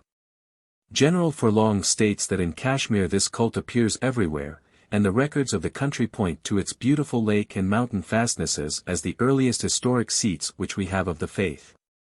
It is remarkable that a king of the Naga race was reigning in Magadha when Gautama was born in 626 BC, and, according to a Hindu legend, even the Buddha himself had a serpent lineage. If this was so, it is not surprising that his teachings should be accepted by the Naga races, who no doubt belonged to the pre-Aryan stock. The constant introduction of the serpent, especially of the sacred cobra, into the sculptures of the Cambodian temples, is remarkable. M. Mora states that the ancient Khmers of Cambodia recognized both good and evil serpents, the former of which lived in the water and the latter inhabited the land. The Buddhists of India and Indochina had the same idea, and M. Mora supposes that the good serpents represented the human Nagas who became Buddhists, and the bad serpents those who refused to abandon their native serpent worship. This explanation, however, is not necessary, as the ancient Egyptians entertained analogous ideas. No other people, except, perhaps, the Hindus and allied races, were more thoroughly imbued with the serpent superstition than the Egyptians. Mr. Cooper, in his Observations on the Serpent Myths of Ancient Egypt, remarks that the reverence paid to the snake was not merely local, or even limited to one period of history, but prevailed alike in every district of the Pharaonian Empire, and has left its indelible impress upon the architecture and the archaeology of both Upper and Lower Egypt. The cobra di capello of the Hindus and Cambodians was the sacred uraeus of the Egyptians. With the latter it was used as the symbol of fecundity and immortality, and was also universally assumed as the emblem of divine and sacro-regal sovereignty. The uraeus was always represented in the female form, and all the Egyptian goddesses were adorned with it, as the images of the Hindu gods were often surmounted with the sacred naga. Among the Egyptians another kind of serpent was also held in universal veneration. It was a gigantic species of colubur, which from the earliest ages was regarded as the representative of spiritual, and occasionally physical, evil. This was the great snake of the celestial waters, the adversary of the gods with which the soul had to contend after death. The Egyptians had thus a good and an evil serpent, the former of which was small and the latter large. Among the Cambodians the reverse was the case, as the small serpent was the representative of evil, and the great serpent, the Naga, of good. We have already seen that the cobra occupies an important place in the Buddhist sculpture, and that the great serpent with its human supporters was represented at both Amravati and Angkor Wat. Curiously enough, a similar idea to this is represented on certain Egyptian monuments. On the sarcophagus of Oimneptha I is sculptured a long serpent, which, says Mr. Robert Sewell, is doubled into folds just like the roll of the Buddhist frieze, and having a god standing on each fold in the places occupied by the sacred emblems of the Buddhist faith at Amravati. He supposes the long roll of the Amravati frieze to be intended to represent a serpent, and to have had its origin in Western Asian or Egyptian ideas. I had already, before meeting with this observation, been struck with the similarity between the Egyptian and the Buddhist representations, especially when considered in the light of the Cambodian sculptures which undoubtedly represent the Naga. The gigantic serpent of the celestial ocean of Egyptian mythology is Apophis, the spirit of evil, and in the contest between him and Horus we have, according to M. Lepage Renouf, a form of the Indra and Vritra myth. An Akkadian text speaks of the enormous serpent with 7 heads, the serpent which beats the waves of the sea, extending his power over heaven and earth. This is supposed to refer to he, and it reminds us of the heavenly Naga of Hindu mythology, which, like the Akkadian serpent deity, was representative of the good principle. Such was also the case among all the old Turanian nations, and it was only when, as remarked by M. Lenormand, the Iranian traditions were fused with the ancient beliefs of the Proto-Medic religion, the serpent god naturally became identified with the representative of the dark and bad principle. It cannot be doubted that this was the later notion, and that the Turanian belief which associated with the serpent ideas of goodness was of earlier date. Thus, the dragon, says Mr. Doolittle, enjoys an ominous eminence in the affections of the Chinese people. It is frequently represented as the greatest benefactor of mankind. The Chinese delight in praising its wonderful prospects and powers. It is the venerated symbol of good. The veneration of the serpent must have been of very early origin to occupy so strong a hold over the Chinese, whose spoken language, according to M. Terrien de la Couperie, forms a link between the Akkadian and the Ugro-Finnish divisions of the Ural-Altaic languages. The art of metallurgy was practiced by the peoples belonging to both these divisions, and yet, according to M. Lenormand, it was not known to the early Chinese. We must thus suppose that the latter left the common home before the invention of metallurgy, and, therefore, that they represent a very early condition of the stock from which the Turanian people sprang. We seem, indeed, to be carried back to the very earliest period of the legendary history of the Cainite race, and possibly to that of the legendary ancestor of the race. According to the tradition preserved in Genesis, there was a peculiar association between Adam and the serpent. This animal is there the tempter Satan, but according to another view Adam, or rather Ad, who was apparently the traditional ancestor of a portion at least of the old Turanian stock, was himself the serpent. A rabbinical tradition makes Cain the son, not of Adam, but of the serpent spirit Asmodeus. The name Eve is connected with an Arabic root which means both life and a serpent, and if Eve was the serpent mother, Ad must have been the serpent father of the race. There is reason for believing that Adam was the legendary ancestor of the Cainites, as distinguished from the descendants of Seth. The name Adam, no doubt, signifies in the Semitic languages, the man, but it has been pointed out that the name borne by the son of Seth, and therefore the ancestor of Noah, that is Enoch, is in Hebrew the exact synonym of Adam. And also signifies, the man. There is, moreover, almost an exact parallel between the descendants of Adam, through Cain on the one hand, and those of Seth through Enoch on the other, and each line is terminated by 3 heads of races. That of the Cainites by the sons of Lamech and that of the Enochites by the grandsons of Lamech. In the latter there is the insertion of one additional generation, that of Noah, between Lamech and the division of the family into 3 branches. This is, however, capable of explanation. M. Lenormand shows, by a comparison of the various legends referring to the primitive age of mankind, that the number 7 or 10 was used by all the ancient nations as a round number for the antediluvian ancestors of the race. Tradition seemed to float between these 2 numbers until the influence of the Chaldeo-Babylonians caused the number 10, which is that of the generations of the Sethites, to dominate over the number 7, that of the Cainites. It is to that influence we would ascribe the existence among the descendants of Seth of the legendary ancestor of the 3 Caucasian races. The Chaldean Noah was Khasisatra, whose vessel was saved during the flood by the god He. This god himself was, however, supposed to have a vessel in which he sailed over the celestial ocean. He was, in fact, the fish god Oannes, from whom the Chaldeans were said to have derived their civilization, and we probably have in Oannes the point of identification between he and Noah himself. The Caucasian races, whose fathers had been saved from the deluge, could not have a better legendary ancestor than the divine teacher who, issuing from the Egyptian sea, was the god He. Not only the soul of the watery element but the source of all generation. If Noah, then, be a mythological being, introduced into the Sethite genealogy under Chaldean influence, Lamech becomes the direct ancestor of the Caucasian stock as he is of the Turanian peoples. An argument in favor of this view is furnished by the scripture account itself. Among the sons of Noah a peculiar position is occupied by Ham. He and his son Canaan are cursed, in like manner as Cain was cursed. The sins were different, and therefore the punishments were different, but there appears to be a kind of parallelism between Cain and Canaan for which a good reason probably existed in the mind of the writer of Genesis.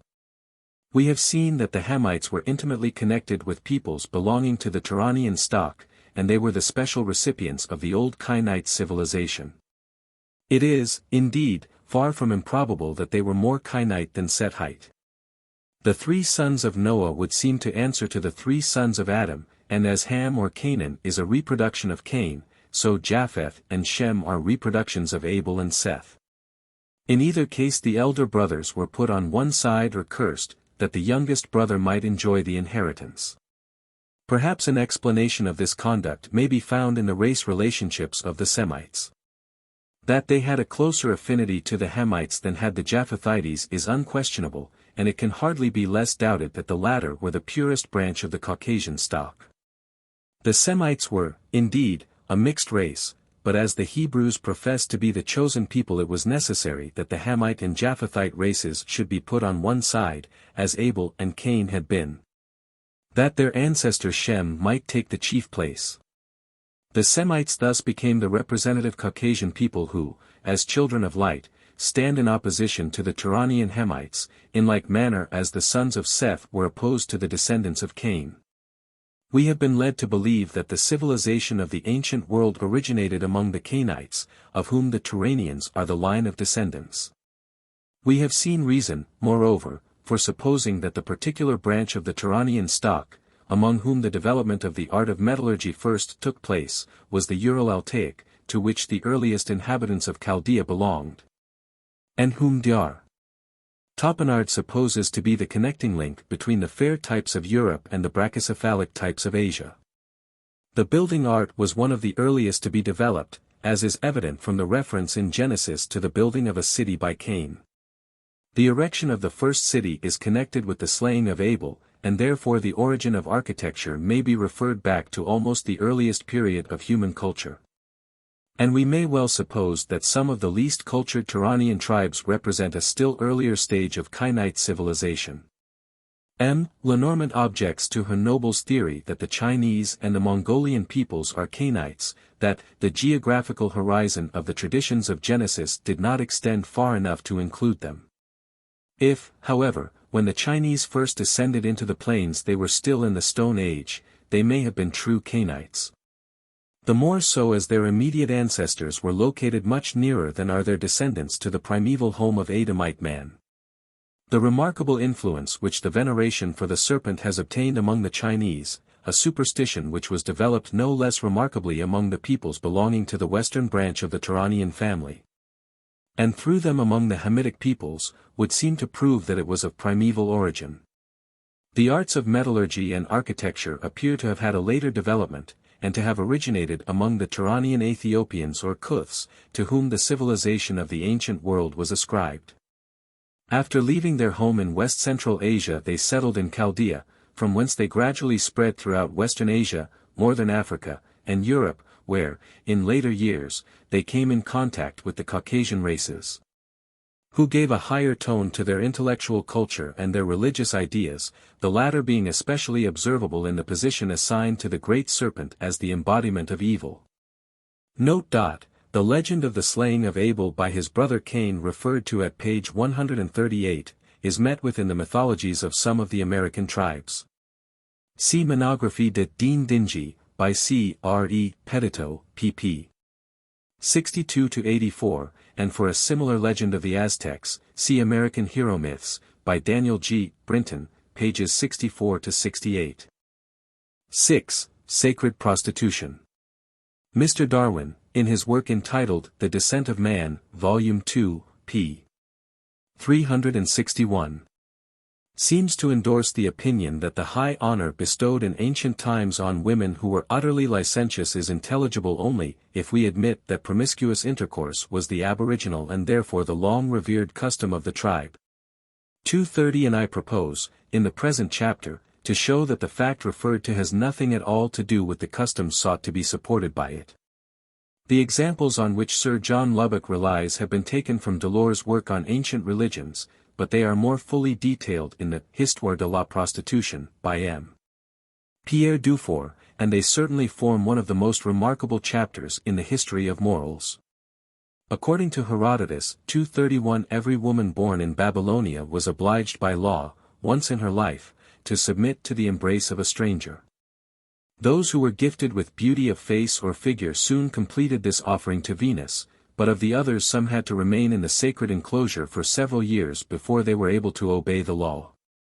This statement of Herodotus is confirmed by the evidence of Strabo, who says the custom dated from the foundation of the city of Babylon. The compulsory prostitution of Babylonia was connected with the worship of Melita, and wherever this worship spread it was accompanied by the sexual sacrifice. Strabo relates 232 that in Armenia the sons and daughters of the leading families were consecrated to the service of Anytus for a longer or shorter period. Their duty was to entertain strangers, and those females who had received the greatest number were on their return home the most sought after in marriage. The Phoenician worship of Astarte was no less distinguished by sacred prostitution, to which was added a promiscuous intercourse between the sexes during certain religious fetes, at which the men and women exchanged their garments. The Phoenicians carried the custom to the Isle of Cyprus, where the worship of their great goddess, under the name of Venus, became supreme. According to a popular legend the women of Amathont, afterwards noted for its temple, were originally known for their chastity. When, therefore, Venus was cast by the waves naked on their shores, they treated her with disdain, and as a punishment they were commanded to prostitute themselves to all comers. A command which they obeyed with so much reluctance that the goddess changed them into stone. With their worship of Astarte or Venus, the Phoenicians introduced sacred prostitution into all their colonies. St. Augustine says that, at Carthage, there were 3 Venuses rather than one of the virgins, another of the married women, and a third of the courtesans. To the last of whom it was that the Phoenicians sacrificed the chastity of their daughters before they were married. It was the same in Syria. At Byblos during the Fetes of Adonis, after the ceremony which announced the resurrection of the god, every female worshipper had to sacrifice to Venus either her hair or her person. Those who preferred to preserve the former adjourned to the sacred enclosures, where they remained for a whole day for the purpose of prostituting themselves. The same curious custom appears to have been practiced in Media and Persia, and among the Parthians.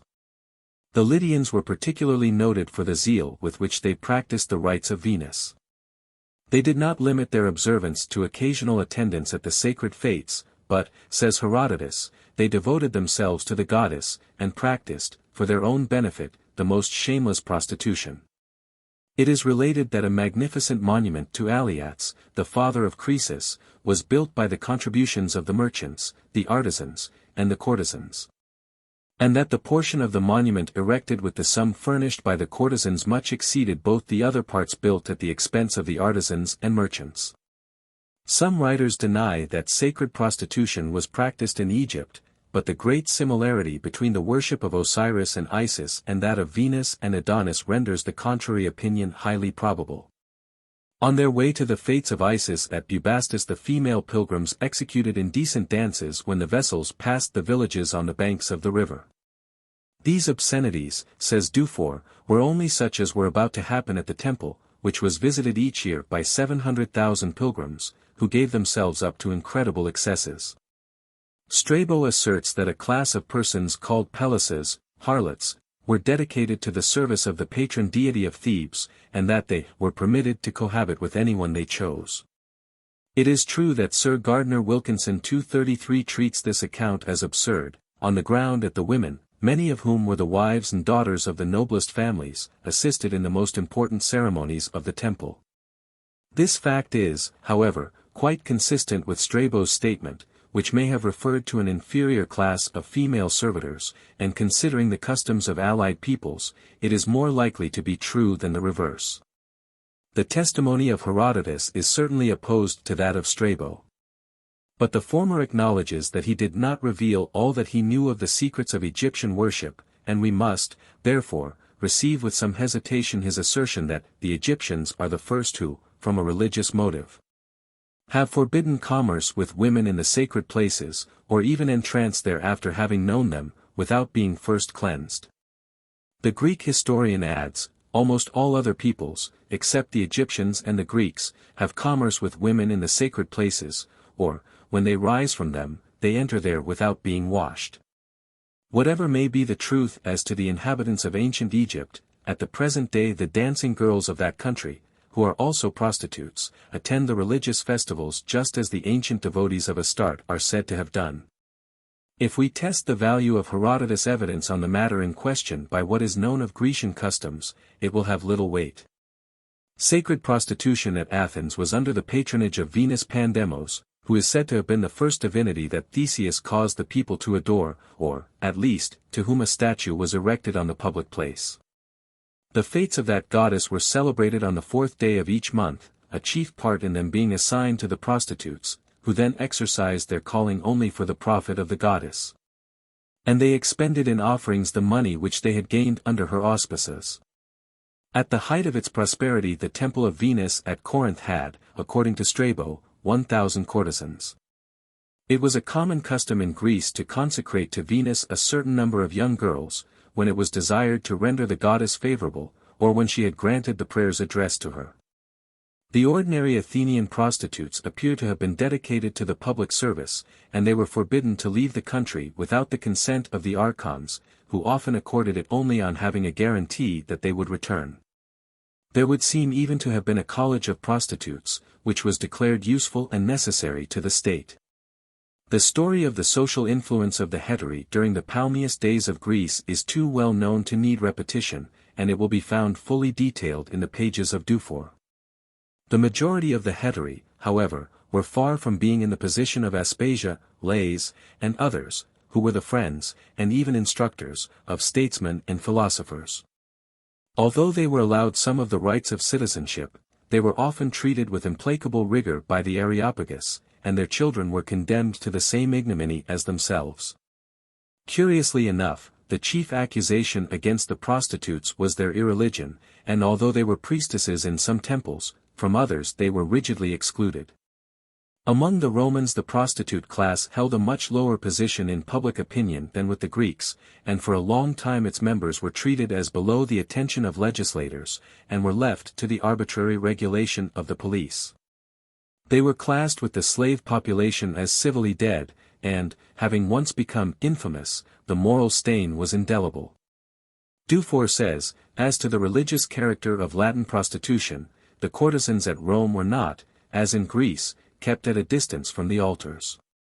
On the contrary, they frequented all the temples, in order, no doubt, to find their favorable chances of gain. They showed their gratitude to the divinity who had been propitious to them, and they brought to his sanctuary a portion of the gain which they believed they owed to him. Religion closed its eyes to this impure source of revenue and offerings. Civil legislation did not intermeddle with these details of false devotion, which concerned only religion. And, thanks to that tolerance, or rather the systematic abstention from judicial and religious control, sacred prostitution preserved at Rome nearly its primitive features, with this difference, nevertheless, that it was always confined to the class of courtesans, and that, instead of being an integral part of worship, it was a foreign accessory to it. According to some Roman writers, however, Acca Laurentia, the foster mother of Romulus and Remus, in whose honor the Lupercales were instituted, was a prostitute, and the fates of Flora had a similar origin. The goddess of flowers was originally a courtesan, who made an enormous fortune, which she left to the state.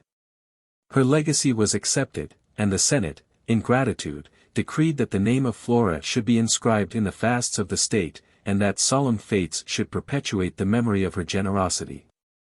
These fates always preserved a remembrance of their origin, and were accompanied by the most scandalous scenes, which were publicly enacted in the circus.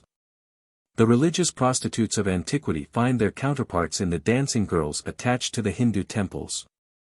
These, female slaves of the idol, are girls who have been dedicated to the temple service, often by their own parents, and they act both as dancing girls and courtesans.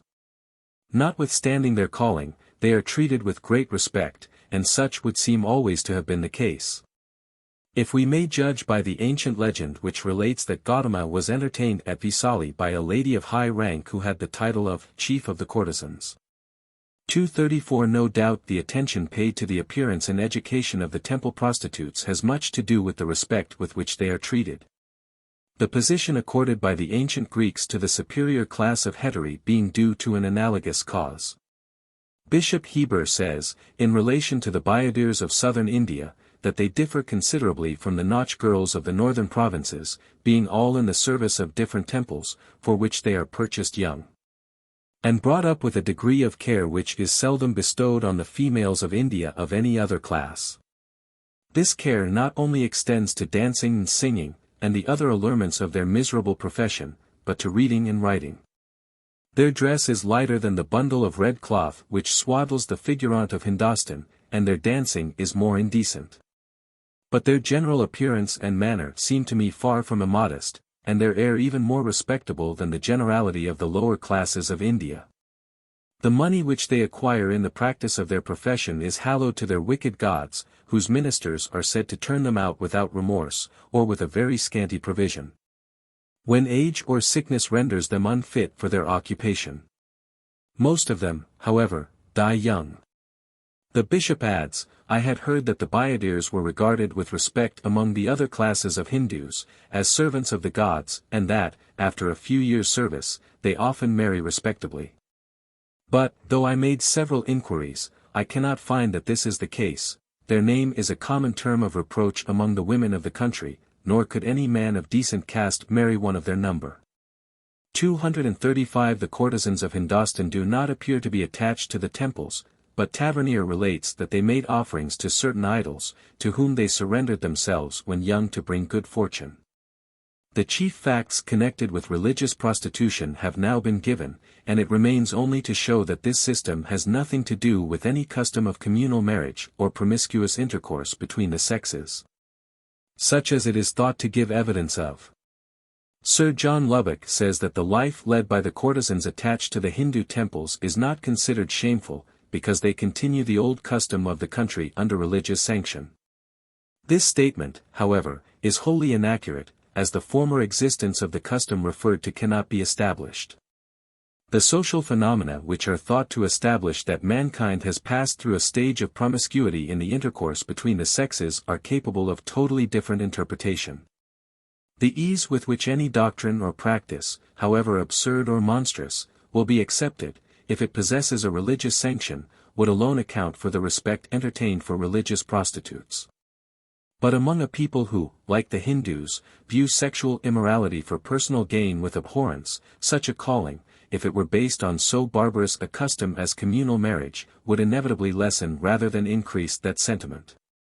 On the other hand, if the religious position accorded to the temple prostitutes is connected with ideas which have a sacredness of their own, the respect will be greatly increased. And thus, in fact, it is. Probably no custom is more widely spread than the providing for a guest a female companion, who is usually a wife or daughter of the host. Such a connection with a stranger is permitted even among peoples who are otherwise jealous preservers of female chastity. This custom of sexual hospitality is said to have been practiced by the Babylonians in the time of Alexander, although, according to the Roman historian, parents and husbands did not decline to accept money in return for the favors thus accorded. Eusebius asserts that the Phoenicians prostituted their daughters to strangers, and that this was done for the greater glory of hospitality. So, also, we find that at Cyprus the women who devoted themselves to the good goddess walked about the shores of the island to attract the strangers who disembarked. In the earliest phase of what is called sacred prostitution, it was not every man who was entitled to enjoy its privileges. The Babylonian women, who were compelled to make a sacrifice of their persons once in their lives, submitted to the embraces only of strangers. In Armenia, also, strangers alone were entitled to seek sexual hospitality in the sacred enclosures at the temple of Anitis, and it was the same in Syria during the fetes of Venus and Adonis. Dufour was struck by this fact, and, speaking of it, he says, "It may be thought surprising that the inhabitants of the country were so impressed with a worship in which their women had all the benefit of the mysteries of Venus." He adds, however, that the former were not less interested than the latter in these mysteries. The worship of Venus was in some sort stationary for the women, nomadic for the men, seeing that these could visit in turn the different fetes and temples of the goddess, profiting everywhere, in these sensual pilgrimages, by the advantages reserved to guests and to strangers.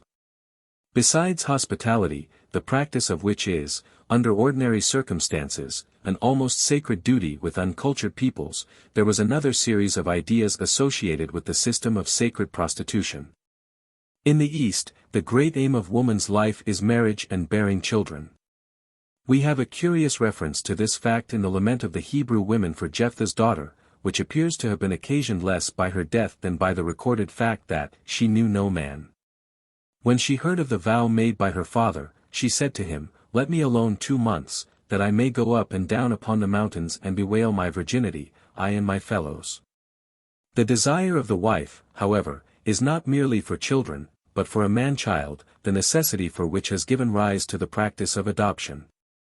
Another custom which Sir John Lubbock believes to support his favorite doctrine of communal marriage. In India, adoption is practiced when a man has no son of his own, and it has a directly religious motive. Sir Thomas Strange shows that the Hindu law of inheritance cannot be understood without reference to the belief that a man's future happiness depends upon the performance of his obsequies and the payment of his spiritual debts. He who pays these debts is his heir, and, as offerings from sons are more effectual than offerings from other persons, sons are first in order of succession. Hence to have a son is to the Hindu a sacred duty, and when his wife bears no children, or only daughters, he is compelled by his religious belief to adopt one. We can understand how anxious for a son women must be where those ideas prevail, and this anxiety has given rise to various curious ceremonies having for their object to prevent or cure sterility. Some of these, which have been described by Delors and other writers, existed in Europe down to a comparatively recent period. In India, and probably in some other Eastern countries, they are still practiced both by wives who have continued childless and by newly married women, the latter offering to the linga the sacrifice of their virginity. This desire for children led to offerings being made to ensure the coveted blessing, and to vows to be performed on its being obtained. The nature of the vow would undoubtedly have some reference to the thing desired. And, as related by an old Arabian traveler in India, when a woman has made a vow for the purpose of having children, if she brings into the world a pretty daughter, she carries it to Bod, so they call the idol which they adore, and leaves it with him. The craving for children was anciently as strong among Eastern peoples as it is at the present day, and it is much more probable that this, rather than a habit of licentiousness, either of the women themselves or of the priests, led to the sacrifice at the shrine of Melita. If we are to believe Herodotus, the Babylonian women were in his time noted for their virtue, although at a later period they would seem to have lost that characteristic. The desire for children is directly opposed to the feeling which would operate in the case of communal marriage, where parents and children, having no special relation, no one would have any particular interest in preserving the issue of such intercourse. Among the uncultured peoples of the present era who the most nearly approach in their sexual relations to a state of communal marriage, the indifference to children is often apparent.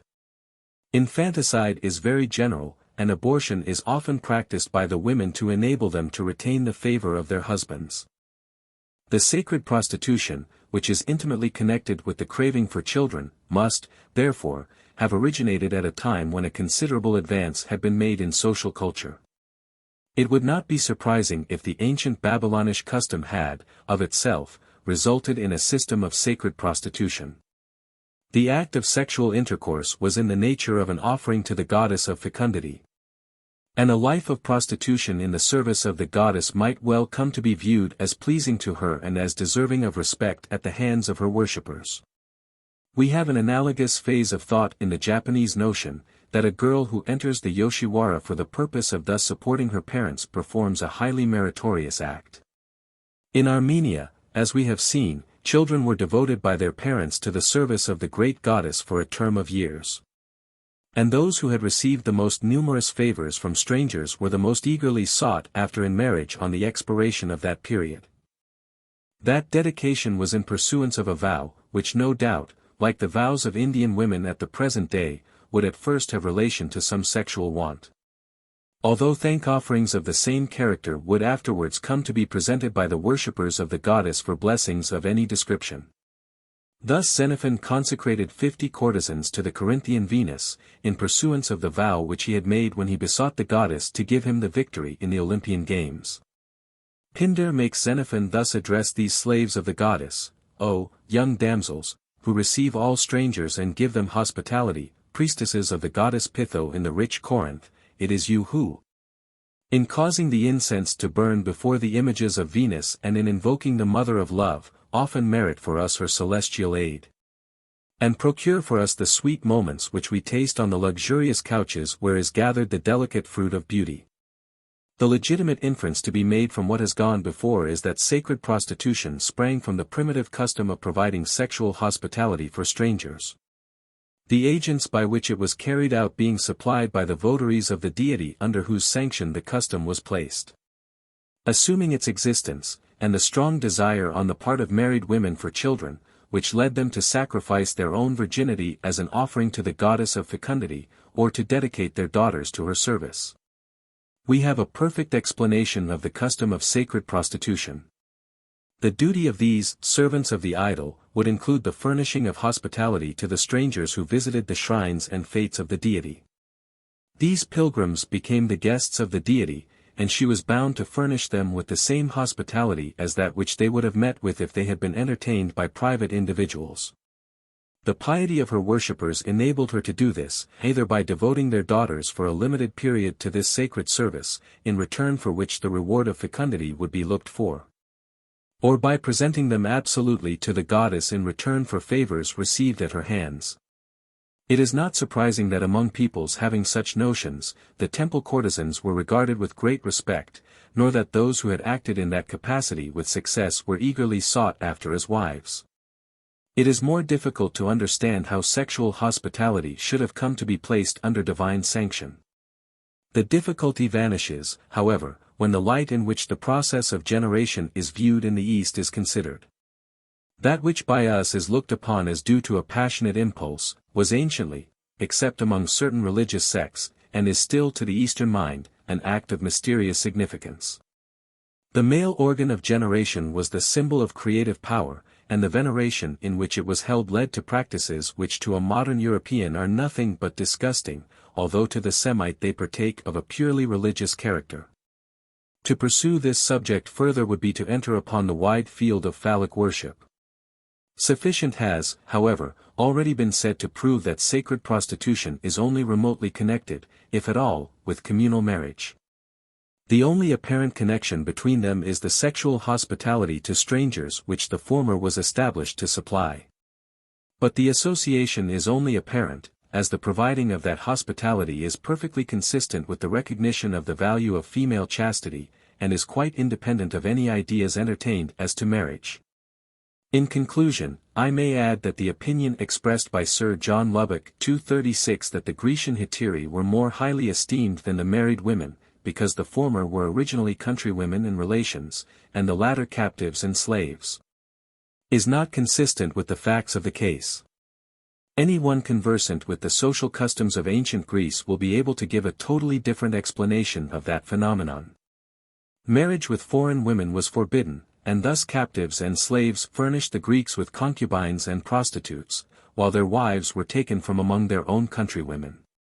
Even such was the case in the earliest heroic ages, when, says Mr. Gladstone, the intercourse between husband and wife was thoroughly natural, full of warmth, dignity, reciprocal deference, and substantial, if not conventional delicacy.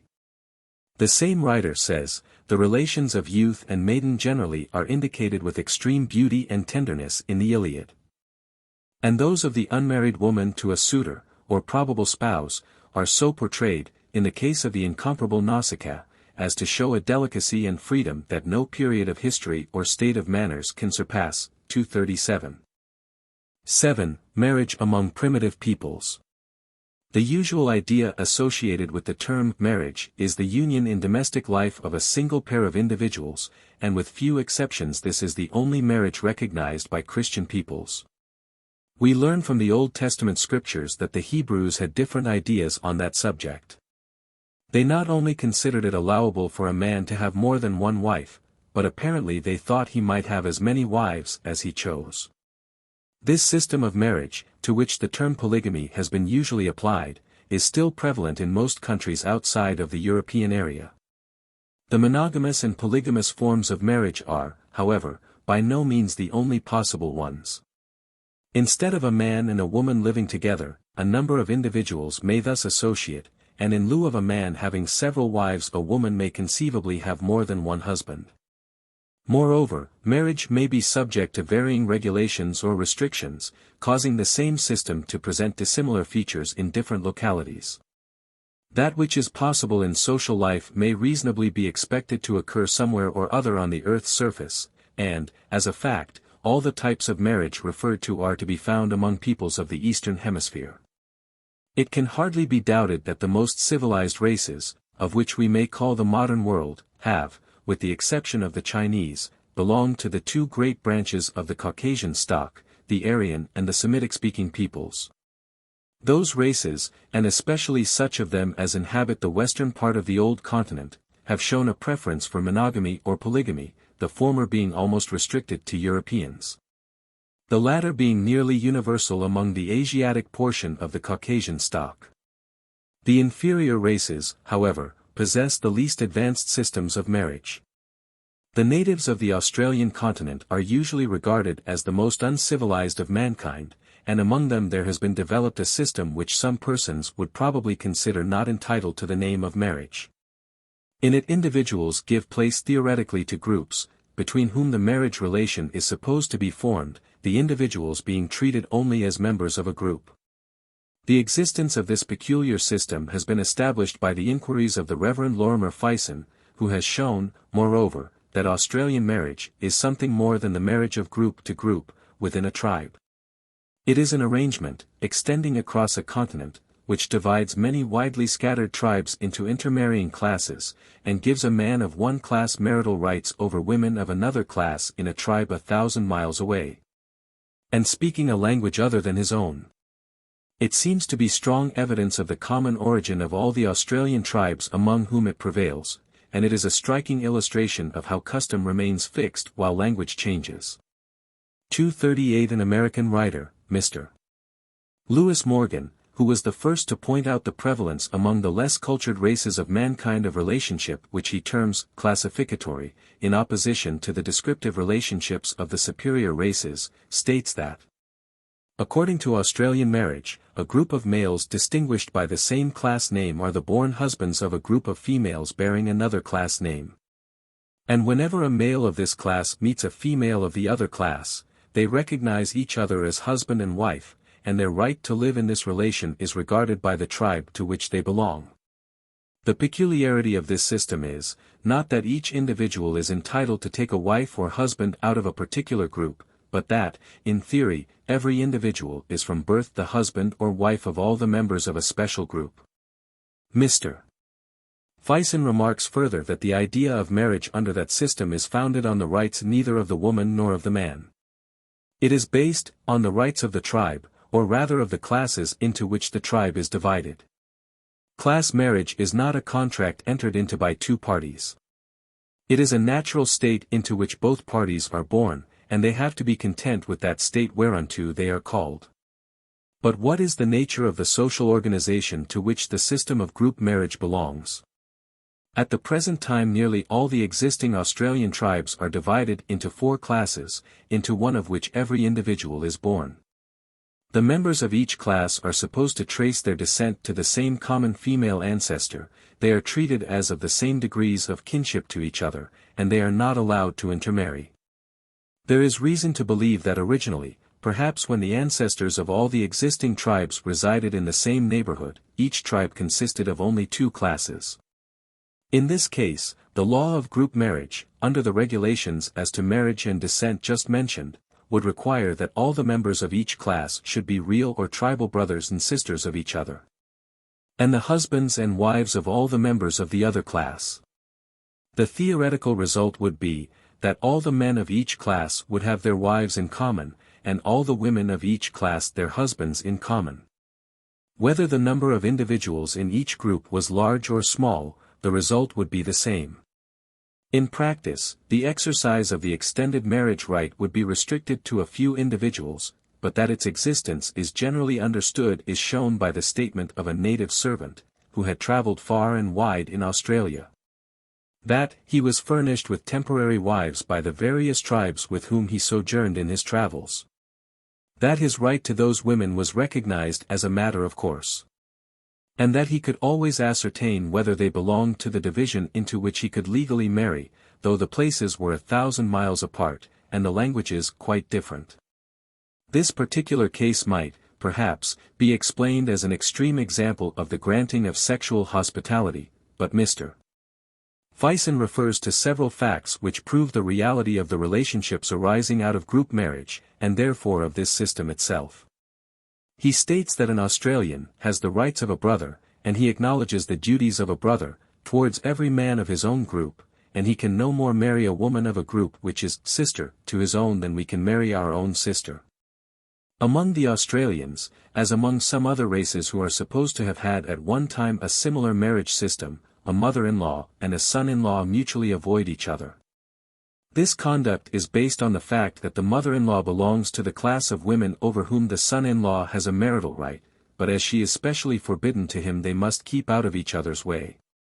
Again, the incidents attendant on adoption are in accordance with the reality of group relationships.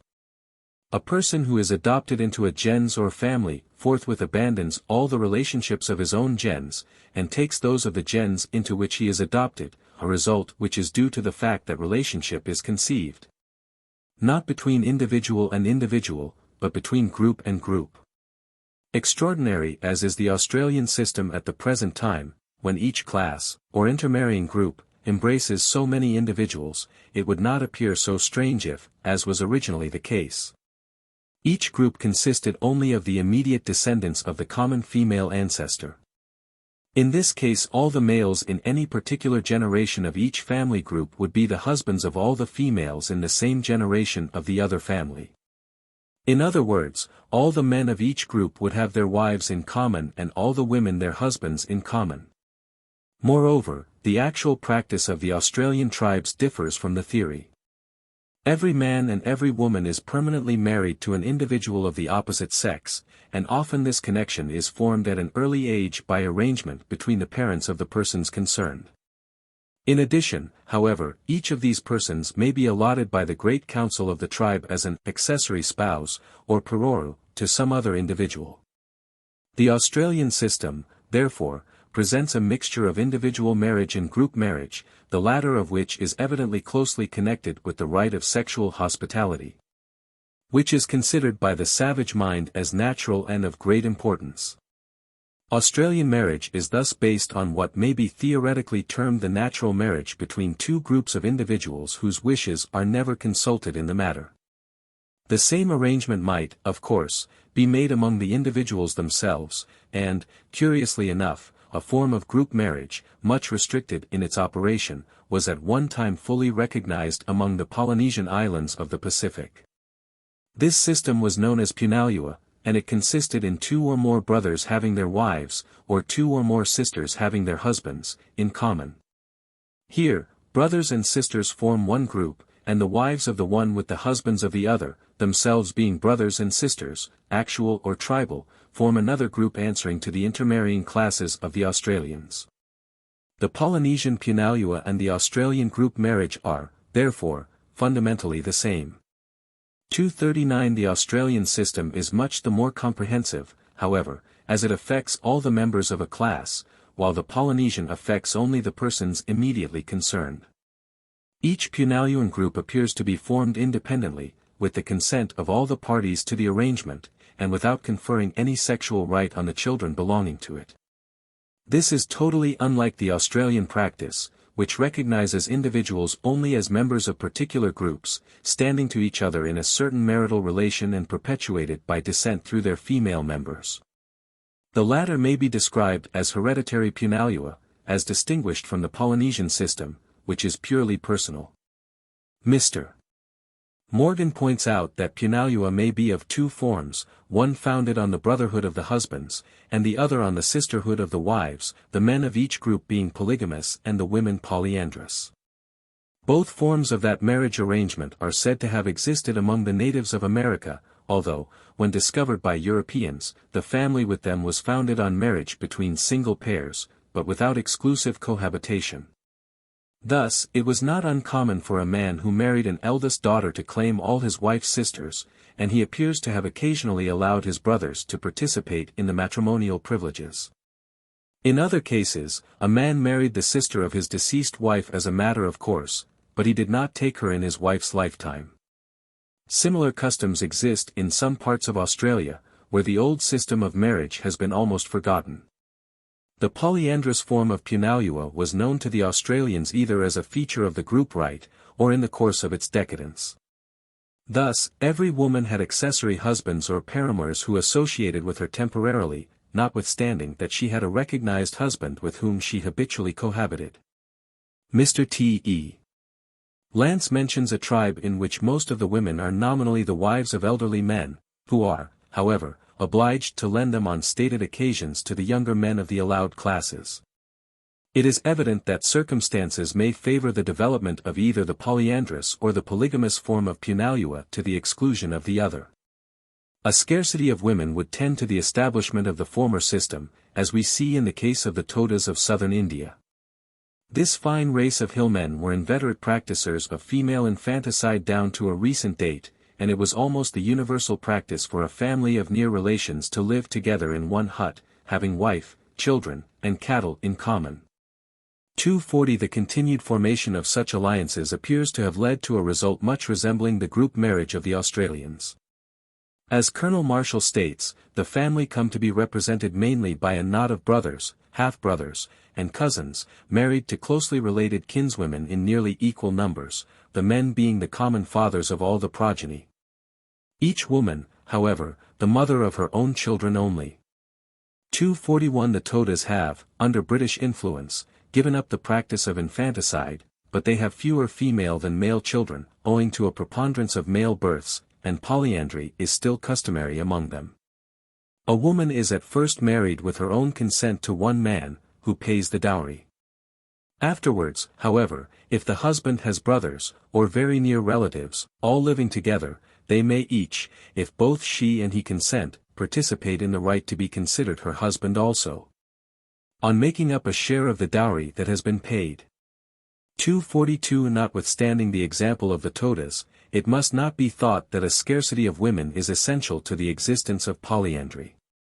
In Tibet this system of marriage is universal, and it has been so from time immemorial. Nevertheless, unmarried women are numerous, and infanticide is not practiced. Mr.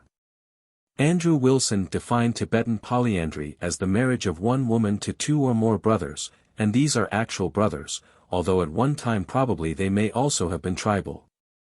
The choice of a wife is the right of the elder brother, and Mr.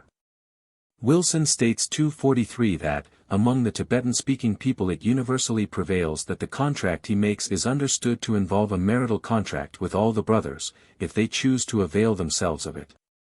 Moreover, all the children of the marriage belong to the eldest brother, as the head of the family group. In Ladakh 244 however, the consent of the younger brothers is required to the marital partnership, although on the death of the eldest brother his authority, with his property and his widow, devolve upon his next brother. Whether or not there has been a polyandrous arrangement. Mr. Wilson observes 245 that Tibetan polyandry had the effect of checking the increase of population in regions from which emigration is difficult, and where it is also difficult to increase the means of subsistence. It is due to an artificial scarcity of wives, rather than of women, in which it differs from the polyandry of the Todas, which is the consequence of an actual scarcity of females, caused originally by the practice of infanticide, and afterwards by a preponderance of male births. Both the Tibetans and the Todas trace descent through the male line, that is, take the family or gentile name of the father, but some peoples of southern India, who practice polyandry, prefer the female line. This is not surprising, when we find, as among the Nairs of Malabar, that not only has a woman several husbands, but a man may be one in several combinations of husbands. Such unions, which are governed by certain restrictions as to tribe and caste, closely resemble the Australian group marriage. In Ceylon, where polyandry is very prevalent among the Kandhians, marriage is of two forms, one termed diga, in which the wife goes to live in the house and village of her husband or husbands, the other, termed bina, in which the husband or husbands come to reside with her in the house of her birth. The Tibetan polyandry may be a form of the diga marriage, and the Nair polyandry a form of the bina marriage, although it is possible that the latter may be a mere freak, if it be true, as Mr. Wilson affirms, that the Nairs are nominally married to girls of their own caste, but never have any intercourse with their wives, who may have as many lovers as they please, provided they are Brahmins or Nairs, other than the husband. These lovers answer to the paramours of the Australian system, but, whereas the latter occupy a secondary place, among the Nairs it is the husband who is in that position. This custom may not improbably be explained by the remarks of a Mohammedan writer, who says, 246 with regard to the marriages of the Brahmins of Malabar, when there are several brothers in one family. The eldest of them alone enters into the conjugal state, except in cases where it is evident that he will have no issue, the remainder refraining from marriage, in order that heirs may not multiply to the confusion of inheritance.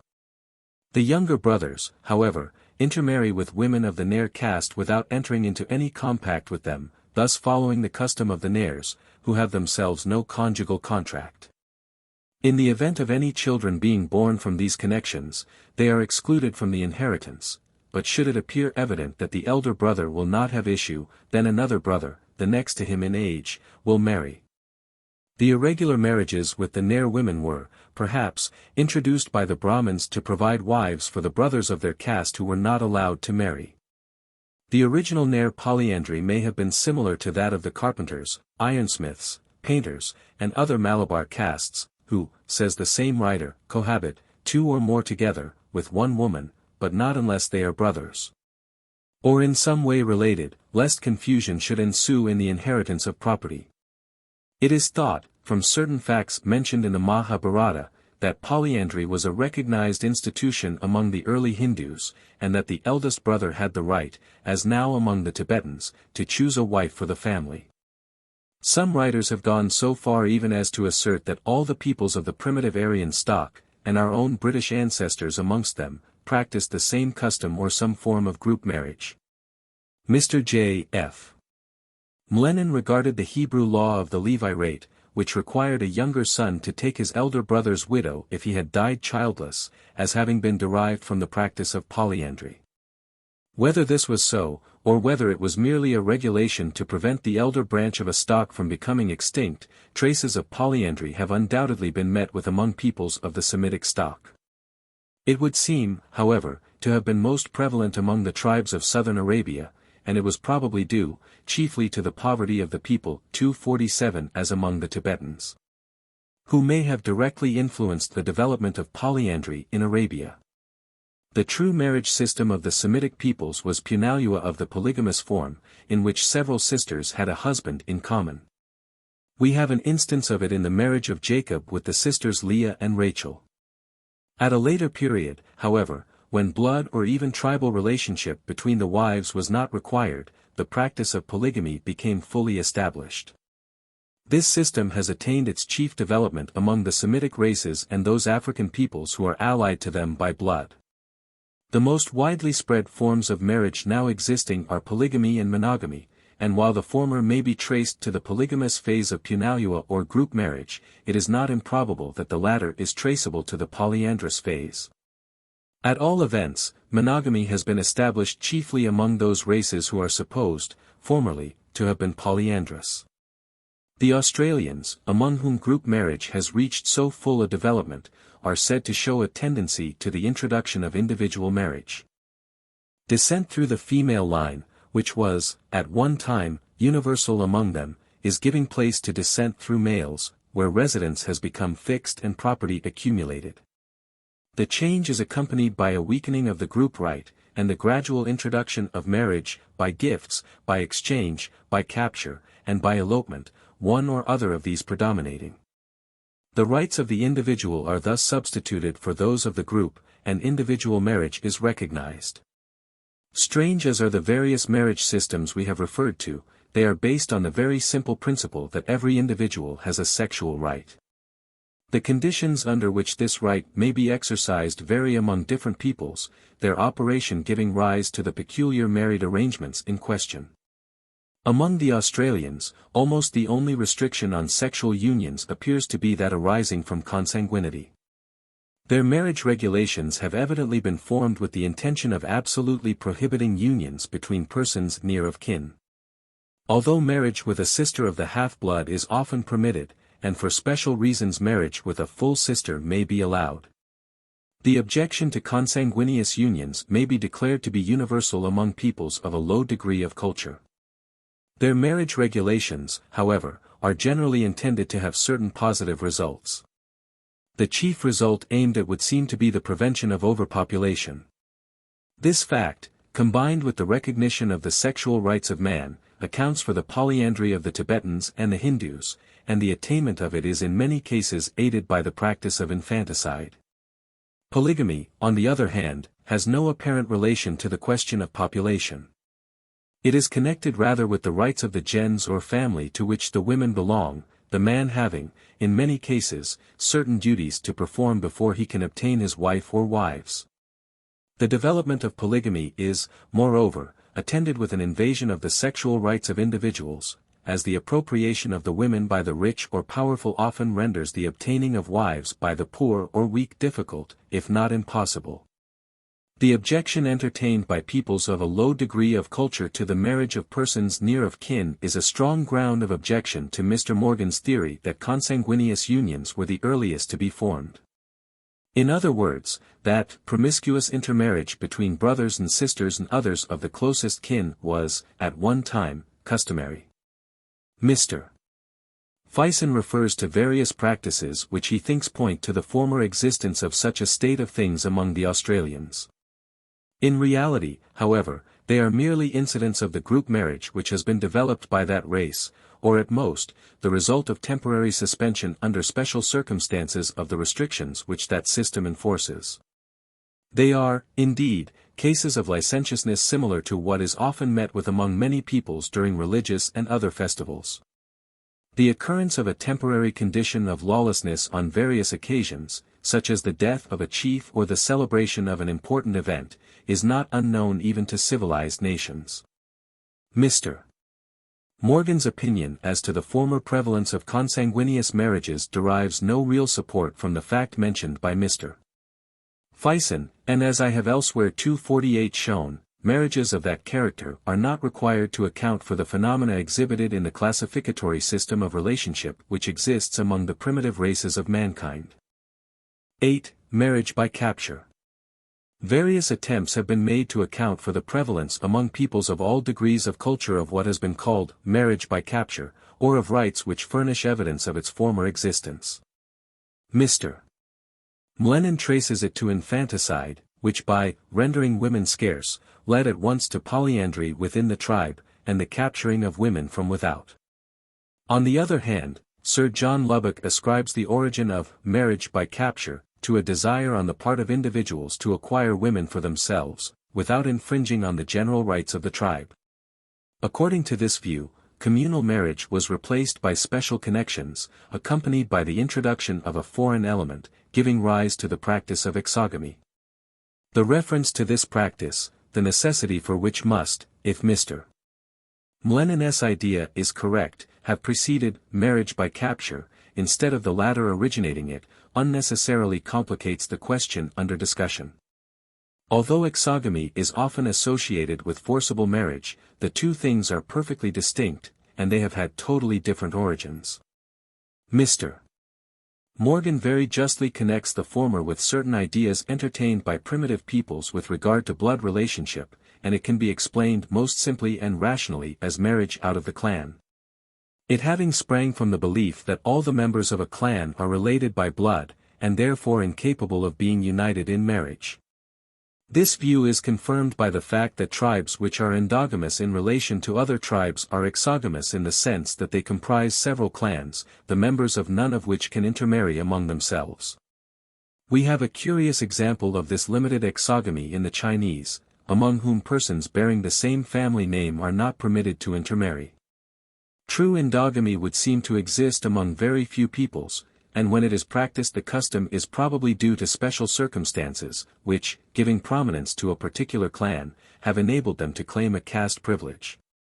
Or it may be owing to a necessity arising from the complete severance of the members of a clan from their fellows. The scarcity of women, whether occasioned by infanticide or polygamy, may have rendered exogamy more requisite, and it may have been complicated by forcible marriage, but none of these have any real bearing on its origin. It could be shown without difficulty that the opinion entertained by the writers I have referred to, that the primitive condition of man was one of communal marriage, is untenable, and if I am correct in this conclusion, there will be no occasion to consider the argument that marriage by capture depended on such a social condition.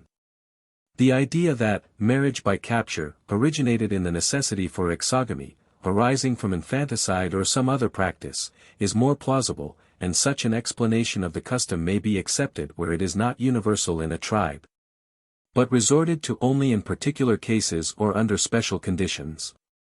The capture of wives among the Australian Aborigines is expressly accounted for by Oldfield as being due to the scarcity of women.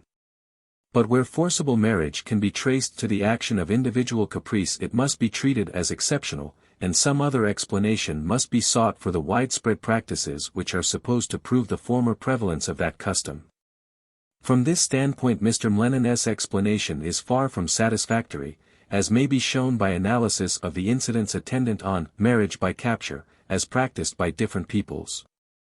It is true that sometimes the carrying off of the bride is resisted by her friends, and is attended in some cases, as among the Welsh down to a comparatively recent period, by a sham fight between them and the friends of the bridegroom. Although among other peoples, as with the Khans of India, the protection of the bride is left to her female companions.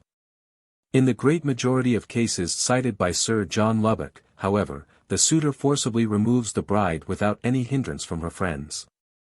Occasionally, as with the Tongue-users, the New Zealanders, and the Mandingos, she strongly resists. Among other peoples, as with the Eskimo, the resistance is usually only pretended, and is thus analogous to the sham fight already referred to. In all these cases alike, however, it is the girl only who has to be conquered, and if the resistance were real it would depend on herself whether or not she should be captured. There are other incidents of this forcible marriage which have more significance than has hitherto been attached to them. Among the New Zealanders, if the girl who is being carried off can break away from her captor and regain her father's house, the suitor loses all chance of ever obtaining her in marriage. So, also, among the Fijians, if a woman does not approve of the man who has taken her by force to his house, she leaves him for someone who can protect her. Among the Fuegians, the girl who is not willing to accept her would-be husband does not wait to be carried off, but hides herself in the woods, and remains concealed until he is tired of looking for her. According to Mongol custom, the bride hides herself with some of her relations, and the bridegroom has to search for and find her. Something like the Fuegian custom is practiced by the Idas, among whom the bride has to conceal herself in a wood, where the suitor must find her before sunset. In these cases the will of the bride-elect is a very important element, and it is equally so in those cases where she is captured and carried off only after a prolonged chase. Thus, with the Kalmucks, according to Dr. Clark, the girl gallops away at full speed, pursued by her suitor, and if she does not wish to marry him she always effects her escape. An analogous custom is found among the uncultured tribes of the Malayan Peninsula. Here, however, the chase is on foot, and generally round a circle, although sometimes in the forest, and, as Burian, quoted by Sir John Lubbock, says, the pursuer is successful only if he has had the good fortune to please the intended bride. A similar custom is found among the Koraks of northeastern Asia. Here the ceremony takes place within a large tent containing numerous separate compartments, pologs, arranged in a continuous circle around its inner circumference. Mr. Kennan, in his Tent Life in Siberia, gives an amusing and instructive description of such a ceremony. The women of the encampment, armed with willow and alder rods, stationed themselves at the entrances of the pologs, the front curtains of which were thrown up. Then, at a given signal, the bride darted suddenly into the first pollock, and began a rapid flight around the tent, raising the curtains between the pologs successively, and passing under. The bridegroom instantly followed in hot pursuit, but the women who were stationed in each compartment threw every possible impediment in his way, tripping up his unwary feet, holding down the curtains to prevent his passage, and applying the willow and alder switches unmercifully to a very susceptible part of his body as he stooped to raise them. With undismayed perseverance he pressed on, stumbling headlong over the outstretched feet of his female persecutors, and getting constantly entangled in the ample folds of the reindeer skin curtains, which were thrown with the skill of a matador over his head and eyes. In a moment the bride had entered the last closed polog near the door, while the unfortunate bridegroom was still struggling with his accumulated misfortunes about halfway round the tent. I expected, says the traveler, to see him relax his efforts and give up the contest when the bride disappeared, and was preparing to protest strongly on his behalf against the unfairness of the trial. But, to my surprise, he still struggled on, and with a final plunge, burst through the curtain of the last polog, and rejoined his bride, who had waited for him there. Mr.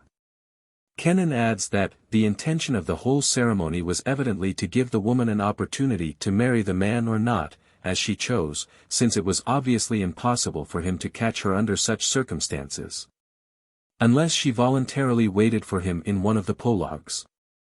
Judging only from the element of force observable in what are termed marriages by capture, the explanation of them given by Mr. Mlenin appears reasonable. But, although capture may be an incident of exogamy, the customs under consideration are really connected with endogamy, in the sense that the parties to them belong to a common tribe.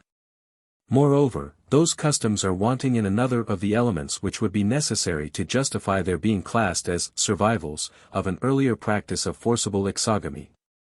This presupposes the absence of consent on the part of the relatives of the bride, but the so-called marriage by capture is nearly always preceded by an arrangement with them. The only exception among the various examples of such marriages mentioned by Sir John Lubbock is that of the inhabitants of Bali, where the man is said to forcibly carry off his bride to the woods, and to afterwards effect reconciliation with her enraged friends. It is not improbable, however, that rage may be simulated in this case as in others, and that the capture is arranged beforehand with them. Sir John Lubbock himself explains an apparent act of lawless violence among the Mandingos as an incident of marriage by capture, on the ground that the bride's relatives only laughed at the farce, and consoled her by saying that she would soon be reconciled to her situation. And it appears that her mother had previously given her consent to the proceeding. A mere general understanding, if universally recognized, would indeed be as efficacious as a special consent, and whether the consent of the parent has to be obtained previously to overcoming the opposition of the bride, or whether this has to be overcome as a condition precedent to the consent being given, is practically of no importance. We seem to have an example of the latter in the marriage customs of the Afghans as described by Elphinstone. Among this people wives are always purchased, and the necessity for paying the usual price is not done away with, although a man is allowed to make sure of his bride by cutting off a lock of her hair, snatching away her veil, or throwing a sheet over her, if he declares at the same time that she is his affianced wife. The facts just mentioned lead to the conclusion that the capture, which forms the most prominent incident in the marriage customs under discussion, has a totally different significance from that which is connected with exogamy in the sense supposed by Mr. Mlennan and Sir John Lubbock. In the latter case force is resorted to prevent the possibility of opposition by the tribe to whom the victim of the violence belongs. But in the former, as the consent of the woman's relatives had already been given, expressly or by implication, the force must be to overcome the possible opposition of the woman herself, whether this may arise from bashfulness or from an actual dislike to the suitor. We have here an important distinction, and it points to a state of society where women have acquired a right to exercise a choice in the matter of marriage. Before this right could be fully established, the suitor would be allowed to obtain her compliance by force, if necessary, as with the Greenlanders, among whom, according to Krantz, the bride, if after she has been captured by the old women who negotiated the marriage, she cannot be persuaded by kind and courteous treatment, is compelled by force, nay, sometimes by blows, to change her state. But even among the Greenlanders, if a girl had great repugnance to her suitor, she could escape marriage by betaking herself to the mountains. A still more efficacious plan is the cutting off of her hair, which frees her from all importunity, as it is accepted as a sure sign that she has determined never to marry. Marriage by capture has thus relation not to the tribe but to the individual immediately concerned, and it is based on her power to withhold her consent to the contract made between her suitor and her relatives. Among some uncultured peoples the opposition of the bride-elect is effectually overcome by force, but it is seldom that she is not allowed the opportunity of escaping a marriage which she dislikes. When once it has become usual for the bride to show a real or simulated opposition to the proposed marriage, as might easily be the case among peoples who, although uncultured, esteem chastity before marriage, it would in course of time be firmly established as a general custom. Thus, when a Greenland young woman is asked in marriage she professes great bashfulness, tears her ringlets, and runs away. When the show of opposition had become a matter of etiquette, it would, notwithstanding that the marriage had been previously arranged, be joined in by the friends of the bride, who, by a fiction, is being carried off against her will. Hence the customs of having a sham fight before the bridegroom is allowed to gain possession of his prize, and the placing of impediments in the way of his catching her in the chase. Neither of which has any relation to a supposed primitive practice of forcible abduction from a hostile tribe. It will be said, however, if the relations of the bride have consented to her marriage, why do they oppose the carrying into effect of their agreement? Much light is thrown on this point by the description given by Colonel Dalton of the customs of the hill tribes of Bengal. 249 With many of the aboriginal peoples of India, and with some Sudra castes, one of the most important ceremonies of marriage is the application of the cinder to the forehead of the bride. This consists in the bridegroom making, usually with vermilion, a red mark between her eyes. In some places, however, particularly in Singbum, among the Hos, the bridegroom and bride mark each other with blood, signifying that by marriage they become one. Colonel Dalton supposes this to be the origin of the Sindrahan, a custom which is as singular as it is widespread. With the Oraons, a Dravidian tribe, the same ceremony is practiced, but in secret. A veil is cast over the bridal pair, who are then covered with another piece of stuff held by some of their male relations, while others mount guard, fully armed, as though to kill anyone who might approach to interfere with the ceremony. In the Singbum villages the ceremony is modified, and the engaged couple drink beer from the same vessel. This signifies that they form only one body, belong to the same Kili, in other words, that the woman is admitted to the clan of her husband. Dr. Hunter, in his admirable work entitled Annals of Rural Bengal, says the great event of the life of a Santal is the union of his tribe with another tribe in marriage. No individual can marry a member of his own clan, and the woman in marrying abandons the clan of her father, as well as his gods, to adopt the clan and the gods of her husband. The ceremony by which the Santals express this separation is different from that adopted by the Hos. The husband's clansmen knot together the garments of the bridegroom and the bride, after which the women of the bride's clan bring lighted charcoal, crush it with a pestle to indicate the breaking of the old family tie, and then extinguish it with water to indicate the definitive separation of the bride from her own clan. As we have seen, this separation is effected among the Oraons in the presence of the members of the two clans. And the sham combat by which the marriage ceremonies commence is evidently intended to show that it is indispensable to obtain the consent, not only of the bride, but also of the family group to which she belongs, before the ties which bind her to the clan can be broken. After offering a pretended resistance, the clansmen of the bride express their consent in joining with the relations of the bridegroom to celebrate the formation of the fresh family tie. At first sight, it might be thought that there is little difference between this explanation of marriage by capture and that given by Sir John Lubbock, but in reality they differ completely. Sir John Lubbock supposes a violent capture from another tribe without any reference to the question of clanship. On the other hand, in the explanation above proposed, there is a change in the position of the woman, but it is brought about by arrangement, the pretended combat having relation to the rights of the clan, but having no reference to the wider organization of the tribe. The sham fight is simply a phase of the ceremonies, destined to show the objection entertained by a family group to part with one of its members, and, what is of still greater importance, to give up the interest they possess in the future offspring of the woman who is to be cut off from the clan.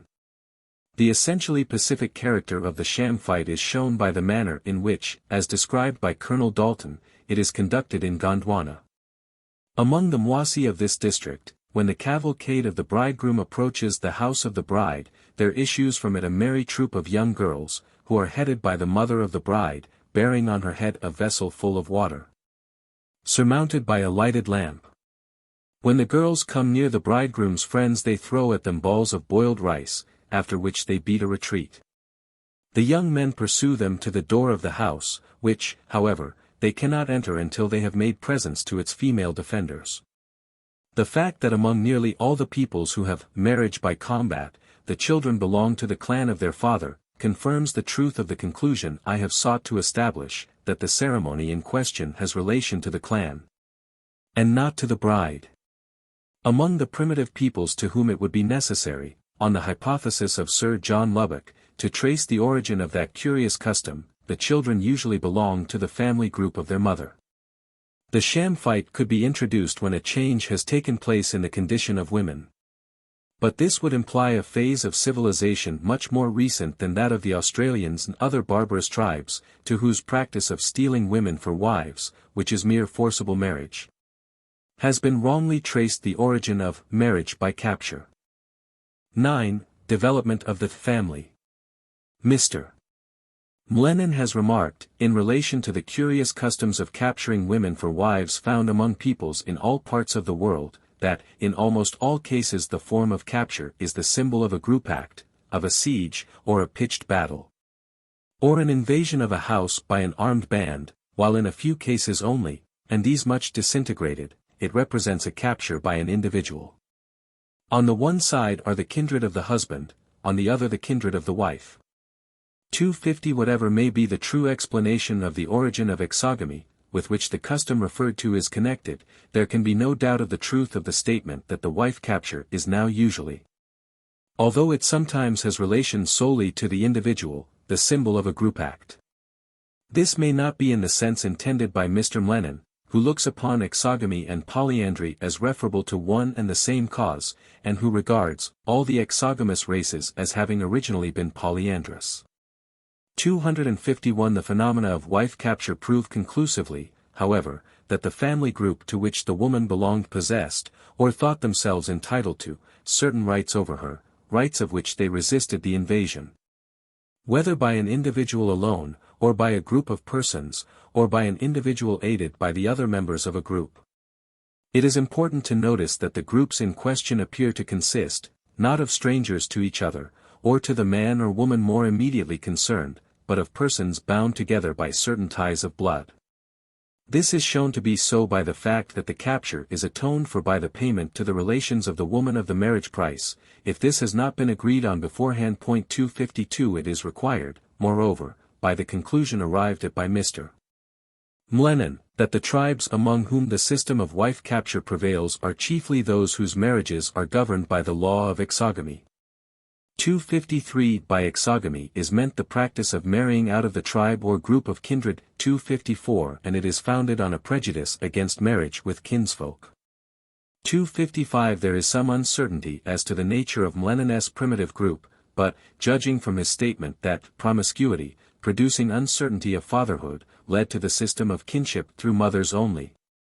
256 We may suppose that it consisted of a number of persons, all of whom, as the result of promiscuity, were related by blood. The first division into which he classes uncultured peoples, according to their marriage rules, is that where tribes are separate, and all the members of the tribes are, or feign themselves to be, of the same blood. 257 Mr. Morgan very properly criticizes this definition, which, he says, might answer for a description of a gens, but the gens is never found alone, separate from other gentes. There are several gentes intermingled by marriage in every tribe composed of gentes. 258 A fact which would seem to distinguish the primitive group of Mlenin, although consisting of consanguinii, from a gens or clan proper. Moreover, as Mr. Morgan shows, exogamy has relation to a rule or law of a gens, considered as the unit of organization of a social system, and therefore the gens, of which, as an institution, the rules are prohibition of intermarriage in the gens, and limitation of descent in the female line. 259, or rather the family from which it has sprung, may be regarded as the earliest social group of which we have any knowledge. It is of the greatest importance to the discovery of the nature of the primitive human family to understand the origin of the gens or clan. As defined by Morgan, it is a body of consanguinii descended from the same common ancestor, distinguished by a Gentile name, and bound together by affinities of blood. Mr. Morgan affirms that the gens originated in three principal conceptions: the bond of kin, a pure lineage through descent in the female line, and non-intermarriage in the gens. 260 The most essential feature is that of tracing kinship through females only, and the discovery of the origin of this custom will throw light on that of the clan institution itself, and therefore on the nature of the primitive family. Mr. Mlenin finds the origin of kinship through females only in the uncertainty of paternity, arising from the fact that, in primitive times, a woman was not appropriated to a particular man for his wife, or to men of one blood as wife.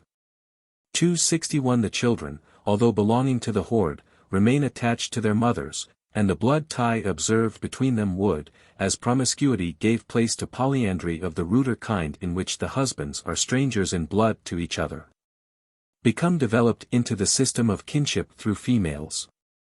262 An earlier writer, Bachofen, was so much struck with certain social phenomena among the ancients, that he believed women to have, at an early period, been supreme, not only in the family but in the state. He supposed that woman revolted against the primitive condition of promiscuity, and established a system of marriage, in which the female occupied the first place as the head of the family, and as the person through whom kinship was to be traced. This movement, which had a religious origin, was followed by another resulting from the development of the idea that the mother occupied a subordinate position in relation to her children, of whom the father was the true parent. Mr. Mlenin very justly objects to this theory that, if marriage was, from the beginning, monogamous, kinship would have been traced through fathers from the first. 263 He adds that those signs of supremacy on the woman's part were the direct consequences, 1. Of marriage not being monogamous, or such as to permit of certainty of fatherhood. And 2. Of wives not as yet living in their husbands' houses, but apart from them, in the homes of their own mothers.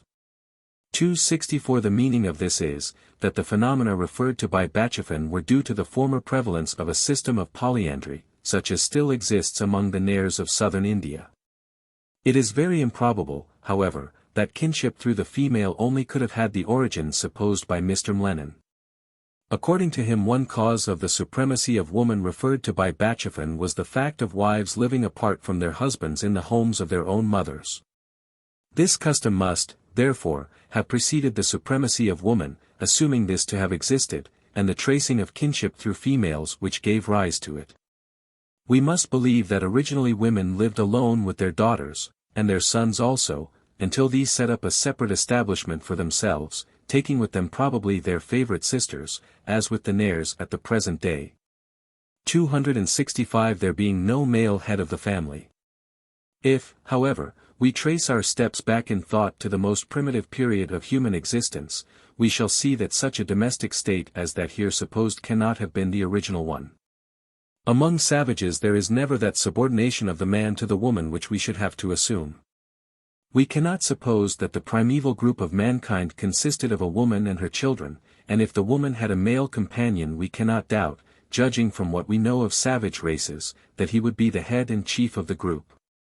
The very notion, however, of the family group having a male as well as a female head is inconsistent with Mr. Mlenin's theory, and we must trace the origin of female kinship as a system to a different source from the polyandry to which he ascribed it. The idea of a special relationship subsisting between a woman and her children might no doubt be originated during the period when the men of a group, in the spirit of indifference, indulged in savage promiscuity. 266 If such a condition of things ever existed, but that alone would not be sufficient to establish kinship through females only. It may be questioned, indeed, whether there ever was a time when the uncertainty of paternity, which Mr. Mlenin's whole theory requires, was so pronounced as to prevent kinship through males being acknowledged. Mr. Morgan agrees with Mr. Mlenin so far as to say that, prior to the Gentile organization, kinship through females was undoubtedly superior to kinship through males, and was doubtless the principal basis upon which the lower tribal groups were organized. He affirms truly, however, that descent in the female line, which is all that kinship through females only can possibly indicate, is only the rule of a gens. And that relationship through the father is recognized as fully as that through the mother. 267 I have elsewhere, however, given reasons for believing that this statement does not go far enough, and that the earliest forms of the classificatory system of relationships, on which Mr. Morgan bases his special theory, require actual kinship, and not relationship merely, through the male quite as fully as through the female. It is surprising that Mr. Morgan says little as to the origin of descent in the female line. He says, the gens, though a very ancient social organization founded upon kin, does not include all the descendants of a common ancestor. It was for the reason that, when the gens came in, marriage between single pairs was unknown, and descent through males could not be traced with certainty. Kindred were linked together chiefly through the bond of their maternity. 268 We have here apparently two reasons stated for the establishment of kinship through females, the absence of marriages between single pairs, and the uncertainty of paternity. Both of these conditions are found by Mr. Morgan to exist in the consanguine family groups which he supposes to have been formed when promiscuity ceased. The Polynesian peoples, among whom he finds traces of the consanguine family, have preserved the recollection of female kinship, although, according to Mr. Morgan, the gens is unknown to them. 269 The classificatory system of relationships, the origin of which he traces to the consanguine family, can, however, receive a totally different interpretation, and the existence of that family itself is very doubtful. Further, the difficulty of tracing descent through males, which Mr. Morgan supposes, is the result only of the polyandrous unions his theory requires, and if they ever really existed they could supply no further explanation of the origin of female kinship than the polyandry of the Nares. He would have done better to have sought to connect it, as Mr. Mlenin does, with the special relation supposed to exist between a mother and her child. Mr. Herbert Spencer shows how this idea may have arisen. Unlike the other writers I have referred to, he does not think that promiscuity in the relation of the sexes ever existed in an unqualified form. 270 He thinks, indeed, that monogamy must have preceded polygamy, although, owing to the extension of promiscuity, and the birth of a larger number of children to unknown fathers than to known fathers, a habit would arise of thinking of maternal kinship rather than of paternal, and where paternity was manifest children would come to be spoken of in the same way. 271 Mr. Spencer adds, that the habit having arisen, the resulting system of kinship in the female line would be strengthened by the practice of exogamy. 272 The defect of this explanation lies in its requiring uncertain paternity, and I shall show that the system of female kinship has not arisen from the simple association in thought of a child with its mother in preference to its father. It is, moreover, inconsistent with the fact mentioned by Mr. Spencer himself, that where the system of female kinship now subsists, male parentage is habitually known. 273 It is true that he supposes male kinship to be disregarded, but this conclusion appears to me not to be supported by sufficient evidence. That there may have been a short period of barbarism in which the intercourse between the sexes was unrestrained by any law of marriage is possible. Probably, as female chastity before marriage is even now but slightly regarded among most uncultured peoples, all sexual alliances were allowable, so long as the rule as to consanguinity was not infringed. And so long as no offspring resulted from the alliance. 274 Where this was entered into without the consent of parents. This consent would be necessary in all cases where such alliances were formed by females for marital purposes, and the sanction required would be that of the family head at the early period we are treating of. Judging from what we observe among modern savages, we cannot doubt that self-interest chiefly would govern the father in connection with his daughter's marriage. He would make certain requisitions as the price of his consent. Whether the marriage was to be a permanent or a terminable engagement, the father would stipulate that his daughter should continue to live with or near him, and that her children should belong to the family group of which he is the head. In this case not only would the children form part of the family to which their mother belonged, but the husband himself would become united to it, and would be required to labor for the benefit of his father-in-law. A custom still prevalent among the New Zealanders may be cited in illustration. The Reverend Richard Taylor says, sometimes the father simply told his intended son-in-law he might come and live with his daughter. She was thenceforth considered his wife, he lived with his father-in-law, and became one of his tribe or hapu to which his wife belonged, and in case of war was often obliged to fight against his own relatives. Mr. Taylor adds, that so common is the custom of the bridegroom going to live with his wife's family, that it frequently occurs, when he refuses to do so, she will leave him, and go back to her relatives. 275 When the wife left her father's house to reside with her husband, he had to purchase the privilege by giving her father and other relations handsome presents. 276 As among the New Zealanders, children belonged to their father's family, the fact of the wife going to reside among her husband's relations meant the loss by her father's family of the children. The presents may, therefore, be supposed to represent the price given by a man for his wife's offspring to her relations. This opinion is confirmed by reference to the marriage customs of a West African people. Mr. John Kissel, in his correspondence with Governor Columbine, respecting his negotiations with the chiefs in the river Sherbro, says, the young women are not allowed to have whom they like for a husband, the choice rests with the parents. If a man wishes to marry the daughter, he must bring to the value of 20 or 30 bars to the father and mother. If they like the man, and the brother likes him, then they will call all their family together, and tell them, "We have a man in the house who wishes to have our daughter. It is that which makes us call the family together, that they may know it." Then the friends inquire what he has brought with him. The man tells them. They then tell him to go and bring a quantity of palm wine. When he returns, they again call the family together. They all place themselves on the ground, and drink the wine, and then give him his wife. In this case, all the children he has by her are his, but if he gives nothing for his wife, then the children will all be taken from him, and will belong to the woman's family. He will have nothing to do with them. 277. Mr. Taylor says that the ancient and most general way of obtaining a wife among the New Zealanders was, for the gentleman to summon his friends, and make a regular taua, or fight, to carry off the lady by force, and ofttimes with great violence. 278. A fight also took place if, when a girl was given in marriage, the friends of another man thought he had a greater right to her, or if she eloped with some one contrary to her father's or brother's wish. Even if all were agreeable, it was still customary for the bridegroom to go with a party, and appear to take her away by force, her friends yielding her up after a feigned struggle. A few days afterwards, the parents of the lady, with all her relatives, came upon the bridegroom for his pretended abduction. After much speaking in apparent anger, it ended with his making a handsome present of fine mats, and giving an abundant feast. 279. In this case the affair ended in the same manner as the African marriage already referred to. And the idea was no doubt the same in both, the giving of compensation to the parents and relations of the woman for the loss sustained by them through her offspring being removed from the family group.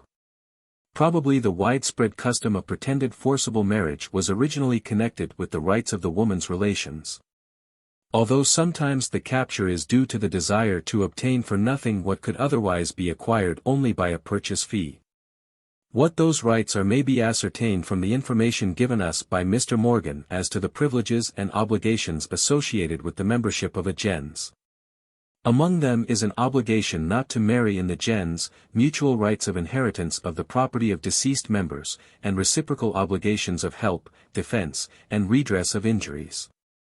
The functions and attributes of the gens, says Morgan, gave vitality as well as individuality to the organization, and protected the personal rights of its members. 280 who, as being connected by the ties of blood relationship, may be regarded as forming an enlarged family group, or rather a fraternal association based on kinship. The gens would, however, form too large a group for ordinary social purposes, and a smaller group would be composed of those more immediately allied by blood. Thus, although theoretically the effects of a deceased person were distributed among his Gentile relations, yet Morgan admits that, practically they were appropriated by the nearest of kin. 281 Among the Iroquois, if a man died leaving a wife and children, his property was distributed among his Gentiles in such a manner that his sisters and their children, and his maternal uncles, would receive the most of it. His brothers might receive a small portion. An analogous rule prevailed when a woman died. The property remained in the gens in either case. 282 Although its division was restricted to a small number of Gentiles. It could not have been otherwise where the members of the gens are numerous or widely distributed. The same principle would apply in relation to rights over children, who in a low social stage are looked upon in the light of property.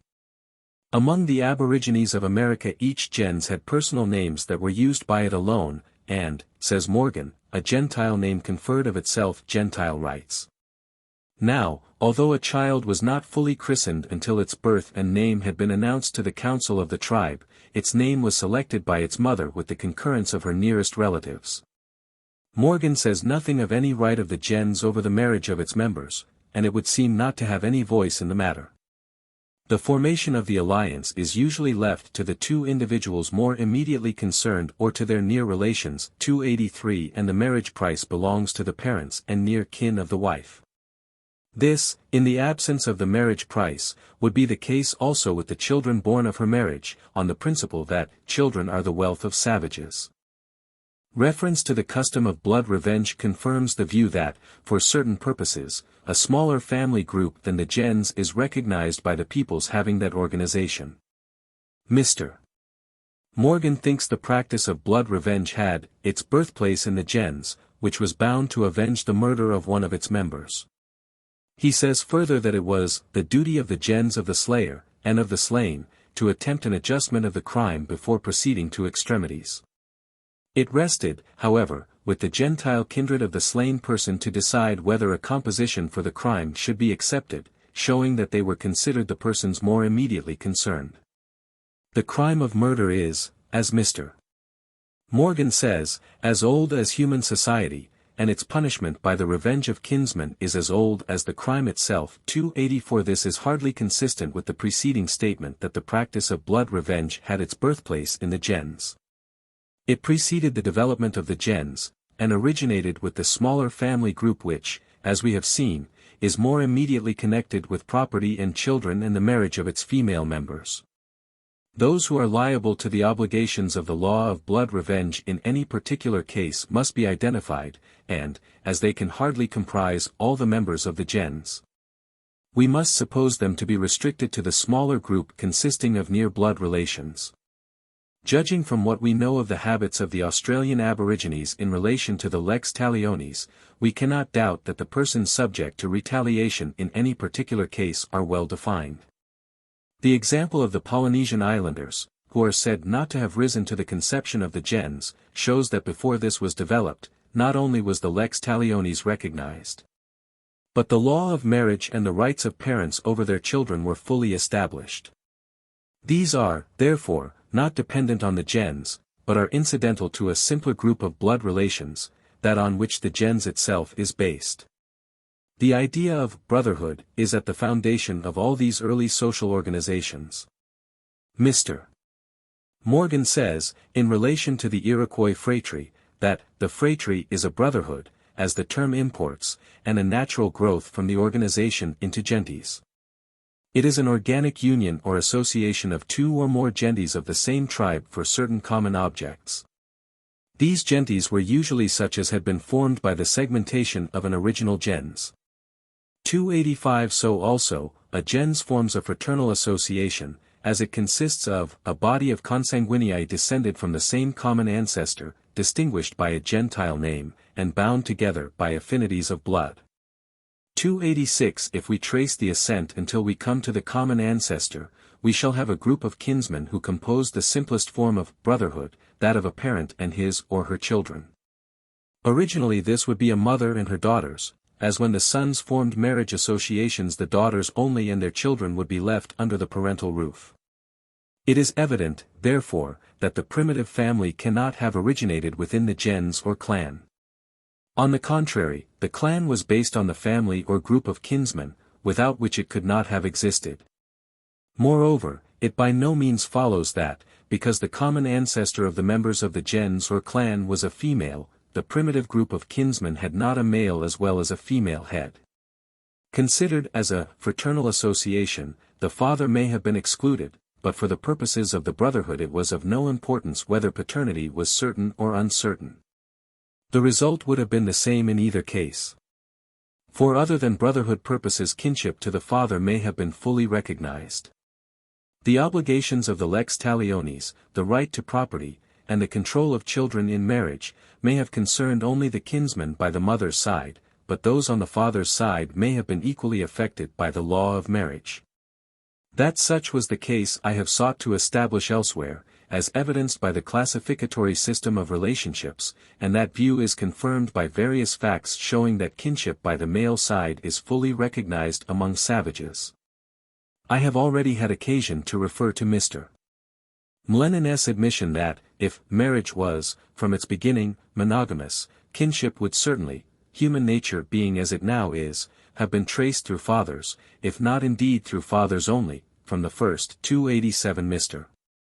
Herbert Spencer, although apparently thinking that promiscuity in the relations of the sexes was originally extensive, yet supposes that it was accompanied by monogamic connections of a limited duration. He says that always the state of having two wives must be preceded by the state of having one, and he looks upon the preference for the maternal kinship rather than paternal kinship as a habit, arising from the fact that the former is observed in all cases, whilst the latter is inferable only in some cases.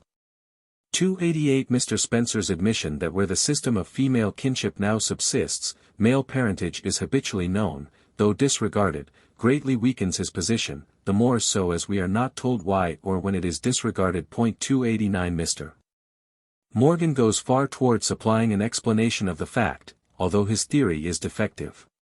He affirms that Gentile kin were superior to other kin only because it conferred the rights and privileges of a gens, and not because no other kin was recognized. Whether in or out of the gens, a brother was recognized as a brother, a father as a father, a son as a son, and the same term was applied in either case without discrimination between them. 290 Mr. Morgan does not, however, admit of certainty of paternity, although he states that they did not reject kinship through males because of uncertainty, but gave the benefit of the doubt to a number of persons, probable fathers being placed in the category of real fathers, probable brothers in that of real brothers, and probable sons in that of real sons. 291 This explanation is plausible but insufficient, if, as Mr. Morgan says, descent in the female line is only a rule of a gens. 292 In this case, female descent cannot have existed before the gens, and recognition of kinship through the father may have subsisted prior to the formation of the gens, together with that of the relationship between mother and child on which such descent is founded. This would seem to be required by the facts mentioned by Mr. Morgan in relation to the social institutions of the American Aborigines. He says, an Indian tribe is composed of several gentes developed from two or more, all the members of which are intermingled by marriage, and all of them speak the same dialect. To a stranger the tribe is visible and not the gens. 293 Originally, therefore, the tribe consisted of two gentes, that is of the descendants from two female common ancestors, and, as the gentes are not visible to a stranger, we must suppose that the tribe originally represented the male head of the primitive family group to which the female common ancestors belonged. On this supposition the primitive group consisted of a male and two females, the former being the recognized representative of the group, although the descent of its members is traced through the latter. This view is quite consistent with the explanation I have elsewhere given of the classificatory system of relationship, which undoubtedly requires the full recognition for certain purposes of blood relationship through both the father and the mother.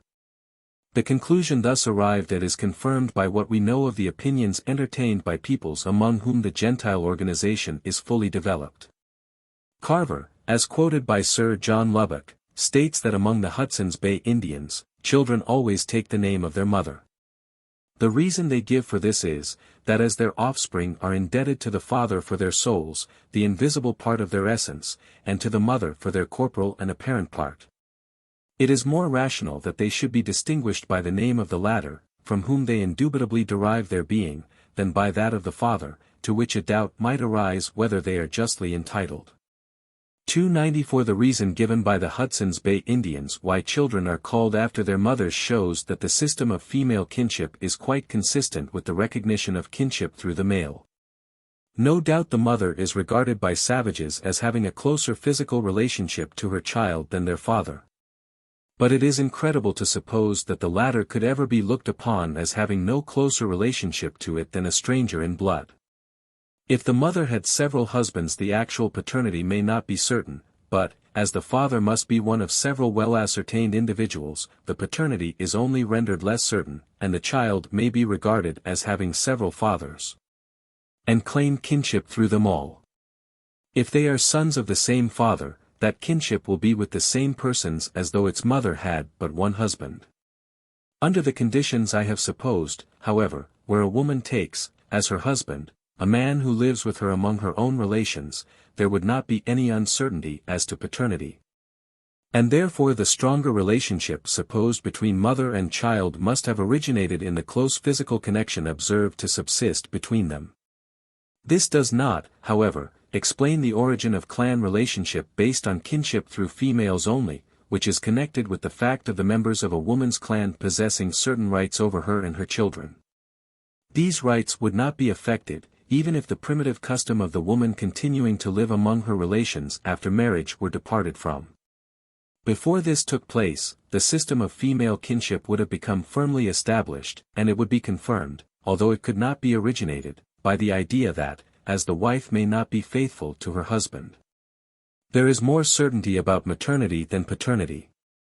The fact that a man's heirs are usually his sister's children, shows that consanguinity is of great importance in the eyes of uncultured peoples. And what has been advanced is quite sufficient to account for that fact without assuming the existence of a state of promiscuity in the relations between the sexes. Such a state is not consistent with the abhorrence which even savages show to the marriage of persons of near-blood relationship, and it has no support at all in the observed phenomena of savage life.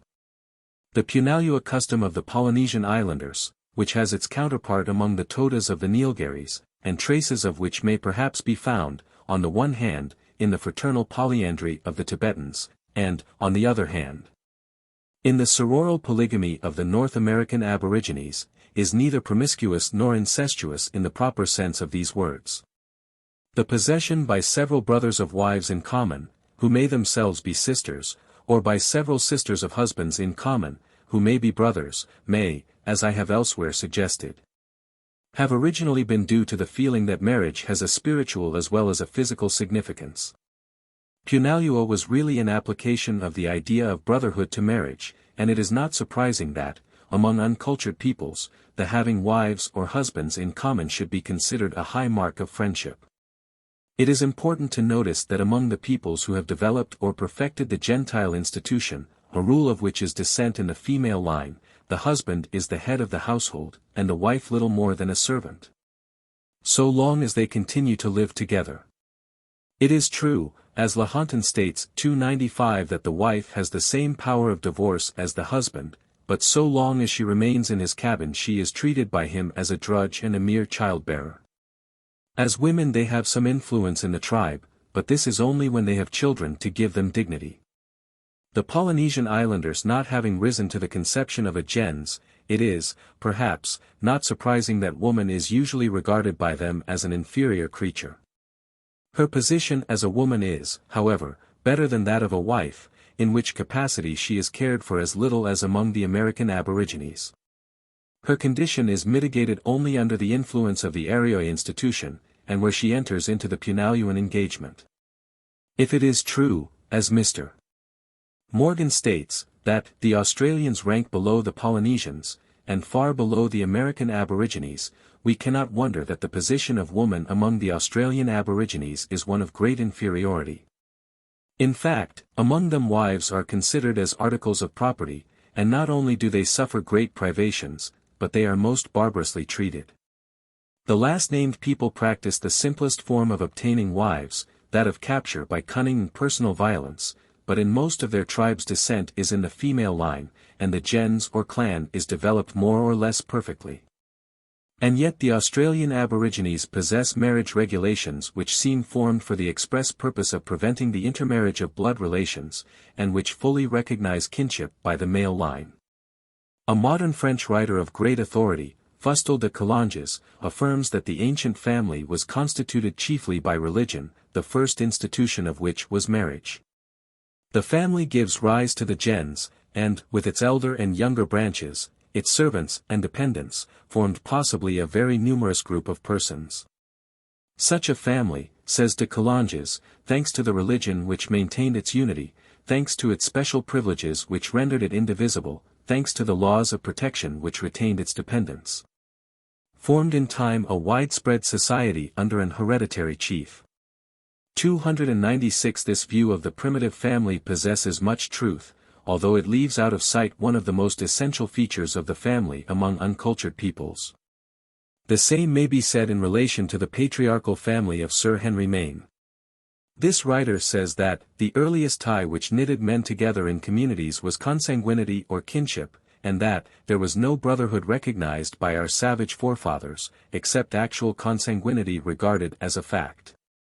297. He adds, that, kinship, as the tie, binding communities together, tends to be regarded as the same thing with subjection to a common authority. The notions of power and consanguinity are blended, a mixture of ideas which is seen, in the subjection of the smallest group, the family, to its patriarchal head.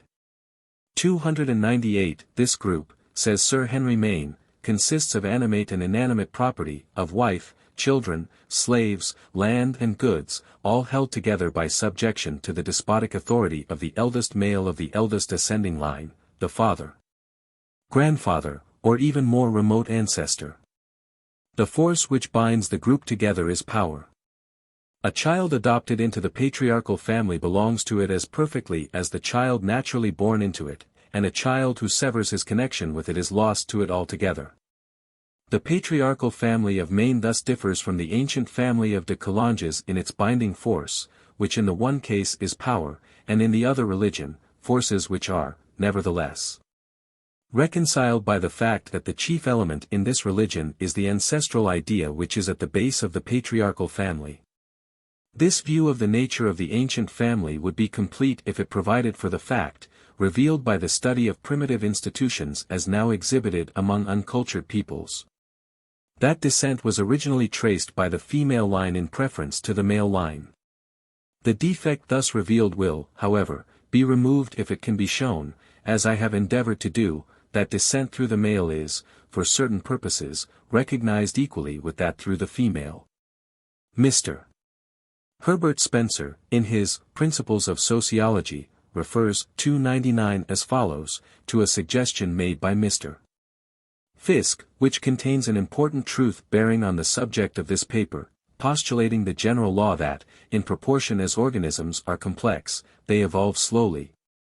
He infers that the prolongation of infancy which accompanied development of the less intelligent primates into the more intelligent ones, implied greater duration of parental care. Children, not so soon capable of providing for themselves, had to be longer nurtured by female parents, to some extent indeed by male parents, individually or jointly. And hence resulted a bond holding together parents and offspring for longer periods, and tending to initiate the family. That this has been a cooperating factor in social evolution is very probable. The bond thus formed shows its influence even among the lowest savages, in the natural affection which subsists between a mother and her children, when these escape the not unusual fate of infanticide. Natural affection is less operative with male parents, but there are other feelings which have relation chiefly to male children which tend to form an equally binding tie. Mr. Spencer remarks that, to the yearnings of natural affection are added, in early stages of progress, certain motives, partly personal, partly social, which help to secure the lives of children, but which, at the same time, initiate differences of status between children of different sexes. There is the desire to strengthen the tribe in war, there is the wish to have a future avenger on individual enemies, there is the anxiety to leave behind one who shall perform the funeral rites and continue oblations at the grave. 300 These motives must have been influential from the earliest period at which mankind consisted of more than a few small and isolated groups, and, therefore, we must assume that in these groups the male element was equally as strong as the female element, if, indeed, they had not a male head. Mr. Spencer remarks further that those motives, strengthening as societies passed through the earlier stages, gradually gave a certain authority to the claims of male children, though not to those of females. 301 These ideas are quite inconsistent with the notion that the family group ever consisted only of a female ancestor and her children, or that the woman was originally the head of, and supreme in, the family. The custom of tracing descent by the female line shows, however, that for certain purposes the woman occupied an important position, although it may, when the practice of wives going to reside among their husbands' relations become established, have tended to confirm that of female infanticide, as the children would be lost to the mother's family group. One of the motives referred to by Mr. Spencer would, after the idea of special kinship through females had become established, affect more especially the persons bound together by a maternal tie. Where the Gentile organization is established, the duty of revenging private injuries is confined to the other members of the common gens. The duty of defense against the external enemy belongs, however, to the tribe, which here undoubtedly stands in the place of the original family group, in which both male and female kinship, with their special duties, was recognized. Represented by its male head. This group we must suppose, therefore, had much in common with Sir Henry Maine's patriarchal family. Under the head of the oldest living male ancestor, it embraced wife or wives, children and dependents.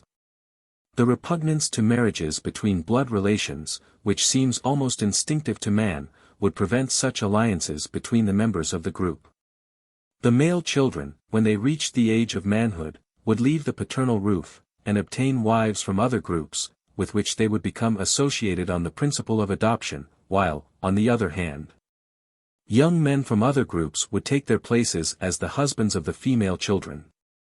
It would be during this primitive period that the idea of a special relationship subsisting between a mother and her children, on which the custom of tracing descent through the female is founded, would become formed, as already mentioned.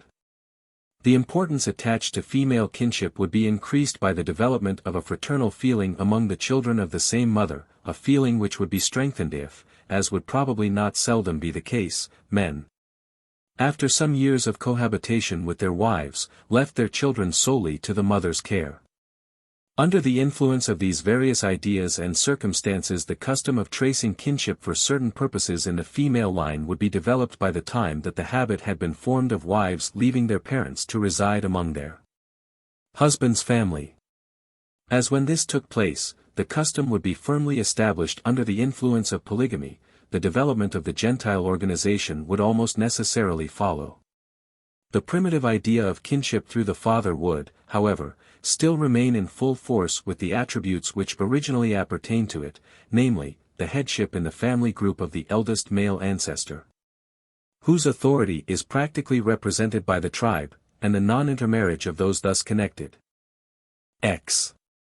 The social position of woman as affected by civilization.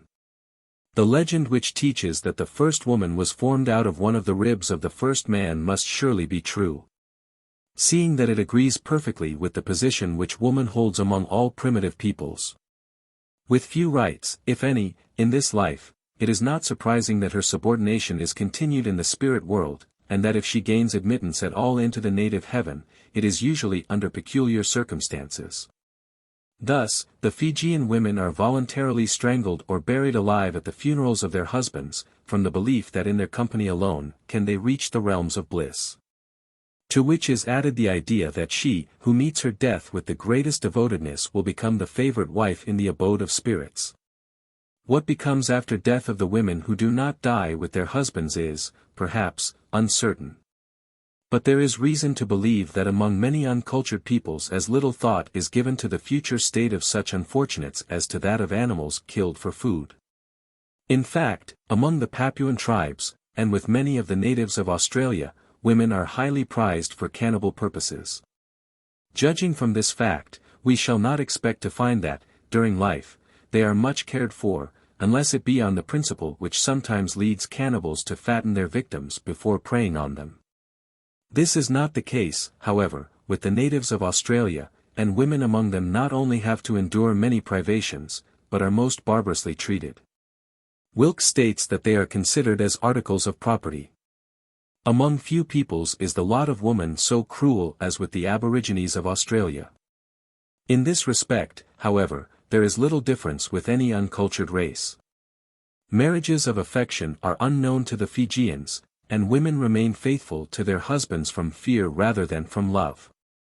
Like other property, says Admiral Wilkes, wives may be sold at pleasure, and the usual price is a musket. Those who purchase them may do with them as they please, even to knocking them on the head. Thus, among the Fijians, women are, in the true sense of the word, property, and marriage is a matter of bargain and sale. This remark is applicable to peoples less savage than the untamed Papuan. Among the pastoral tribes of East Africa, and also the black tribes of Madagascar, women are, if anything, thought less of than cattle. The Kaffirs, indeed, value them in cattle, and girls pride themselves on the price they fetch. The condition of the Kaffir wife agrees with the estimation in which she is held. Woman occupies much the same position with the true Negro tribes, and even among the North African peoples who have embraced Mohammedanism the woman is subject absolutely to the will of her husband. Wives do not appear to be treated with cruelty, however, and, according to Mr. Winwood Reade, they often, by force of a certain public opinion, exercise a peculiar influence over the men in domestic affairs. Among the Wauma of East Africa, women, curiously enough, are not regarded exactly as property, and their condition is probably, on the whole, superior to what it is among the Negro or Kaffir tribes. Women occupy among the American Aborigines a position of, on the whole, greater hardship. They are generally considered as inferior beings, and their lives are spent in the lowest and most laborious drudgery. Throughout both North and South America, with few exceptions, a wife is treated as the property of her husband, who will lend her to a friend with as little compunction as he would a hatchet. Moreover, as amongst most uncultured peoples, she is always liable to instant divorce. This arbitrary treatment, and the hardships which women suffer, have probably much to do with the prevalence of infanticide, especially of female children. The condition of woman among the Eskins appears to be more bearable than with the true American tribes. This is shown by the existence between husband and wife of a certain attachment, which sometimes ripens into real affection. And yet, according to Sir John Ross, the Eskimo women are considered merely as property or furniture. It is not far otherwise with the Greenlanders. Krantz declares that, from their 20th year, the life of their women is a mixture of fear, indigence, and lamentation. Among some of the Polynesian islanders, and particularly the Samoans, woman is more esteemed than with others, but usually she is treated in the same manner as with most uncultured peoples. As shown by many of their customs, she is looked upon as an inferior creature. Captain King remarked that at the Sandwich Islands, when these were first discovered, less respect was shown to women than at any of the other Pacific islands which Captain Cook's expedition had visited. All the best kinds of food were forbidden them. In domestic life they lived almost entirely by themselves, and although no instance of positive ill treatment was actually observed, yet it was evident that they had little regard or attention paid them. The facts stated sufficiently established that, among primitive peoples, woman is regarded as property. Usually female children are thought little of by their parents, and they are cared for only as having a certain exchange value. In the more advanced stage represented by the pastoral peoples they are more highly prized, because, although a man may prefer his cattle to his daughters, these, if successfully reared, will bring a certain addition to his stock. A curious relic of this primitive idea of the exchange value of woman is yet extant in Afghanistan, where crimes are atoned for by fines estimated, partly in young women, and partly in money. It is not surprising that the man who has purchased his wife should look upon her in the same light as any other chattel which he has acquired, and this property notion is at the foundation of most of the social habits of savage life. It must not be thought that women, even among the most uncultured peoples, are altogether without influence, if not over their own condition, yet over the minds of others. The wars, if such they can be called, waged by the Australian Aborigines, are generally due to the old women, who incite the men with the most passionate language to revenge any injury to the tribe. And they perform the same office among other uncivilized peoples.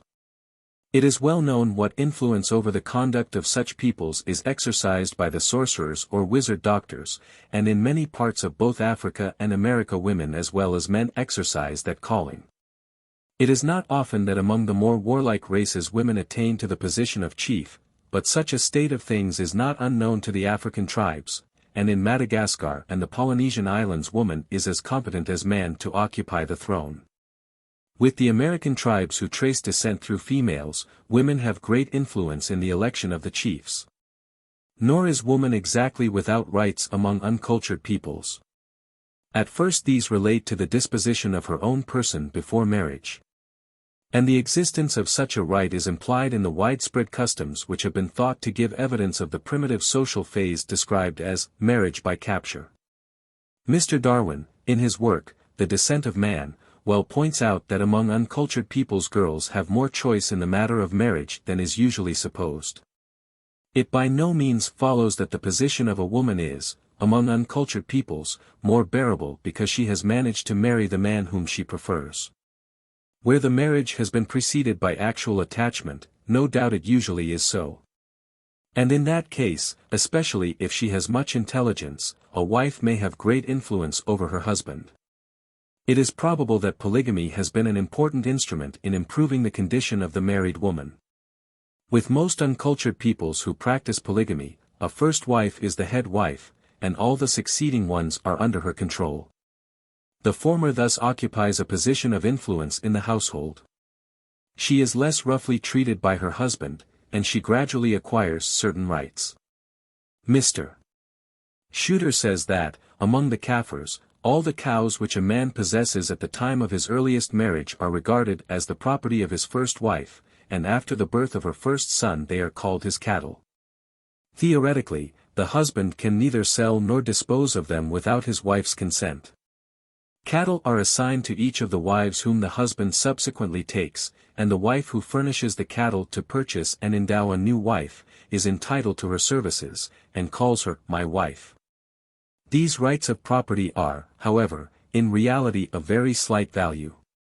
On the death of the husband, the women of his household descend to the son who is entitled to the cattle belonging to each family division, and if he dies without direct heirs, to the next male relative, who is nevertheless bound to provide for them. It is difficult to conceive that the improvement in the position of woman witnessed among civilized peoples, can have been much affected by any change that could take place in the relation between husband and wife, so long as the latter is treated as mere property. I am disposed, therefore, to trace that improvement to another source, and to look upon it as springing from the maternal relationship. Stern as may be the treatment experienced by a wife, it is seldom that a mother is not honored.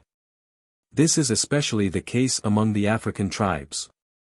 The same feeling is not unknown to the Arabs, whose sacred book declares that a son gains paradise at the feet of his mother. Inconsistent as it is with our ideas, there can be little doubt that the curious custom of strangling parents, or burying them alive, when they have become old and helpless, is looked upon as a mark of respect and regard. Wilkes was assured by the missionaries that the Fijians were kind and affectionate to their parents, and that they considered the strangling custom as so great a proof of affection that none but children could be found to perform it. The Chinese have preserved the germs of the primitive idea, according to which woman is a kind of property, and among them still a wife may be sold, although only with her own consent, and as a wife and not as a slave. These restrictions show a great advance, which is evidenced also by the fact that wives possess equal rank with their husbands. Moreover, mothers are allowed a certain degree of influence over their sons, who are, indeed, obliged at particular seasons to pay homage to them, the emperor himself not being exempt from performing the ceremonies of the kotal before his mother. Where the filial piety is so strong, it is not surprising that ancestral worship extends to the mother as well as the father, and that the memory of women celebrated for their virtues is perpetuated. Nevertheless, Chinese women are almost absolutely in the power of their fathers, husbands and sons, to whom they owe obedience as the representatives of heaven. In some of their customs the Romans bore considerable resemblance to the Chinese. With the former, as among the latter, the father was absolute within his family, and originally a woman, as part of her husband's familia, could be sold or put to death by him without interference by the state. This was not so if the wife was only uxor and retained her own familia, in which case, however, her children belonged to her husband. The latter form of marriage, or the custom known as breaking the usus of the year, gradually came to be the most usual, and it resulted in the emancipation of women from the control to which they had before been subjected. The old Roman, Cato the Elder, complained of their having much power in political matters, and statues were even then erected in the provinces to Roman ladies. Unfortunately, the emancipation of woman among the Romans was attended with a license which had the most deplorable results, both moral and social. In Greece the peculiar institutions established by Lycurgus gave the Spartan women much influence, and they were even said by the other Greeks to have brought their husbands under the yoke. On the other hand, among the Athenians, women were generally viewed as inferior to men, and wives were treated rather as household drudges than as companions. Before marriage girls were kept in strict seclusion, a habit which, in the middle and higher classes, was long retained after marriage, wives seeing little even of their husbands or fathers. It would appear, however, to have been different during the heroic age, when the intercourse between husband and wife, says Mr. Gladstone was thoroughly natural, full of warmth, dignity, reciprocal deference, and substantial, if not conventional, delicacy. It is to the development of the emotion of love that the full recognition of the true position to which woman is united must be traced. The parent has influence because he or she is respected, and love induces the same feeling in relation to the wife and woman in general. Thus, at least, it would seem to be with Eastern peoples, who probably closely agree in social habits with the ancient Greeks. Among the Bedouins, in whose manners we may doubtless trace those of the early Hebrews, women enjoy a considerable degree of liberty. And hence marriages, although accompanied by the incidents of wife purchase, are often governed by choice, and husbands make real companions of their wives. The respect paid to them is so great that, if a homicide can succeed in concealing his head under the sleeve of a woman and cry "Firedheck, under thy protection," his safety is ensured. Pallas mentions an analogous custom as existing among the Circassians, who also highly esteem woman. The same may be said of the Afghans, among whom, although marriage is still a matter of purchase, love matches are by no means rare.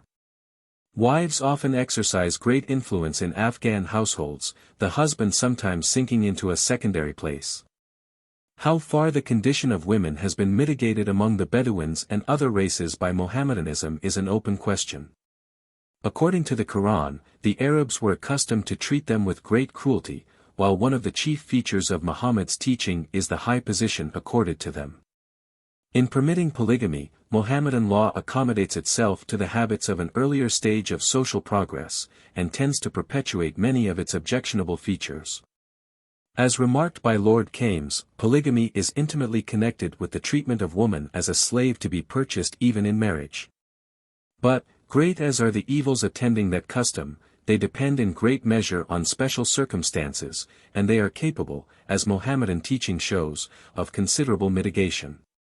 Probably the practice of polygamy has never, among a civilized people, been accompanied by more baneful results than it exhibits in modern Egypt, if we can accept the testimony of Miss Martineau.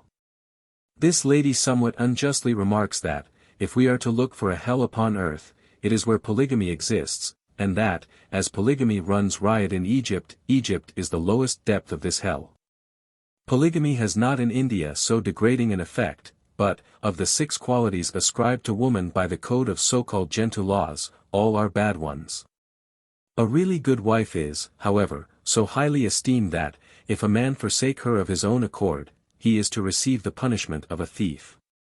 Perhaps the scarcity of such wives accounts for the fact mentioned by Bishop Heber, that throughout India anything is thought good enough for women, and that, the roughest words, the poorest garments, the scantiest alms, the most degrading labor, and the hardest blows, are generally of their portion. No doubt women of the lower castes are here referred to, and it cannot be supposed that all women are thus treated. The Abbé du Bois, indeed, affirms that among the Hindus the person of a woman is sacred, and that, however abject her condition, she is always addressed by every one by the term mother. If we may believe the Abbé, who lived for 30 years among the natives, the position of Hindu women is far superior to what Europeans in general believe. He says, to them belong the entire management of their household, the care of their children, the superintendence over the menial servants, the distribution of alms and charities. To them are generally entrusted the money, jewels, and other valuables of the family, to them belong the care of procuring provisions and providing for all expenses. It is they also who are charged, almost to the exclusion of their husbands, with the most important affairs of procuring wives for their sons, and husbands for their daughters. And in doing it they evince a nicety of attention and wisdom which are not certainly surpassed in any other country. While in the management of their domestic business, they in general show a shrewdness, a savingness, and a foresight, which would do honor to the best housekeepers in Europe. In short, although exposed outwardly in public to the forbidden frowns of an austere husband, they cannot be considered in any other view than as perfect mistresses in the house. The influence of the Hindu females on the welfare of families is so well known, that the successes or misfortunes of the Hindu are almost entirely attributed to the good or bad management of the former. When a person prospers in the world, it is the custom to say that he has the happiness to possess an intelligent wife, and when any one runs to ruin, it is the custom to say that he has the misfortune to have a bad wife for a partner. Judging from the Abbé's description, the properties of a good wife, according to the compiler of the Book of Proverbs, would doubtless meet with the perfect approval of the Hindu. Much as the emancipation of woman is aided by the development of love between the sexes, she is indebted to religion for its completion. The description given by Tacitus of the high honor in which women were held by the ancient Germans, as being in some sense holy and as having the gift of prophecy, may be somewhat exaggerated. But if it is true that the safest mode of binding that people to their political engagements was to require as hostages women of noble birth, we may well believe that their regard for the female sex had a religious basis. Tacitus adds, that the care of house and lands and of the family affairs, was usually committed to the women, while the men spent their time in feasting, fighting, and sleeping. A happy commentary this on the question whether the former is capable of managing her own affairs. The true position of woman, however, is not that assigned to her by the ancient Germans, who gave her a fictitious superiority based on superstition. We must look to the peoples among whom have flourished the religions which have permanently influenced the world, for evidences of the continued improvement of that position. That which has had the most striking and lasting effect over the social status of women in the East is undoubtedly Buddhism. Gautama preached salvation to all human beings alike, rich and poor, male and female, and some of his first converts were women. His teaching went to the root of the prejudice so powerful in the East, which leads man to consider woman his inferior, 302, and she was at once raised to a level with him. Hence, in most Buddhist countries, women are treated as man's companions, and not as his slaves. The fact that the former are allowed to take monastic vows reveals the true source of female emancipation. It is a recognition of the capability of woman to attain to the spiritual rebirth, and, as a consequence, not only to escape from the material life with its continued evils, but to secure supreme bliss in another state. The idea of the spiritual rebirth was at the foundation of the ancient mysteries, and therefore the admission to them of woman was a sign of her emancipation. The Zendavesta places men and women on the same footing, and among the ancient Persians the latter sometimes occupied even high sacerdotal positions. She was, moreover, freely admitted to the secret mysteries. M. Ladyard says that the monuments show us women not only admitted as neophytes to the celebration of the mysteries, but performing there sometimes the part of godmother, Moraine, sometimes that of priestess and archpriestess. In these two characters they assist the initiating priest, and they themselves preside at the initiation, assisted by a priest or an archpriest. The learned French writer concludes, therefore, that women among the peoples endowed with the institution of the mysteries found themselves thus placed in a condition of equality with man. That which had been begun by Buddhism and Mazdaism was continued by Christianity, which knows no distinction of sex or position, however much its principles may from time to time have suffered at the hands of ignorant or irrational legislators. 11. Spiritism and Modern Spiritualism. Whether what is known as modern spiritualism is true or false, it must have an equal influence on those who believe it to be true. As being, then, influential for good or for evil over the lives of thousands of people, its phenomena are deserving of most careful attention. For the same reason the analogous phenomena which have been from time to time observed among uncultured peoples are also worthy of study. There is little doubt that nearly everything which has been done by modern spiritualists has been performed from time immemorial by the shamans, or sorcery doctors, of the Turanian and allied tribes of the American and African continents. The two great essentials required in either case are the existence of disembodied spirits and mediums through whom they can communicate with man. As to the former, it is doubtful whether there is any race of uncivilized men who are not firm believers in the existence of spirits or ghosts. In most cases, and probably in all originally, these are the spirits of dead men, who are thought, for a time at least, to wander about the scenes of their material life. And occasionally to make their presence known by sounds or by a visible appearance. So great is the dread of ghosts among many of such peoples that they will hardly venture out of their huts after dark, and when any person is compelled to do so he invariably carries a light. although he would not have the slightest difficulty in finding his way without its aid. Nor is the medium wanting among the uncivilized races. The most influential man in the tribe is the sorcery doctor, except where he is merely a tool in the hands of the chief, and all his influence is due to his supposed control over, or, at least, communication with, the denizens of the spirit world.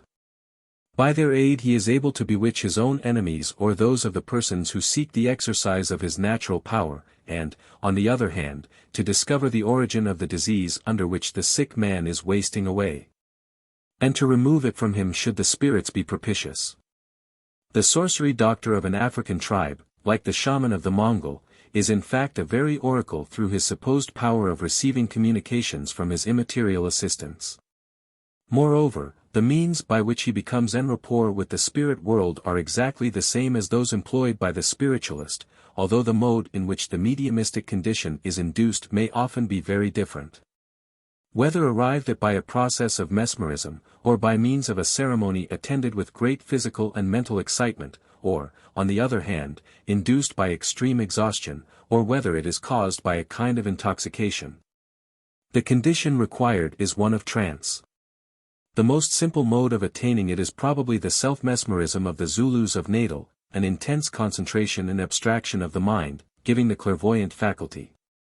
Canon Calloway states that this process of inner divination is commonly practiced by herd boys for the purpose of finding cattle which have strayed. And it is even used as a means of escape by those who are threatened with destruction by a jealous chief. This clairvoyant power, which is intimately connected with spiritualism, is by some peoples ascribed to spirit communication. Thus, says Scheffer, among the Laplanders, when the devil takes a liking to any person, in his infancy, he haunts him with several apparitions. Those who are taken thus a second time see more visions and gain great knowledge. If they are seized a third time they arrive to the perfection of this art, and become so knowing, that without the drum, the magic drum which answers to the tambourine of the Mongol and the rattle of the American Indian, they can see things at the greatest distances, and are so possessed by the devil, that they see them even against their will. Scheffer adds that on his complaining against a Lap on account of his drum, the Lap brought it to him, and confessed with tears that, though he should part with it, and not make him another, he should have the same visions as formerly, and he instanced the traveller himself, giving him a true and particular relation of whatever had happened to him in his journey to Lapland. He complained, moreover, that he knew not how to make use of his eyes, since the things altogether distant were presented to them. According to Olaus Magnus, the Lapland shaman falls into an ecstasy and lies for a short time as if dead. In the meanwhile his companion takes great care that no gnat or other living creature touch him, for his soul is carried by some ill genius into a foreign country, from whence it is brought back, with a knife, ring, or some other token of his knowledge of what is done in those parts. After his rising up he relates all the circumstances belonging to the business that was inquired after. Among the special spiritualistic phenomena which are recognized among uncultured peoples are spirit rapping, spirit voices, and the cord unloosening, which, when first exhibited, created in England so much astonishment. The last-named phenomenon is not unknown to the North American Indians, and is practiced by the Greenlanders and by some of the Siberian shamans. Thus, among the Samoyeds, the shaman places himself on the ground upon a dry reindeer skin. Then he allows himself to be firmly bound, hands and feet. The windows are closed, and the shaman calls upon the spirits, when suddenly a noise is heard in the darkened room. Voices are heard within and outside the court. But upon the dry reindeer skin there is regular rhythmical beating. Bears growl, serpents hiss, and squirrels seem to jump about. At last the noise ceases. The windows are opened, and the shaman enters the court free and unbound. No one doubts that the spirits have made the noise and set the shaman free, and carried him secretly out of the court. We have here the noises, voices, and rope untying which are so common in spiritualistic seances. These find a still closer parallel in the curious rites of Greenland shamanism, the object of which is to enable the spirits of the sorcerer to visit heaven or hell as occasion may require. The historian Krantz thus describes the ceremony. First the devotee drums a while, making all manner of distorted figures, by which he enervates his strength and works up his enthusiasm. Then he goes to the entry of the house, and there gets one of his pupils to tie his head between his legs, and his hands behind his back with a string, then all the lamps in the house must be put out and the windows shut up. For no one must see the interview between him and the spirit, no one must stir, not so much as to scratch his head, that the spirit may not be hindered, or rather that he may not be detected in his knavery. After he has begun to sing, in which all the rest join with him, he begins to sigh and puff and foam with great perturbation and noise, and calls out for his spirit to come to him, and has often great trouble before he comes. But if the spirit is still deaf to his cries, and comes not, his soul flies away to fetch him. During this dereliction of his soul he is quiet, but, by and by, he returns again with shouts of joy, nay, with a certain rustling. So that a person who has been several times present assured me that it was exactly as if he heard several birds come flying, first over the house, and afterwards into it. But if the torngak, or spirit, comes voluntarily, he remains without in the entry. There an angekok, or magician, discourses with him about anything that the Greenlanders want to know. Two different voices are distinctly heard, one as without and one as within. The answer is always dark and intricate. The hearers interpret the meaning among themselves, but if they cannot agree in the solution, they beg the torngak to give the angekok a more explicit answer. Sometimes another comes who is not the usual torngak, in which case neither the angekok nor his company understand him. But if this communication extends still further, he soars aloft with his torngak on a long string to the realm of souls, where he is admitted to a short conference with the angekut poglet, i.e. the fat or the famous wise ones, and learns there the fate of his sick patient, or even brings him back a new soul. Or else he descends to the goddess of hell, and sets the enchanted creatures free.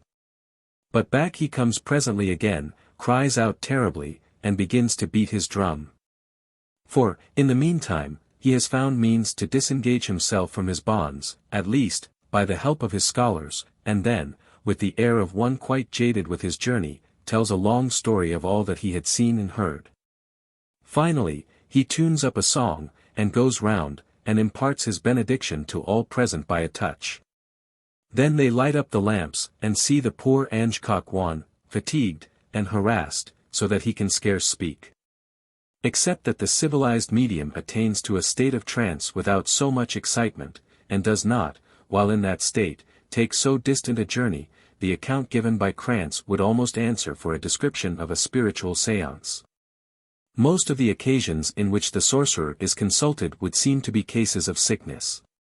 Illness is usually supposed to be caused by the agency of spirits, who are annoyed at something having been done or omitted, and the mission of the sorcerer is to ascertain whether the sick man will live or die, and, if the former, what offering must be given to propitiate his tormentors. Among the Zulus, the diviners who eat impipo medicine answer, in a measure, to the Mongolian shaman, although they do not profess to have intercourse with supernatural agents. This is reserved, apparently, for the diviners having familiar spirits. These people do nothing of themselves, sit quite still, and the answers to the questions put by inquirers are given by voices at a distance from them. Canon Calloway gives two curious instances of this mode of divining.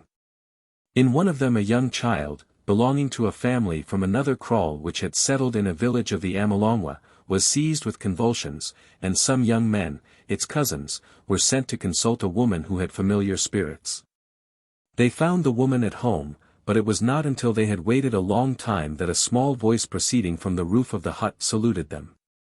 They were, of course, much surprised at being addressed from such a place, but soon a regular conversation was carried on between them and the voices, in the course of which the spirits minutely described the particulars connected with the child's illness, a case of convulsions. They then told the young man that the disease was not properly convulsions, but was occasioned by the ancestral spirits, because they did not approve of them living in their relatives' kraal, and that, on their return home, they were to sacrifice a goat, which was particularly described, and pour its gall over the child, giving it at the same time itongo medicine. This took place in the daytime, and the woman did nothing but occasionally ask the spirits if they were speaking the truth. The young men returned home, says Calloway, sacrificed the goat, poured the gall on the child, plucked for him a tongo medicine, and gave him the expressed juice to drink, and the child had no return of the convulsions, and is still living. The statement that, during the interview, the woman did nothing but occasionally ask the spirits if they were speaking the truth, is somewhat suspicious, but, whatever the explanation of the case.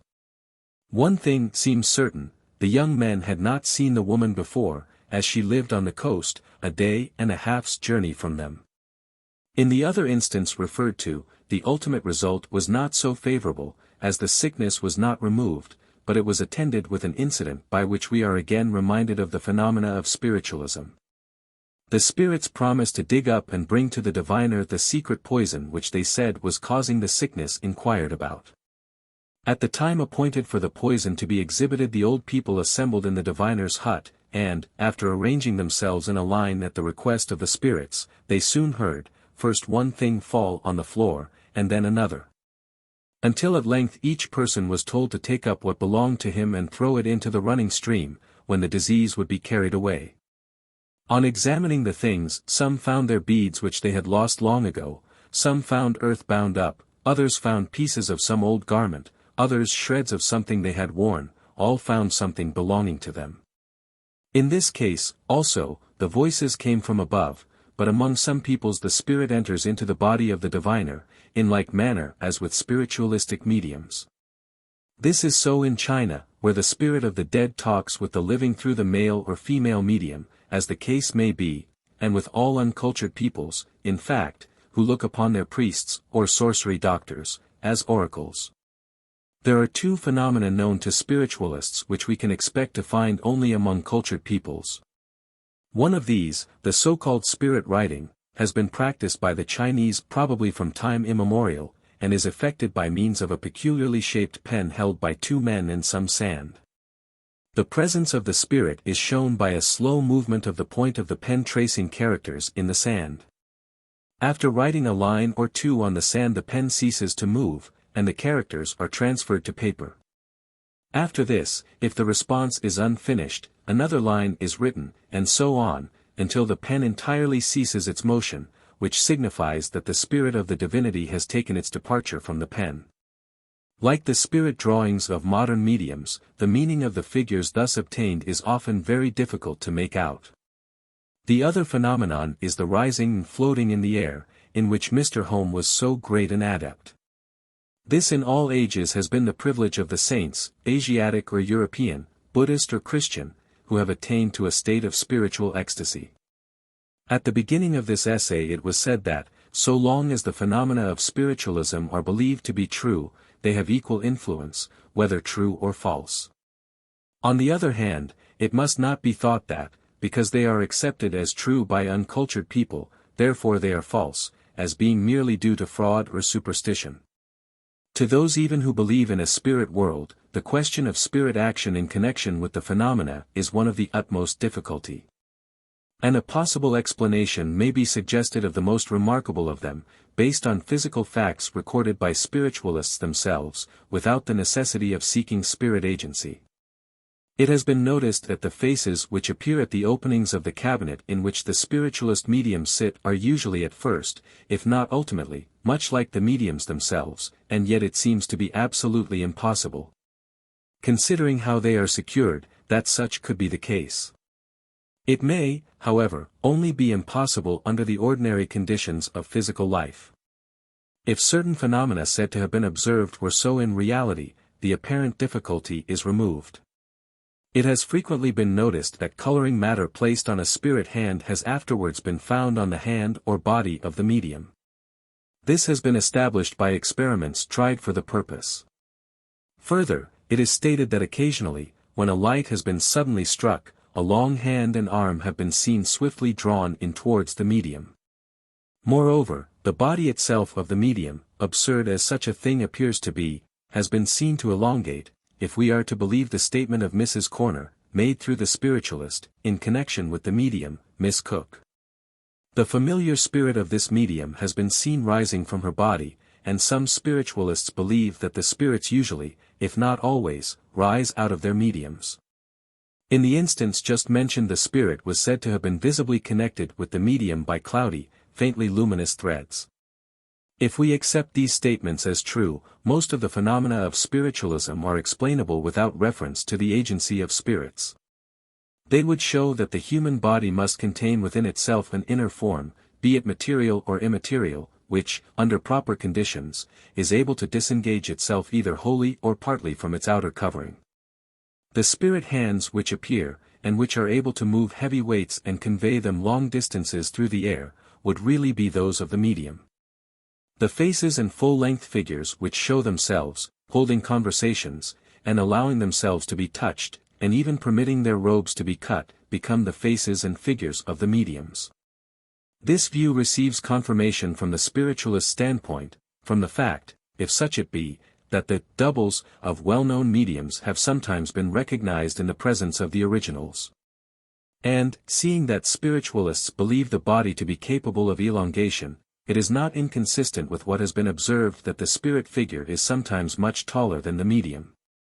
It is consistent, moreover, with the facts, that the distance from the medium within which the spirit figures can appear is limited, and that if the hands of the medium be held closely from the first, many of the manifestations cannot be produced. This point has been insisted upon as proof of imposture.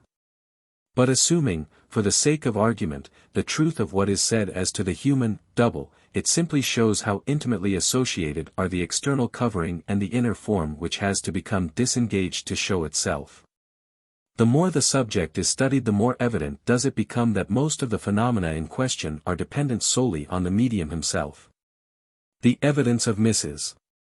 Everett, given in The Spiritualist, seems to furnish the key to all such phenomena as that of the appearance of Katie King. Mrs. Everett stated that, when entranced, she had seen her own body 303 in a chair, and been struck with the circumstance. And she added, that in the case of such a temporary separation between the spirit and the body, these are united by a magnetic cord. We have only to imagine that when Mrs. Everett was entranced, her spirit became visible to the persons at the séance, and we should have the exact phenomenon produced at Miss Cook's séances. Moreover, the fact of the so-called spirit and the body of the medium being visible at the same time, which has been thought to prove that they are perfectly distinct persons, thus loses its apparent significance. If Mrs. Everett's spirit and the body which she saw belonged to the same person, so may the spirit seen at Miss Cook's séances belong to Miss Cook herself. An inference which is supported by the fact, that when the former disappeared, it was absorbed into Miss Cook's own organism. The magnetic cord which Mrs. Everett referred to as uniting the spirit and body while these are temporarily separated exists also, so far as can be judged from the published reports of the séances of Katie and Miss Cook. A remarkable confirmation of the above theory 304 is given in a recent work by Colonel Alcott, who, in 1874, at the Eddy homestead, in Vermont, U.S., witnessed the appearance of upwards of 500 materialized figures, of the reality of which he was convinced, although they could be accounted for as proceeding from the medium himself and not as due to the agency of departed spirits. 305. While offering the above explanation of many of the most important phenomena vouched for by the advocates of spiritualism, it is simply to show that such phenomena, according to the evidence of spiritualists themselves, do not require the intervention of spirit agency, although this has an important bearing on the past history of mankind. Spiritism has a marvelous influence over the mind of uncultured man, and it has retained its influence almost unimpaired through most of the phases of human progress. A late French writer, after stating that superstition was supreme in the Roman Empire at the commencement of the Christian era, declares that magic was universally practiced, with the object of acquiring, by means of demons, the spirits of the dead, power to benefit the person using it, or to injure those who were obnoxious to him. It is thus evident that the phenomena to which the modern term spiritualism has been applied are of great interest to the anthropologist, and, indeed, of the utmost importance for a right understanding of some of the chief problems with which he has to deal. They constitute an element in the life history of past generations which cannot be left out of consideration when their mental and moral condition are being studied. And modern spiritualism may, therefore, be studied with great advantage as a key to what is more properly called Spiritism. Not that the former can be considered as an instance of survival, in the proper sense of this phrase. Apart from such isolated instances as that of Swedenborg, spiritualism is of quite recent introduction, and it appears to have had no direct connection with its earlier prototype. It is worthy of note, however, that it sprang up among the people who have long been in contact with primitive tribes, over whom Spiritism has always had a powerful influence. It is possible that intermixture of Indian blood with that of the European settlers in North America may have had something to do with the appearance of spiritualism, which would thus be an example of intellectual reversion. Analogous to the physical divergence to the Indian type which has by some writers been ascribed to the descendants of those settlers. Or the former may be merely a resemblance, instead of a reversion, dependent on the change in the physical organism.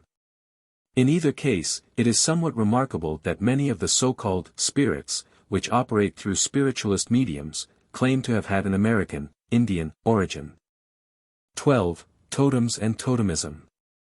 After treating of the nature of totems, I propose to explain the object of totemism as a system, and to show its origin. I am not aware that this has yet been attempted in an adequate manner, although the subject has been referred to, as I shall have occasion to show, by several writers of authority. The late Dr. J. F. M'Lennan, who first dealt with the subject of totemism, which indeed he made his own, did not profess to explain its origin, notwithstanding certain remarks bearing on this question made in the course of his inquiries. The first point to be considered is the nature of a totem, and this is shown by the meaning of the name itself. The word is taken from the language of the Ojibways, a tribe of the widespread Algonquin stock, living near Lake Superior, in North America. It signifies the symbol or device of a gens or tribal division, that by which it is distinguished from all other such divisions. The kind of objects used as totems by the Aborigines of North America may be seen from the names of the gentes into which the Ojibwe tribe is divided. These are 23 in number, and the totemic devices belonging to them comprise 9 quadrupeds, the chief of which are the wolf, the bear, the beaver, and the turtle, 8 birds, 5 fishes, and 1 reptile, the snake. There are numerous other totems among the American tribes, and they are not taken from the animal kingdom only. Thus, there are gentes with vegetable totems, such as corn, potato, tobacco plant, and reed grass. Natural objects, such as sun, earth, sand, salt, sea, snow, ice, water, and rain, give names to other tribal divisions. Among natural phenomena, thunder is widely spread as the name of a gens, while wind is used among the Creek Indians. And the Omahas have a name meaning many seasons. Medicine, tent, lodge, bonnet, leggings, and knife, have given titles to other gentes, and so also has color. Thus, we have black and red Omahas, and blue and red paint Cherokees.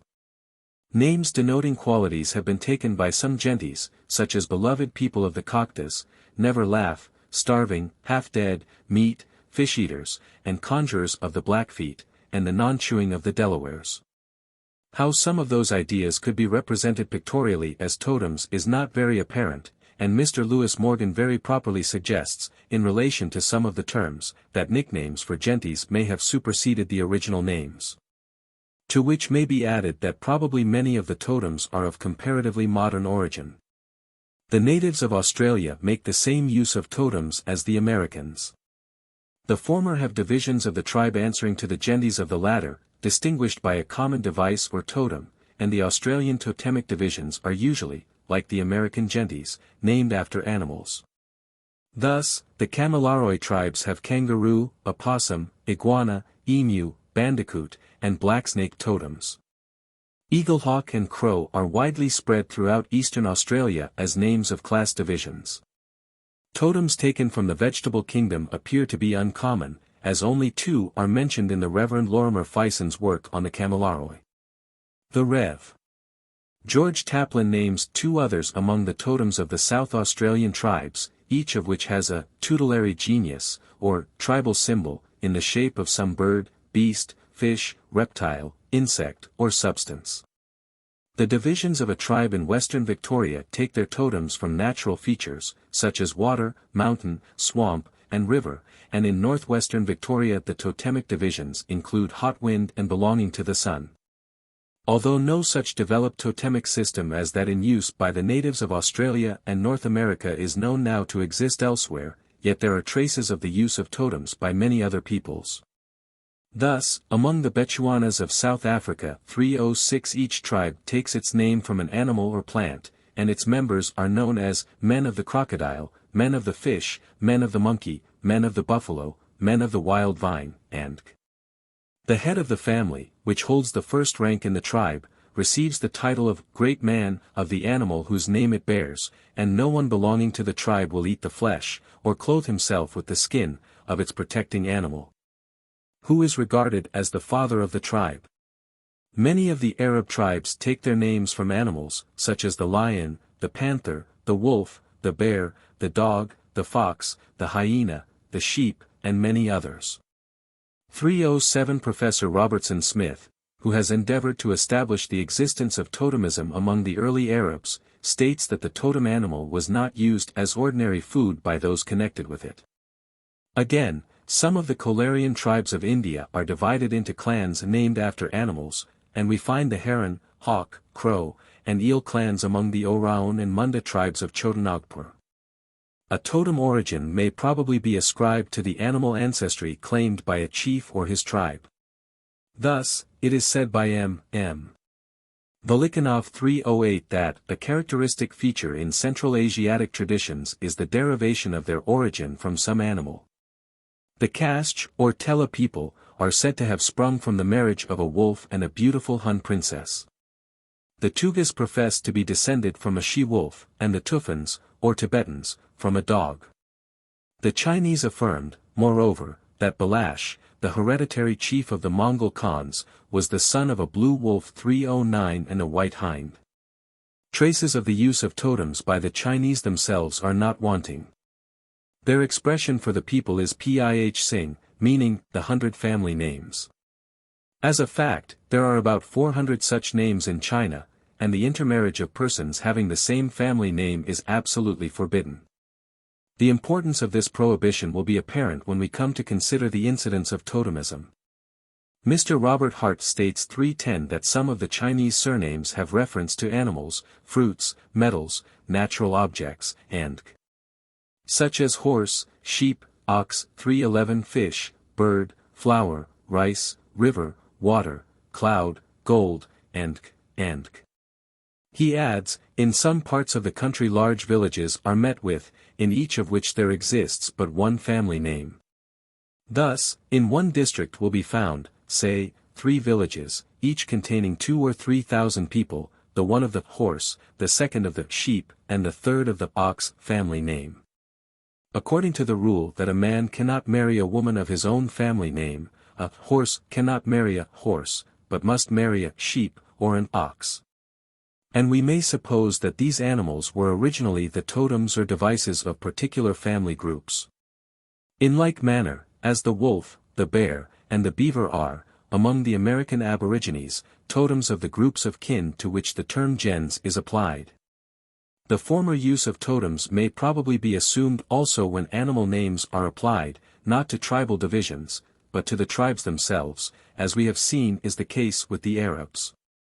Thus, when the great Hindu epic 312 in describing the adventures of Arjuna, one of the Pandavan princes, says that the Nagas or serpents were defeated with the aid of peacocks, we must understand that a people known as peacocks, from their totemic device, defeated a people whose badge was a serpent. The peacock was indeed the heraldic device of the Tambuk kings of Orissa. Probably the existence of the Singhs or lions, the warrior caste of the tribes of northwestern India, may be accounted for in the same way.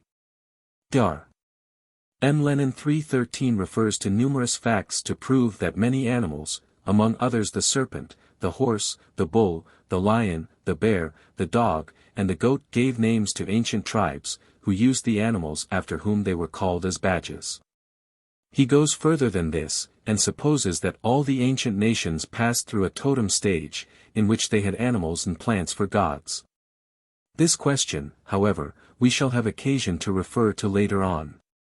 The nature of totems having been shown, the object of totemism as a system has now to be explained. The Rev. George Taplin remarks that each Narranyeri tribe is regarded as a family, every member of which is a blood relation, and the totem borne by the Australian tribe, or rather tribal division, is thus the symbol of a family group. In like manner as the American totem is the device of a gens. The first question asked of a stranger by the Diary tribe of Cooper's Creek, in Central Australia, is, "Of what family, Murdu, are you?" Each Murdu is distinguished by a special name, being that of some object which, according to a tribal legend, may be animate or inanimate, such as a dog, mouse, emu, iguana, rain, and 314. It is evident that the Australian totemic device is equivalent to a family name, a name which belongs to all the members of a particular group, and which cannot be held by any person not belonging by birth or adoption to that group. So that it is aptly termed by the Rev. Lorimer Fison 315 a badge of fraternity. This badge answers to the device of a gens, as the token of the American tribes is defined, and its possession by any person is proof that he belongs to a particular gens or tribal division, and that he is entitled or subject to all the rights, privileges, and obligations of its members. Schoolcraft very properly terms the gens the totemic institution, and as the rights, privileges, and obligations of the gens are attached to the totem, a consideration of them will throw much light on the subject of this paper. According to Mr. Morgan, 316 the gens came into being upon three principal conceptions, the bond of kin, a pure lineage through descent in the female line, and non-intermarriage in the gens. Leaving out of view for the present the question of descent, the other conceptions give rise to obligations of great importance. The bond of kin assumes the positive obligation of mutual help, defense, and redress of injuries among the members of the gens. While the third conception implies the negative obligation which prevents the intermarriage of persons belonging to a common totem. The negative obligation is, however, no less than the positive obligation, based on the conception of kinship, and the totem device of the gens is, therefore, well described as the badge of a fraternal group. The obligation of mutual aid and defense implies the correlative duty of doing nothing to injure a fellow member of the gens, in accordance with which all individuals of the same totem must treat each other as brethren. This applies not only to human beings, but also to the totem objects, although these may be killed and eaten by persons not belonging to the fraternal group, by which they are regarded as sacred. Sir George Grey says, 317 in relation to the kobongs or totems of the Western Australians, a certain mysterious connection exists between the family and its kobong. So that a member of the family will never kill an animal of the species to which his kobong belongs, should he find it asleep. Indeed, he always kills it reluctantly, and never without affording it a chance of escape. He adds, this arises from the family belief, that some one individual of the species is their nearest friend, to kill whom would be a great crime, and to be carefully avoided. Similarly, a native who has a vegetable for his kobong may not gather it under certain circumstances, and at a particular period of the year. So, also, the aborigines of North America will not hunt, kill, or eat any animal of the form of their own totem. Where, therefore, we find particular animals forbidden for food to a class of individuals, we may assume that such animals have a totemic character. Thus, Bosman relates 318 that, on the Gold Coast of Guinea, each person is forbidden the eating of one sort of flesh or other, one eats no mutton, another no goat's flesh, beef, swine's flesh, wild fowl, and he points out that this restraint is not for a limited time, but for the whole of life. And as a son never eats what his father is restrained from, or a daughter that which her mother cannot eat, the forbidden object partakes of the nature of a totem. It is doubtful whether the islanders of the Pacific ever possessed systematic totemism, although traces of the use of totems may, perhaps, be found in the names taken from plants met with in some of the islands, and even in the word Samoa, which is said by the Rev. Wyatt Gill 319 to mean the family or clan of the Moa, the Polynesian term for fowl. The Samoans entertained ideas as to particular animals, such as the eel, the shark, the turtle, the dog, the owl, and the lizard, similar to the notions associated with the totems of other peoples. They supposed those animals to be incarnations of household deities, and no man dare injure or eat the animal which was the incarnation of his own god, although he could eat freely of the incarnation of another man's god. 320. Notions of the same kind were prevalent throughout the islands of the Pacific. 321 Thus, the Fijians supposed every man to be under the protection of a special god, who resided in or was symbolized by some animal or other natural object, such as a rat, a shark, a hawk, a tree, and no one would eat the particular animal associated with his own god. 322 Which explains the fact that cannibalism was not quite universal among the Fijians, as some gods were believed to reside in human bodies. The heathen Fijians allow souls not only to all mankind, but to animals and plants, and even to houses, canoes, and all mechanical contrivances. As soon as their parents die, they are enrolled among the family gods, whose protecting care is firmly believed in. 323 It is very probable that these gods, who answer to the household deities of the Samoans, are regarded as being incarnate in the sacred animals, and of the tribe, towards whom, as being re-embodiments of deceased ancestors, they necessarily stand in a fraternal relation. These ideas show a close connection between animal worship and ancestor worship, and they have an important bearing on the origin of totemism. We have seen that the obligations of the totemic institution are based on the conception of kinship. This is also essential to ancestor worship, which, like totemism, rests on the obligation of mutual aid and protection. The worshippers make the offerings and perform the rites required by their deceased ancestors, who in return give their protection and assistance to their descendants. This mutual obligation is associated with the superstitious regard for certain animals and other objects.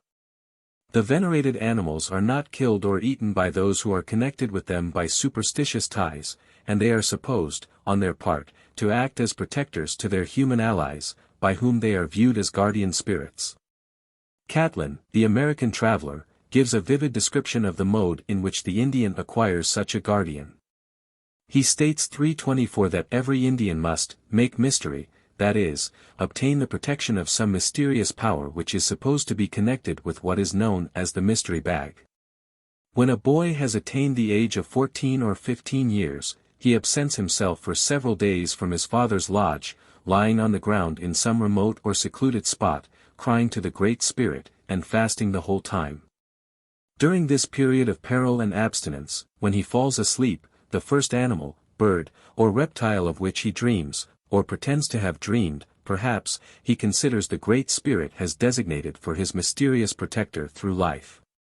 He then returns home to his father's lodge, and relates his success, and after allaying his thirst and satisfying his appetite, he sallies forth with weapons or traps until he can procure the animal or bird, the skin of which he preserves entire, and ornaments it according to his own fancy, and carries it with him through life, for good luck, as he calls it, as his strength in battle, and in death his guardian spirit, that is buried with him, and which is to conduct him safe to the beautiful hunting grounds, which he contemplates in the world to come.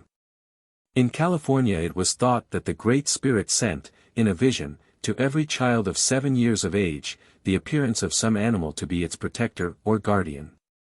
The African fetish superstition is of much the same character, as the fetish object is worshipped solely that it may give the protecting aid which the Indian expects from his animal guardian.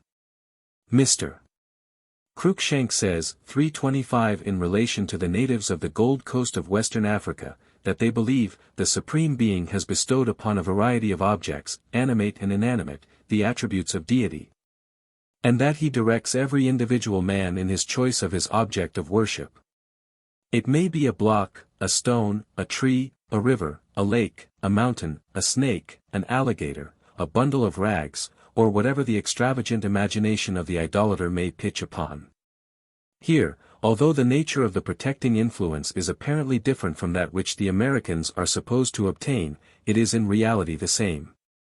In either case it is a guardian spirit, whether it is called a mystery, animal or an object having the attributes of deity. Dr.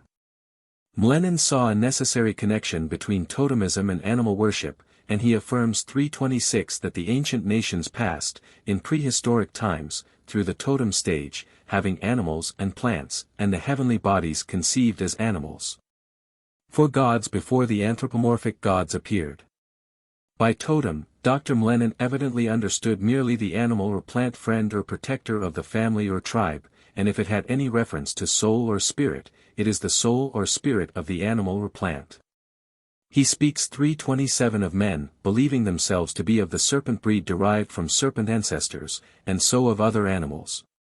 He does not see in the totem any reference to the actual progenitor of the family, and he could hardly do so in accordance with his view of the mental condition of men in the totem stage. Where natural phenomena are ascribable to the presence in animals, plants, and things, and in the forces of nature, of such spirits prompting to action as men are conscious they themselves possess. Professor Robertson Smith accepts, in his work on the early Arabs, 328 Dr.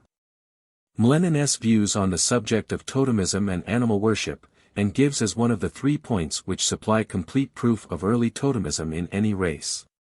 The prevalence of the conception that the members of the stock are of the blood of the eponym animal, or are sprung from a plant of the species chosen as totem. When Professor Smith comes to consider this point, however, it appears that among the Arabs certain animals were not eaten because they were thought to be men in another guise, that is, they were not merely animals but were men in disguise.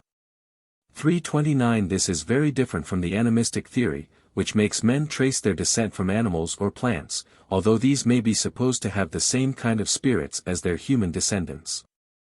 But it is consistent with the doctrine of transmigration to which we shall have soon to refer. Dr.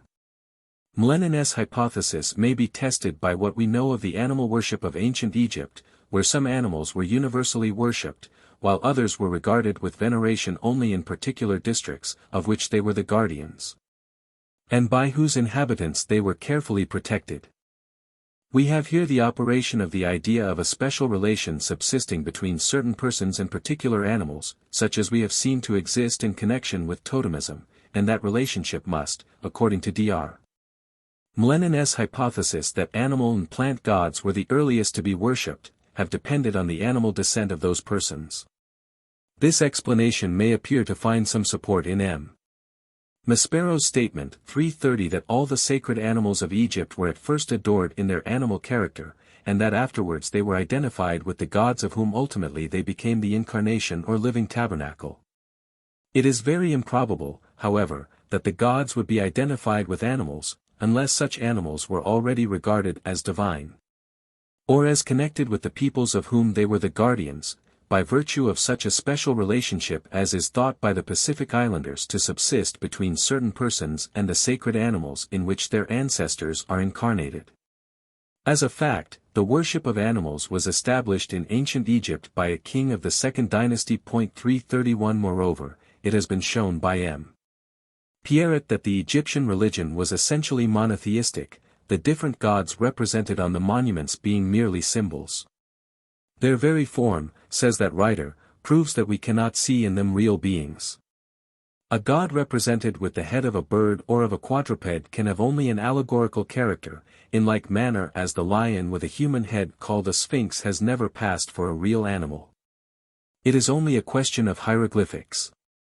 The various personages of the pantheon represent the functions of the supreme God, of the only and hidden God, who preserves his identity and the fullness of his attributes under each of his forms. Dupuy, in his History of Religions 332 refers to the ancient opinion that the division of Egypt into 36 nomes or provinces was an imitation of the 36 decans into which the zodiac was divided, each of which had its protector.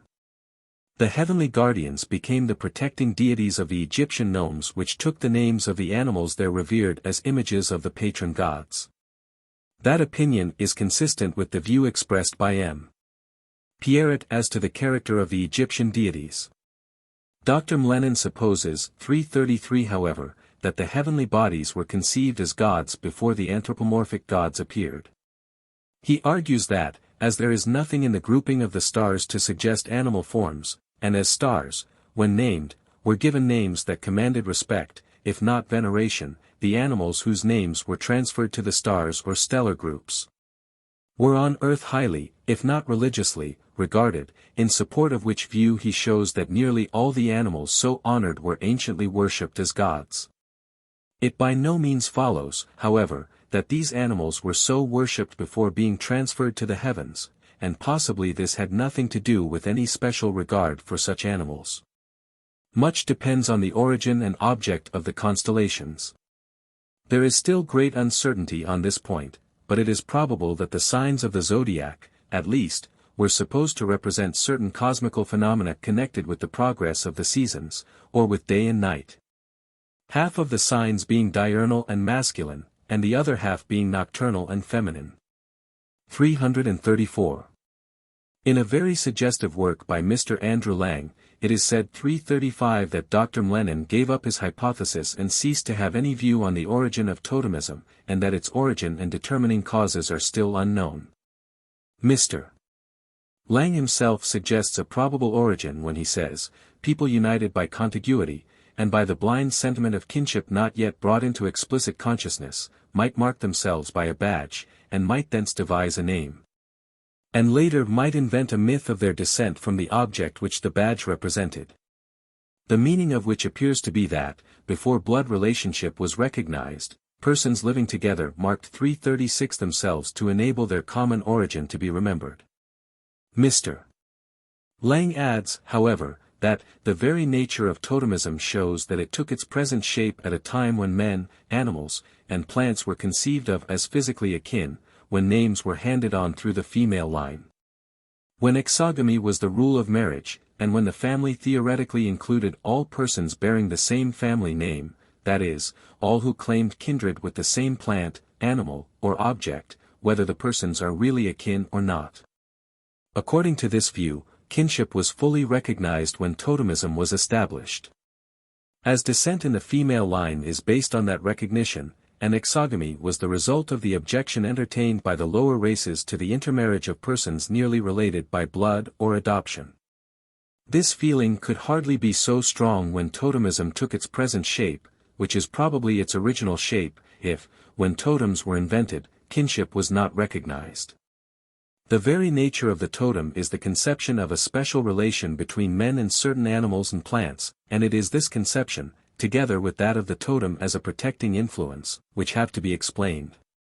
According to Sir John Lubbock, 337 totemism is the stage of human progress in which natural objects, trees, lakes, stones, animals, and are worshipped, and it is regarded as equivalent to nature worship.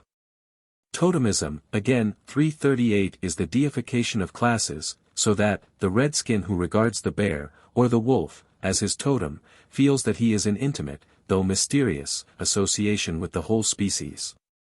The explanation given by Sir John Lubbock 339 of the phase of totemism which relates to the worship of animals is, that it originated from the practice of naming, first individuals, and then their families, after particular animals. A family, for instance, which was called after the bear, would come to look on that animal first with interest, then with respect, and at length with a sort of awe. This does not go far enough, however, as it is not shown why certain animals and other objects are chosen as totems, or why such totems are not only viewed with veneration but are regarded as friends and protectors. Drive E. B. Tyler well objects, 340, as to animal worship, when we find men paying distinct and direct reverence to the lion, the bear, or the crocodile, as mighty superhuman beings, or adoring other beasts, birds, or reptiles as incarnations of spiritual deities, we can hardly supersede such well-defined developments of animistic religion, by seeking their origin in personal names of deceased ancestors, who chance to be called lion, bear, or crocodile. The fundamental basis of totemism is undoubtedly to be found in that phase of human thought in which spirits are supposed to inhabit trees and groves, and to move in the winds and stars, and in which almost every phase of nature is personified. But whether, as asserted by Dr.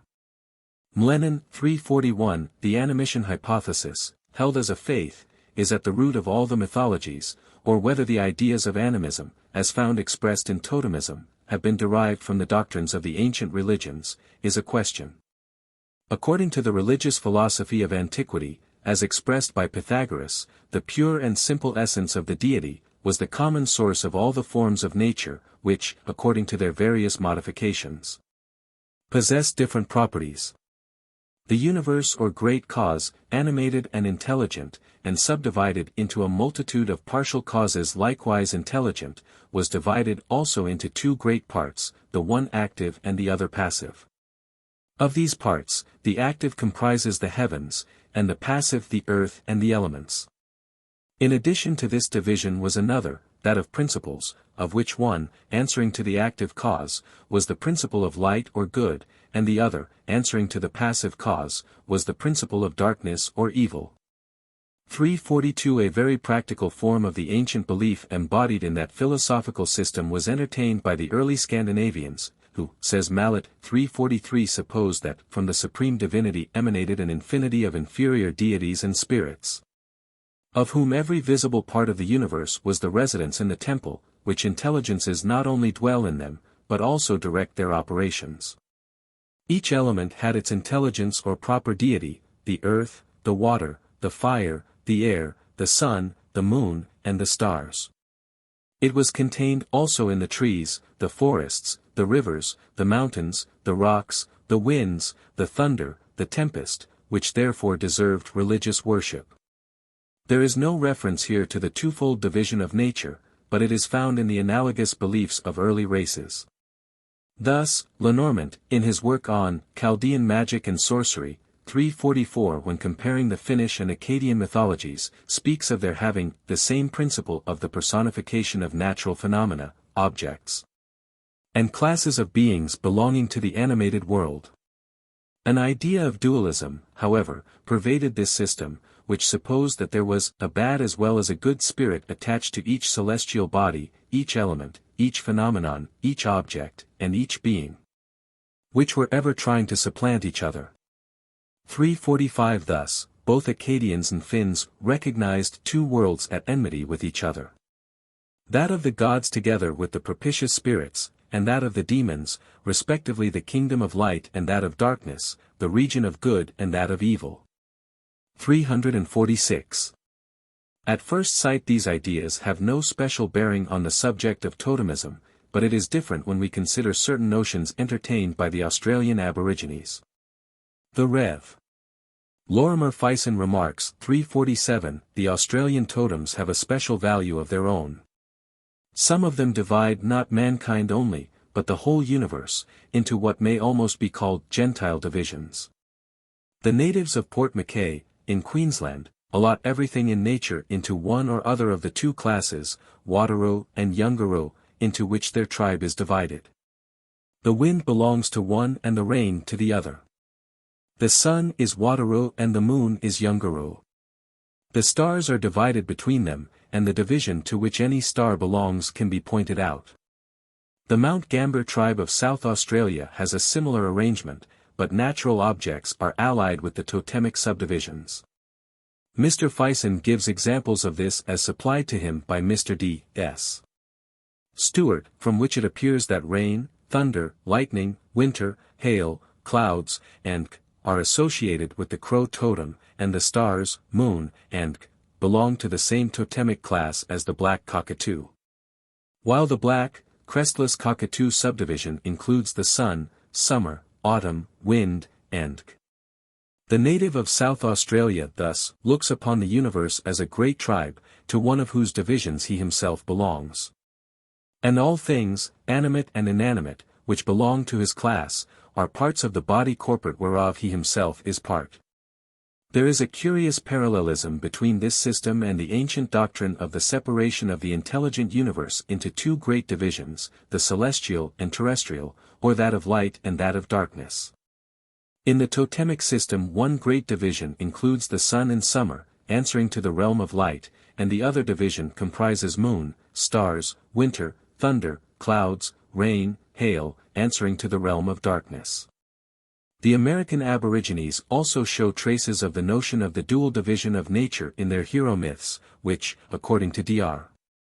Brinton, 348, are intended to express the daily struggle which is ever going on between day and night, between light and darkness, between storm and sunshine. It is not improbable that the American totem system is based on the idea of duality. Although the totem divisions or gentes are now so numerous, there is no reason to believe that, as long since mentioned by Lafitau 349 in relation to the Iroquois and Hurons, that they had at one time not more than 3 gentes. Mr. Morgan states, indeed, that the Iroquois commenced with 2 gentes, and it is possible that the original totems of all the North Americans were only 2 in number. The wolf and the bear, which probably answer to light and darkness, 350, are the only totems common to all the great families of tribes of that area. The dualism of the American mythology possesses the element of antagonism between the powers of light and those of darkness, which was met with in the ancient mythologies. The Australian dualism appears to lose sight of that opposition, and to look upon the 2 great divisions of nature represented by light and darkness as forming parts of a great whole. This idea is not wanting, however, to one phase of what Lenormant terms the naturalistic pantheism of ancient religions. The French historian states 351 that, although the Magi preserved the dualistic form which the old Proto-Medic religion must have admitted, yet they considered the antagonism between the good and the bad spirits to be only superficial. For they regarded the representatives of the 2 opposing principles as consubstantial, equal in power, and emanating both from one and the same pre-existent principle. Lenormant finds traces of this notion in the old Akkadian system, and he affirms 352 that magism goes further than the perception of a common principle from which both the evil and the good principles emanated. Seeing that it did not bind itself to the worship of the latter, but rendered equal homage to the 2 principles. This fact has an important bearing on the worship of the evil being so prevalent among the lower races, in combination with the simple recognition of the existence of a good being. What has been said throws great light on the fundamental ideas of totemism, but it does not account for the notion of protection, which forms the real practical feature of that system. This notion can, however, be found in certain doctrines of the ancient Persian religion. Dr. Mlenin refers 353 in support of his hypothesis, that animal gods were prolongations of the totems, to the opinion said to have been entertained by the Peruvians. That, there was not any beast or bird upon the earth whose shape or image did not shine in the heavens, by whose influence its similitude was generated on the earth, and its species increased. From this he assumes, that the celestial beings were conceived to be in the shape of the animals, and to have special relations to their breed on the earth. The Peruvian notion is, however, rather a phase of the ancient belief, expressed in the cosmogony of Zoroaster, that all things on earth had celestial prototypes which emanated from the deity. As Lenormant remarks, 354, stars, animals, men, angels themselves, in one word, every created being had his Fravishi, who was invoked in prayers and sacrifices. And was the invisible protector who watched untiringly over the being to whom he was attached. The Mazdian Fravishis answer to the personal spirits of nature worship, and, according to the Akkadian magical table, every man had, from the hour of his birth, a special god attached to him, who lived as his protector and his spiritual type. 355 We have here the idea of guardianship by a mysterious being which is so important in connection with the totem, but there is no suggestion that the Fravishi itself ever became embodied in a terrestrial form. Although there does not appear to be any reason why it should not do so. We have, in the doctrine of transmigration of souls, however, a sufficient explanation of the special association between a particular totem and the members of the gens or family group to which it gives name.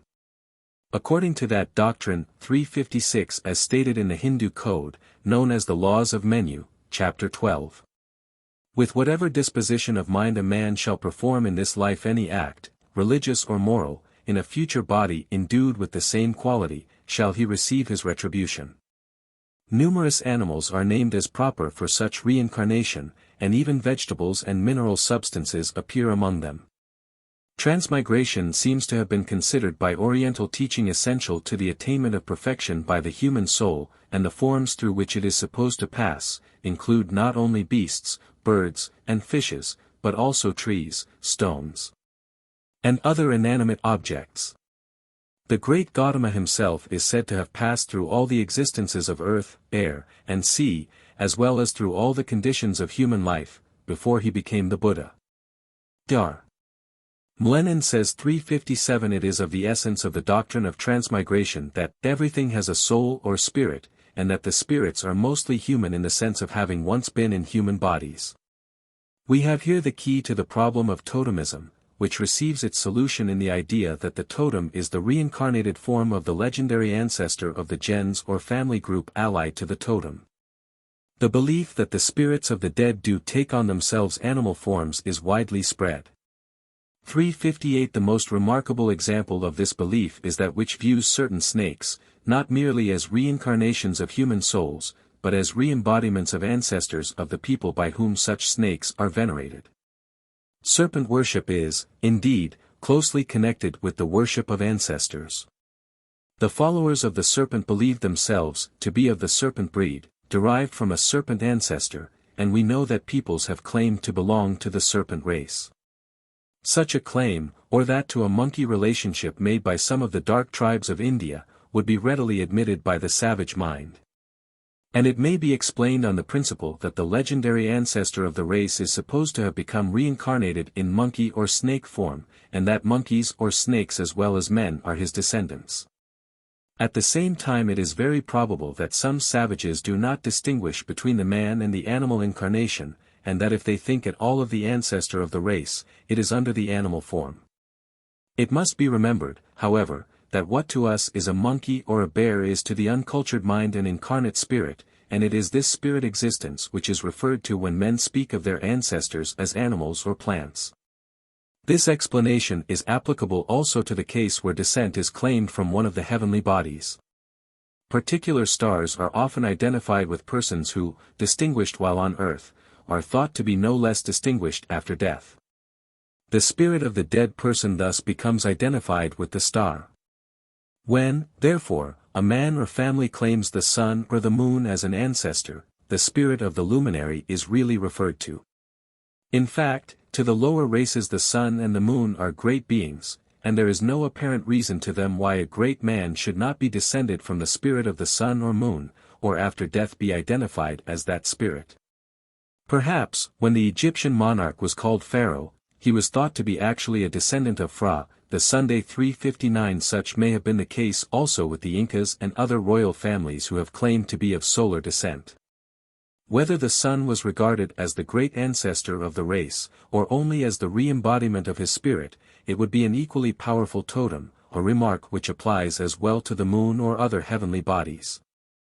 In ancient times the solar and lunar races were very powerful in the East, and their representatives are still to be found in India among the Rajputs and Jats. 360 In ancient philosophy, the sun and the moon would represent the two realms of light and darkness, into which the visible universe was divided. And as totems they probably stood at first in the same relation to other totems as those of the Australian primary classes stand to the totems of the secondary groups or gentes. It is known that various animals were anciently associated with the sun or the moon, or were venerated as emblems of the solar or lunar deity. Thus, the lion, the bull, the horse, the elephant, the monkey, the ram, and the eagle, with others, were solar animals, while, among other animals, the cow, the hare, the dog, the beaver, the dove, and the fish, were lunar animals.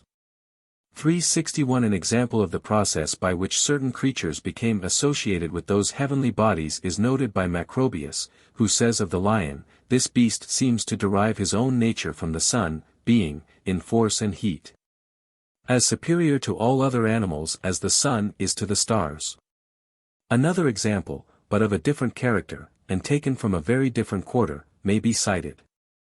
The Mount Gambier tribe of South Australia, as we have already seen, divides everything in nature between two great classes, and although Mr. Stewart, who is responsible for the information, could not find any reason for the arrangement, it appears from his remarks that the natives knew to which division any object belongs. Mr. Stewart asked what division a bullock belongs to. The answer was, "It eats grass, it is Bortwirio." He then said, "A crayfish does not eat grass, why is it Bortwirio?" But the only reply he could get was, "That is what our fathers said it was." 362. We are now able to qualify the definition previously given of the totem as a badge of fraternity, or the symbol of a gens. We see that the totem is something more than a symbol or a badge. This description might answer for the pictorial representation of the totem, but not for the totem itself, which is regarded as having actual vitality as the embodiment or reincarnation of an ancestral spirit. Any object is fitted for this spirit embodiment, and therefore totemism may be looked upon, not as a phase of nature worship, but as a combination of this religion with ancestor worship. The ancestral character of the totem accounts for the association with it of the idea of protection, which is based on the existence of a fraternal relationship between the totem and all the individuals belonging to a particular group of kin. The totem, as a badge or symbol, therefore represents the group of individuals, dead or alive, towards whom a man stands in a fraternal relation, and the protection of whom he is therefore entitled to. So long as he performs all the obligations on his part which flow from the existence of that relationship. The ideas embodied in the totem are no doubt more ancient than totemism as a developed social institution. This fact will furnish an answer to the objection that totemism is known only to peoples of a low degree of culture, who can hardly be supposed capable of rising to the conception of nature, as a whole, on which that system is founded. Or the idea of a relationship existing between all the objects in nature. R. Brinton 363 answers those who object that the cosmogonical myth of the Algonkins is too refined for those rude savages, or that it smacks too much of reminiscences of old-world teachings. That it is impossible to assign to it other than an indigenous and spontaneous origin in some remote period of Algonquin tribal history.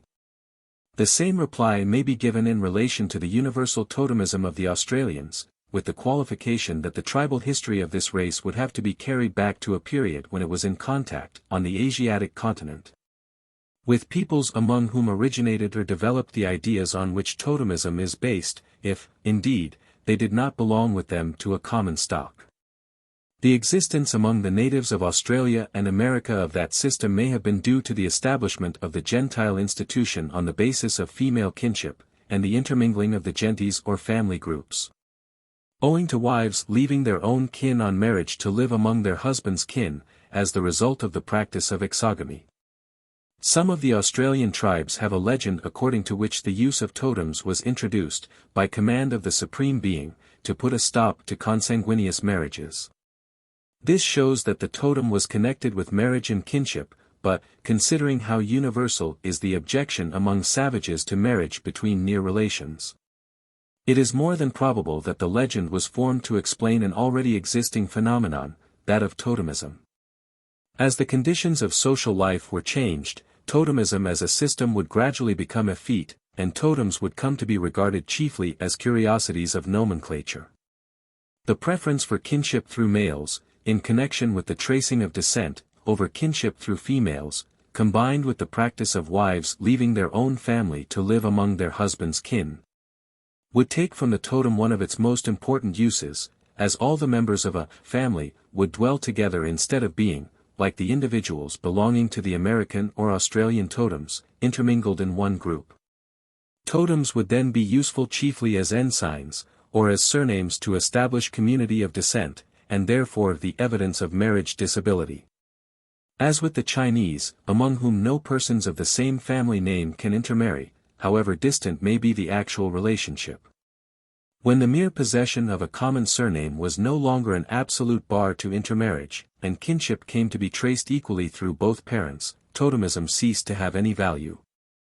Except so far as the study of its phenomena can throw light on the constitution and habits of ancient society. 13. Man and the Ape. The primary object of the present essay is to ascertain whether the conclusion arrived at by Mr. Darwin and other writers as to the origin of man, that he has sprung from the ape by simple descent, can be depended on, and if not, what is the nature of man's relationship to the animal kingdom. Without further preface, I shall proceed to consider as briefly as possible the main arguments adduced by Mr. Darwin in support of this conclusion. 364 Those which are derived from the consideration of physical data appear to me to be of comparatively small importance, since they may be admitted without seriously affecting the question at issue. They are almost all connected with the fact that man is constructed on the same general type or model with other mammals. Thus it is with the brain, every chief fissure and fold of which is declared to be developed in the brain of the orang equally with that of man. Their constitutional habit, however, appears also to be the same. Thus man and monkeys are liable to many of the same non-contagious diseases, medicines produce the same effect on both, and most mammals exhibit the mysterious law of periodicity in various diseases. These are interesting facts. But the most important for the argument of the ape descent of man are those which show the existence in the human body of certain rudimentary organs and structures which are fully developed with some of the lower animals. It is possible, however, to explain this phenomenon without having recourse to the hypothesis of a simple ape descent, even if it be admitted with M. Broca, that in the parallel between man and the anthropoids, the comparison of organs shows only some slight differences. 365 This may be granted even as to the brain, and that the immense superiority of man's intelligence depends, not on the anatomical structure of his brain, but on its volume and power. 366 But then, if such is the case, it is all the more difficult to account for the vast difference which, says Broca, a comparison of function reveals, and which led M. Gratialet to exclaim that, although man is indeed by his structure a monkey, yet by his intelligence he is a god. 367. While admitting that physiological considerations reveal a much wider interval between man and the anthropoid apes than anatomical data require, M. Broca would hardly allow that the former exhibits anything peculiar in his mental action. So, also, Mr. Darwin says that man and the higher mammals have some few instincts in common. All have the same senses, intuitions, and sensations, similar passions, affections, and emotions, even the more complex ones. They feel wonder and curiosity, they possess the same faculties of imitation, attention, memory, imagination, and reason, though in very different degrees. 368 The faculty of articulate speech, moreover, is said not in itself to offer any insuperable objection to the belief that man has been developed from some lower form. While the taste for the beautiful is shown not to be peculiar to the human mind. 369 The moral sense is supposed by Mr. Darwin to be the most distinctive characteristic of man.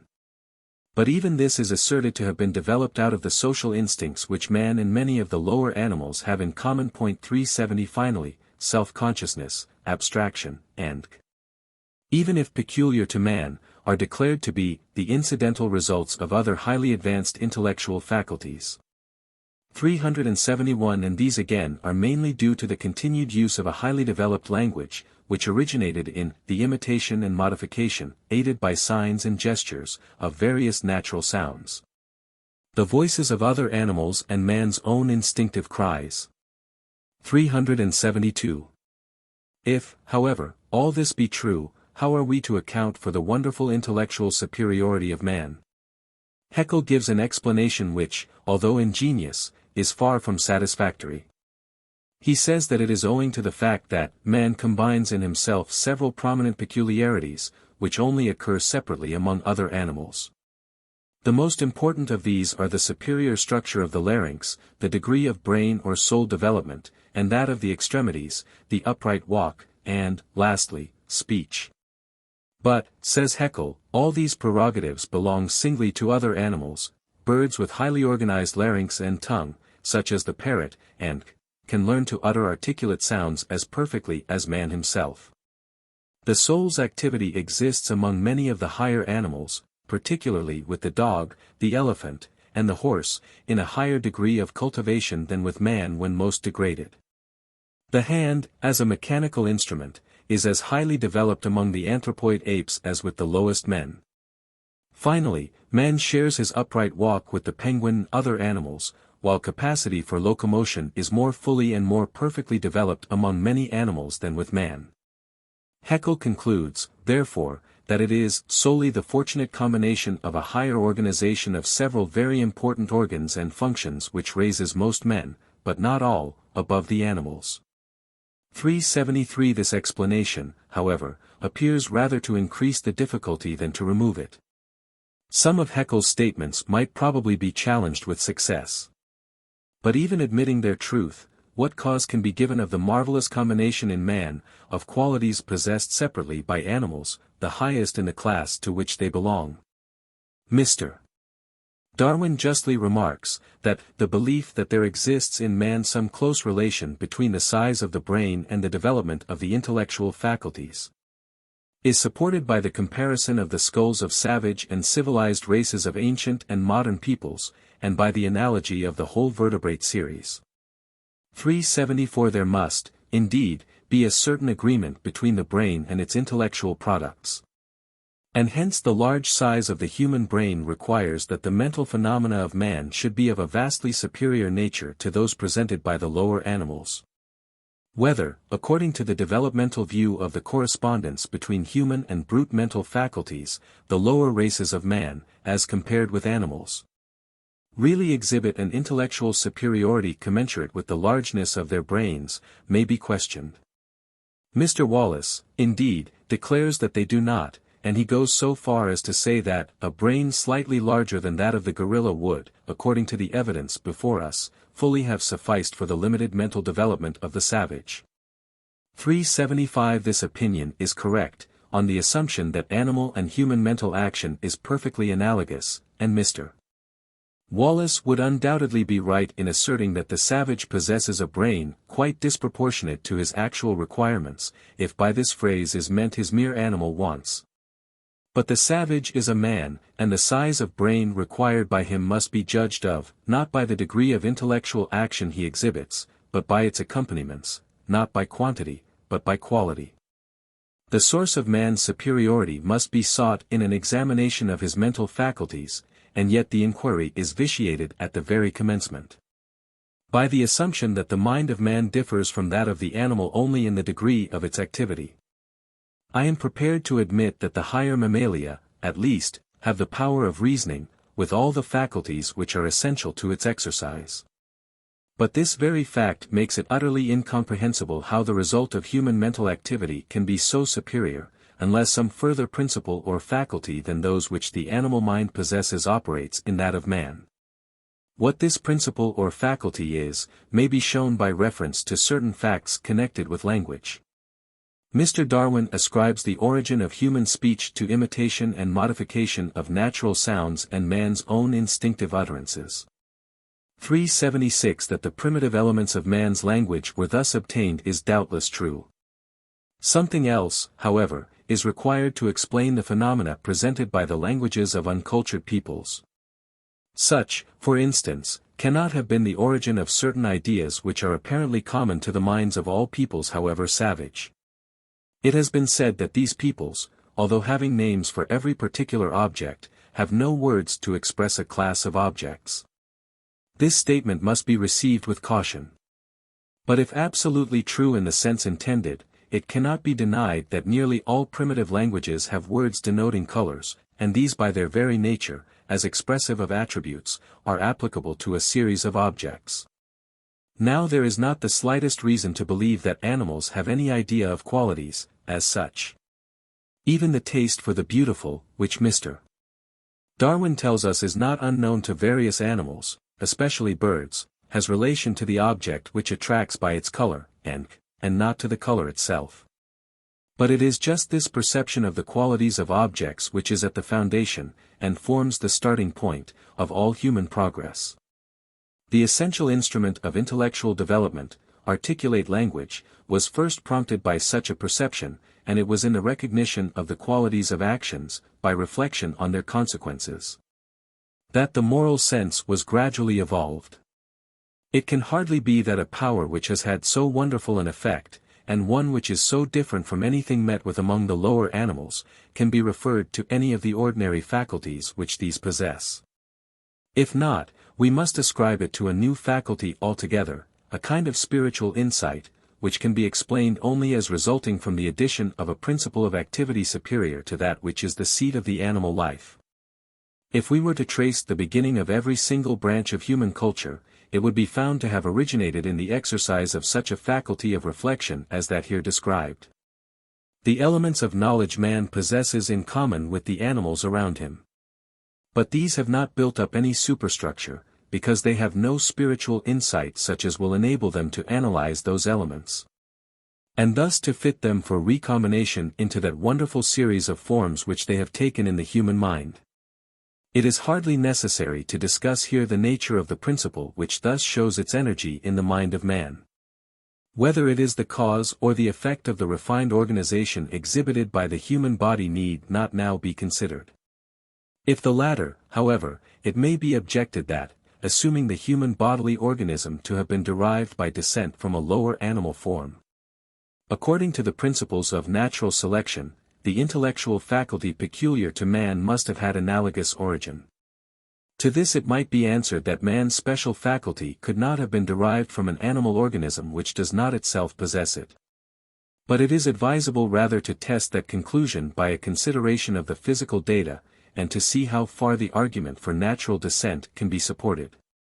According to this view, the tendency to the bipedal character was the first to become operative in the gradual development of man out of the ape.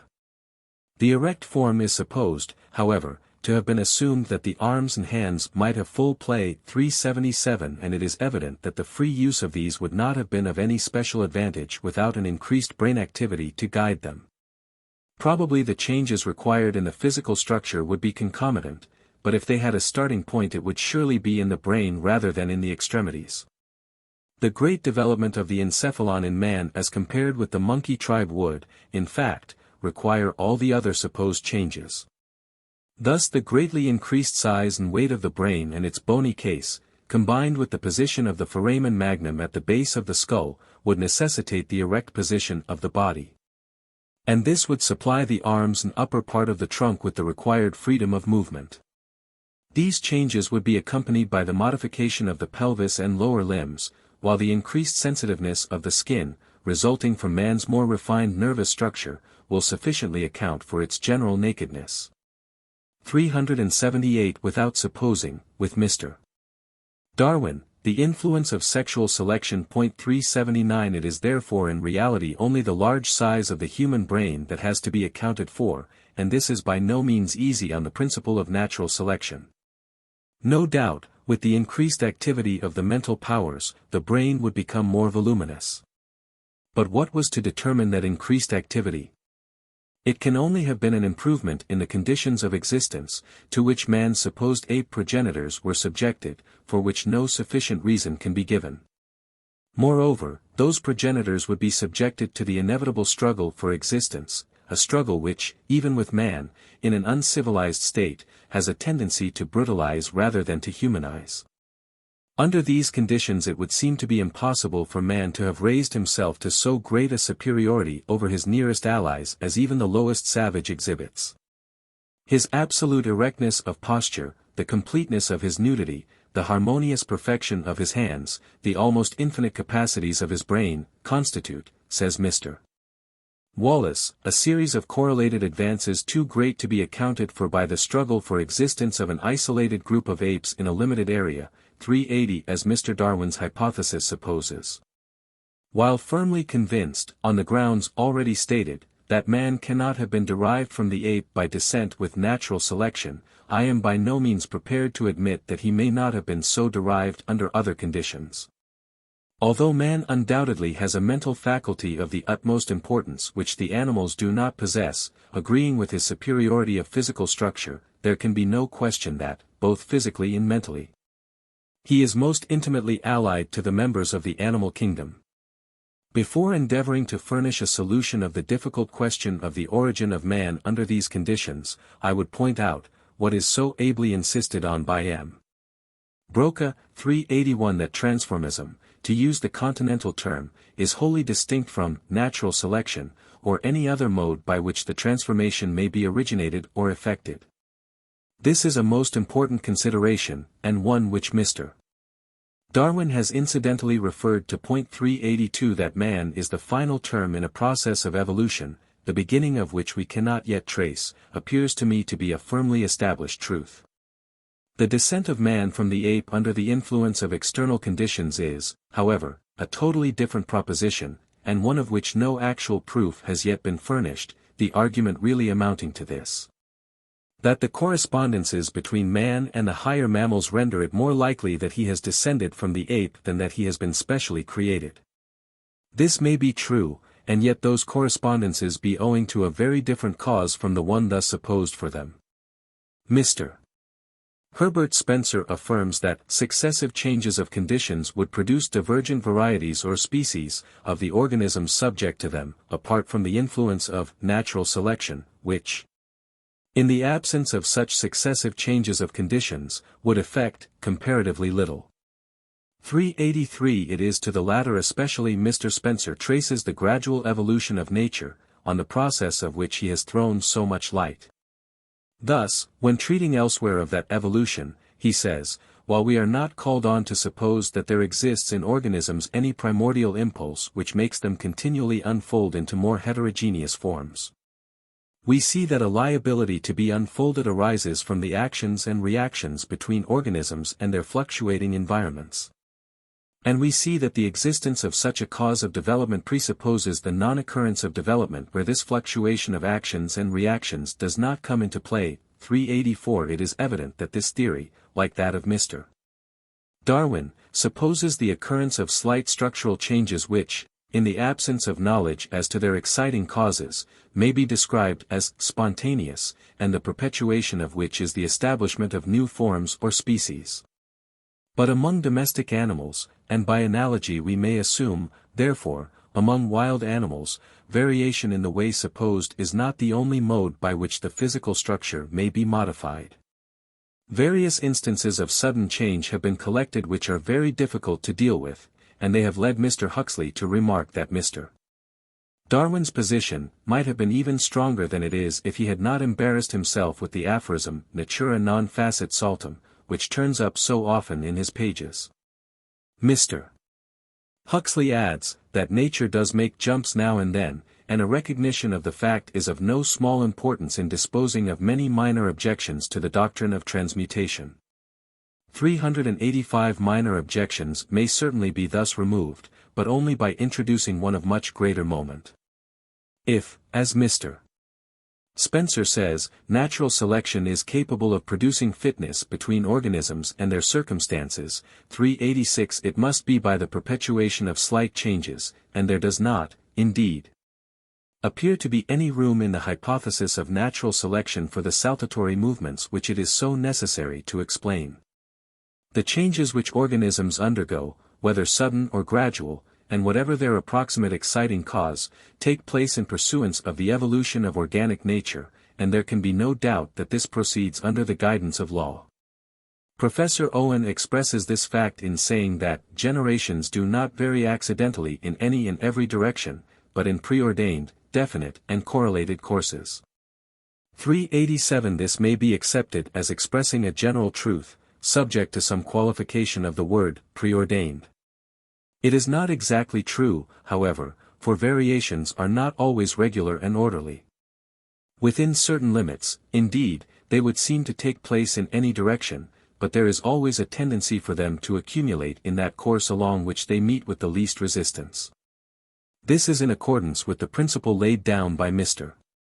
Herbert Spencer, that everything tends towards equilibration, the state being one not of absolute but of moving equilibrium, while throughout evolution of all kinds there is a continual approximation and more or less complete maintenance of this moving equilibrium.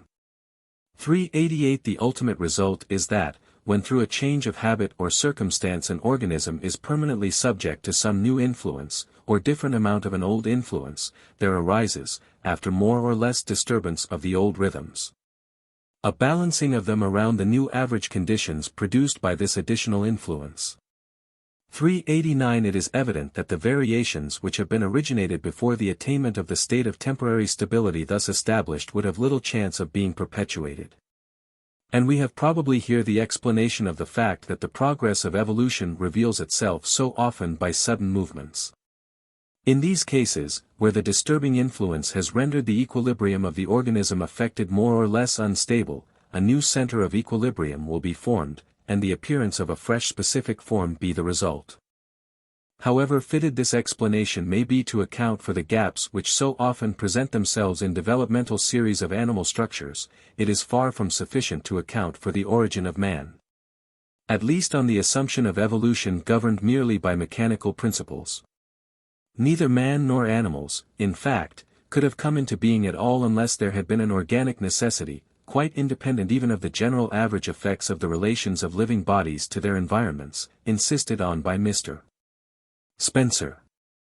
That these agencies have been very influential in the evolution of organic nature is undoubtedly true. But their influence in this respect depends altogether on the organism on which they act being in a condition of unstable equilibrium. Mr. Spencer declares, when speaking of the condition of homogeneity being a condition of unstable equilibrium, that this instability is consequent on the fact that the several parts of any homogeneous aggregation are necessarily exposed to different forces that differ either in kind or amount. 390 This may be true in relation to animal and vegetable forms, whose germs are supposed not to show the slightest trace of the future organism, although even as to these Mr. Spencer can say that, doubtless we are still in the dark respecting those mysterious properties which make the germ, when subject to fit influences, undergo the special changes beginning this series of transformations. 391 But the unstable condition of the primeval homogeneous substance of nature could not be due to the cause assigned.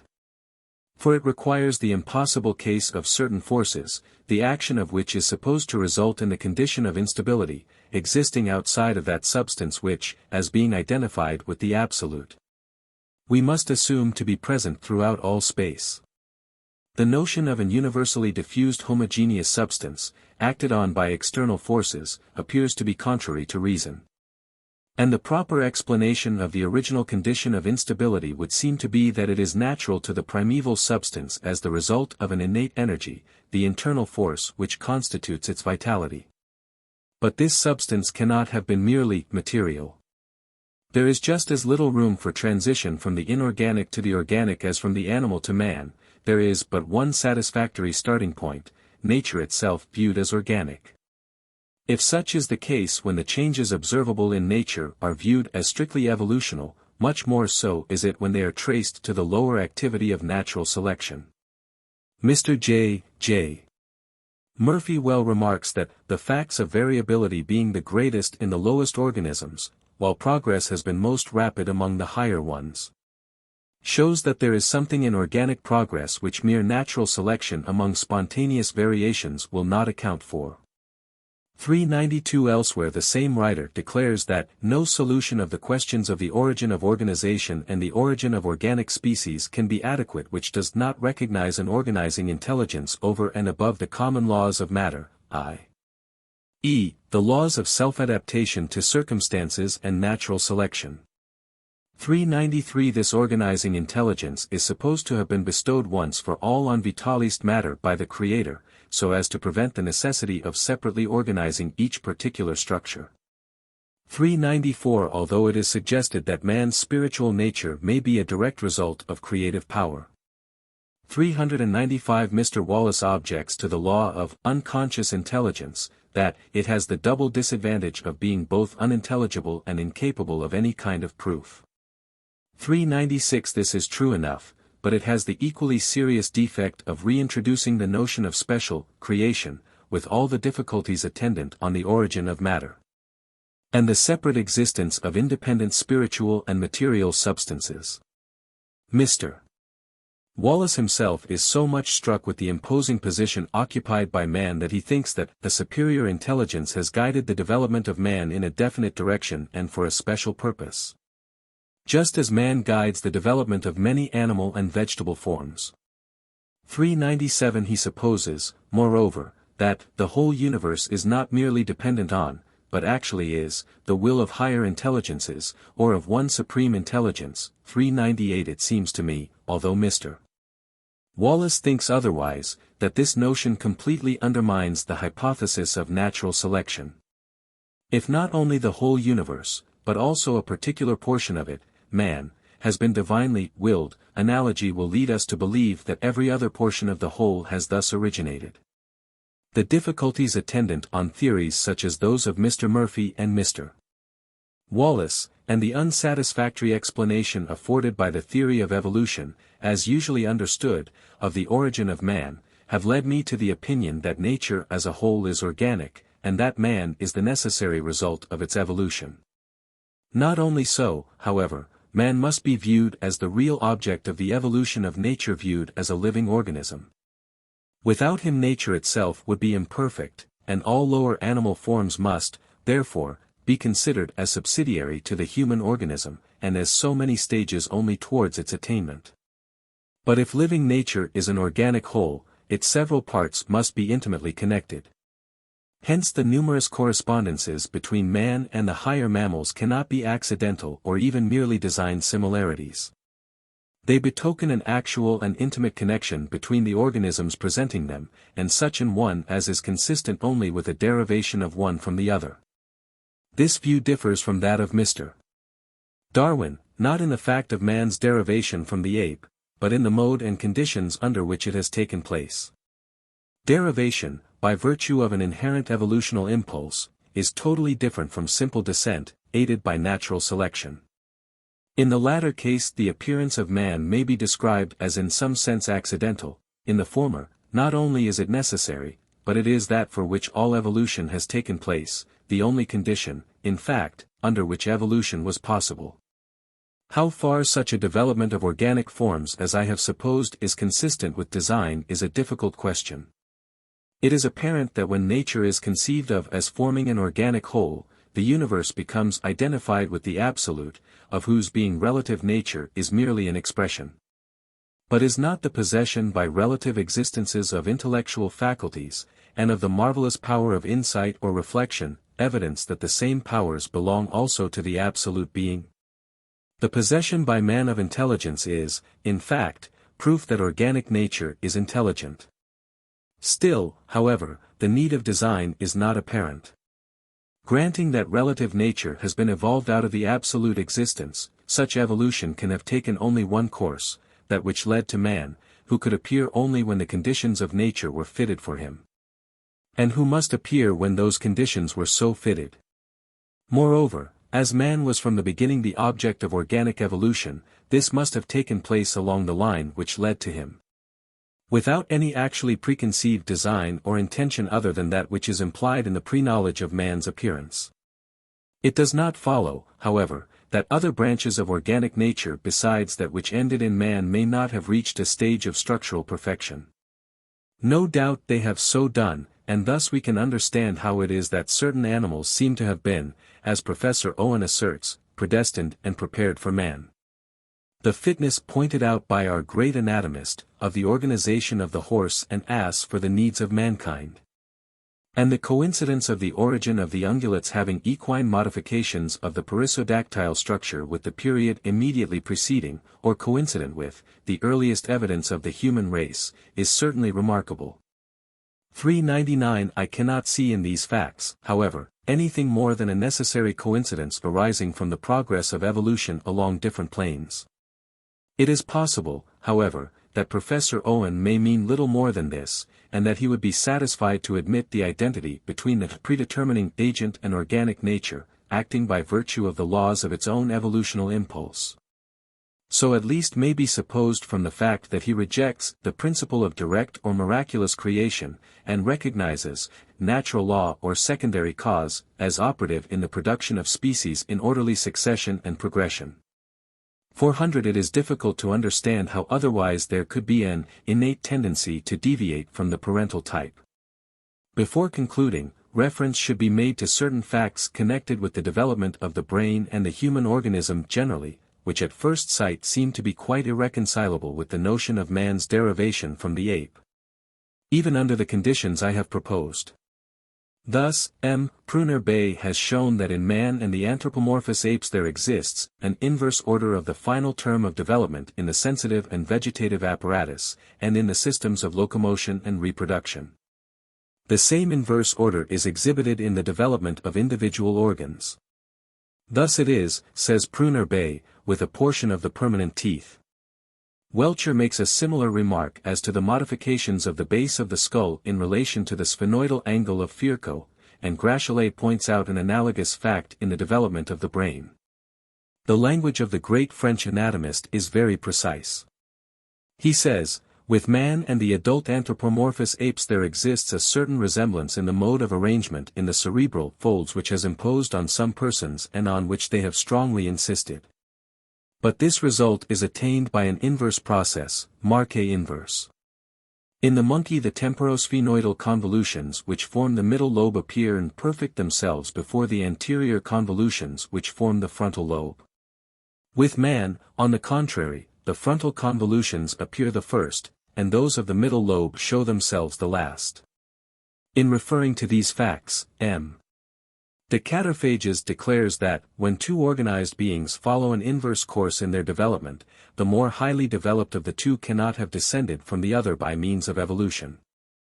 401 If by evolution is meant simple descent under the influence of natural selection and modification of external conditions, this conclusion is certainly correct. It is true that, contrary to the opinion expressed by Gratialet, that the human brain differs the more from that of the monkey the less it is developed, and an arrest of development can only exaggerate this natural difference. 402 M. Carl Voigt declares that the human brain may, under certain conditions, not only externally resemble that of the higher apes, but also that the superior portion of it, parties voutes, in microcephalic idiots is really developed after the simian type. 403 The skull itself having both simian and human elements. 404 But does not the fact that the lower part of the microcephalic skull, and the portion of the brain which is the earliest developed, are formed on the human type, amply justify the assertion of Gratialet that the microcephale, however degraded, is not a brute, but only a modified man? Is it not evident, moreover, that however highly an ape brain may be developed, it could not become like that of a man, at least by descent with natural selection? It is different, however, if we view man as the necessary product of the evolution of organic nature. We may well believe that when the sudden advance from the ape structure to that of man was made, under the conditions above proposed, the great increase in the size of the brain and the change in the position of the foramen magnum were accompanied by an alteration in the order of development, not only of the different parts of the brain, but also of the internal apparatus as pointed out by M. Pruner Bay. But the advance having once taken place, the human type can no more be lost. And although the approach to the simian type which appears in the abnormal microcephalic brain evidences the intimate connection between man and the ape, yet it furnishes no disproof of derivation, one from the other, by the agency of internal evolutional impulse. In conclusion, I would again refer to the fact, so strongly insisted on by M. Broca, that the truth of the theory of evolution is not dependent on that of the hypothesis of natural selection. The great defect of natural selection, as an agent in organic evolution, is that it cannot do more than perpetuate certain structural peculiarities, the appearance of which it is powerless to explain. The hypothesis is properly defined as natural selection among spontaneous variations, and it is the appearance of these variations which constitutes the most important part of the problem. They can be explained only on the assumption of an internal tendency to deviate from the parental type. And granting that this tendency results from a necessary evolution of nature viewed as an organic whole, there is no difficulty in accounting for all the facts dwelt on by Mr. Darwin without supposing the derivation of man from the ape by simple descent, although not without identifying the universe with deity, and viewing its various manifestations as his organs. The end.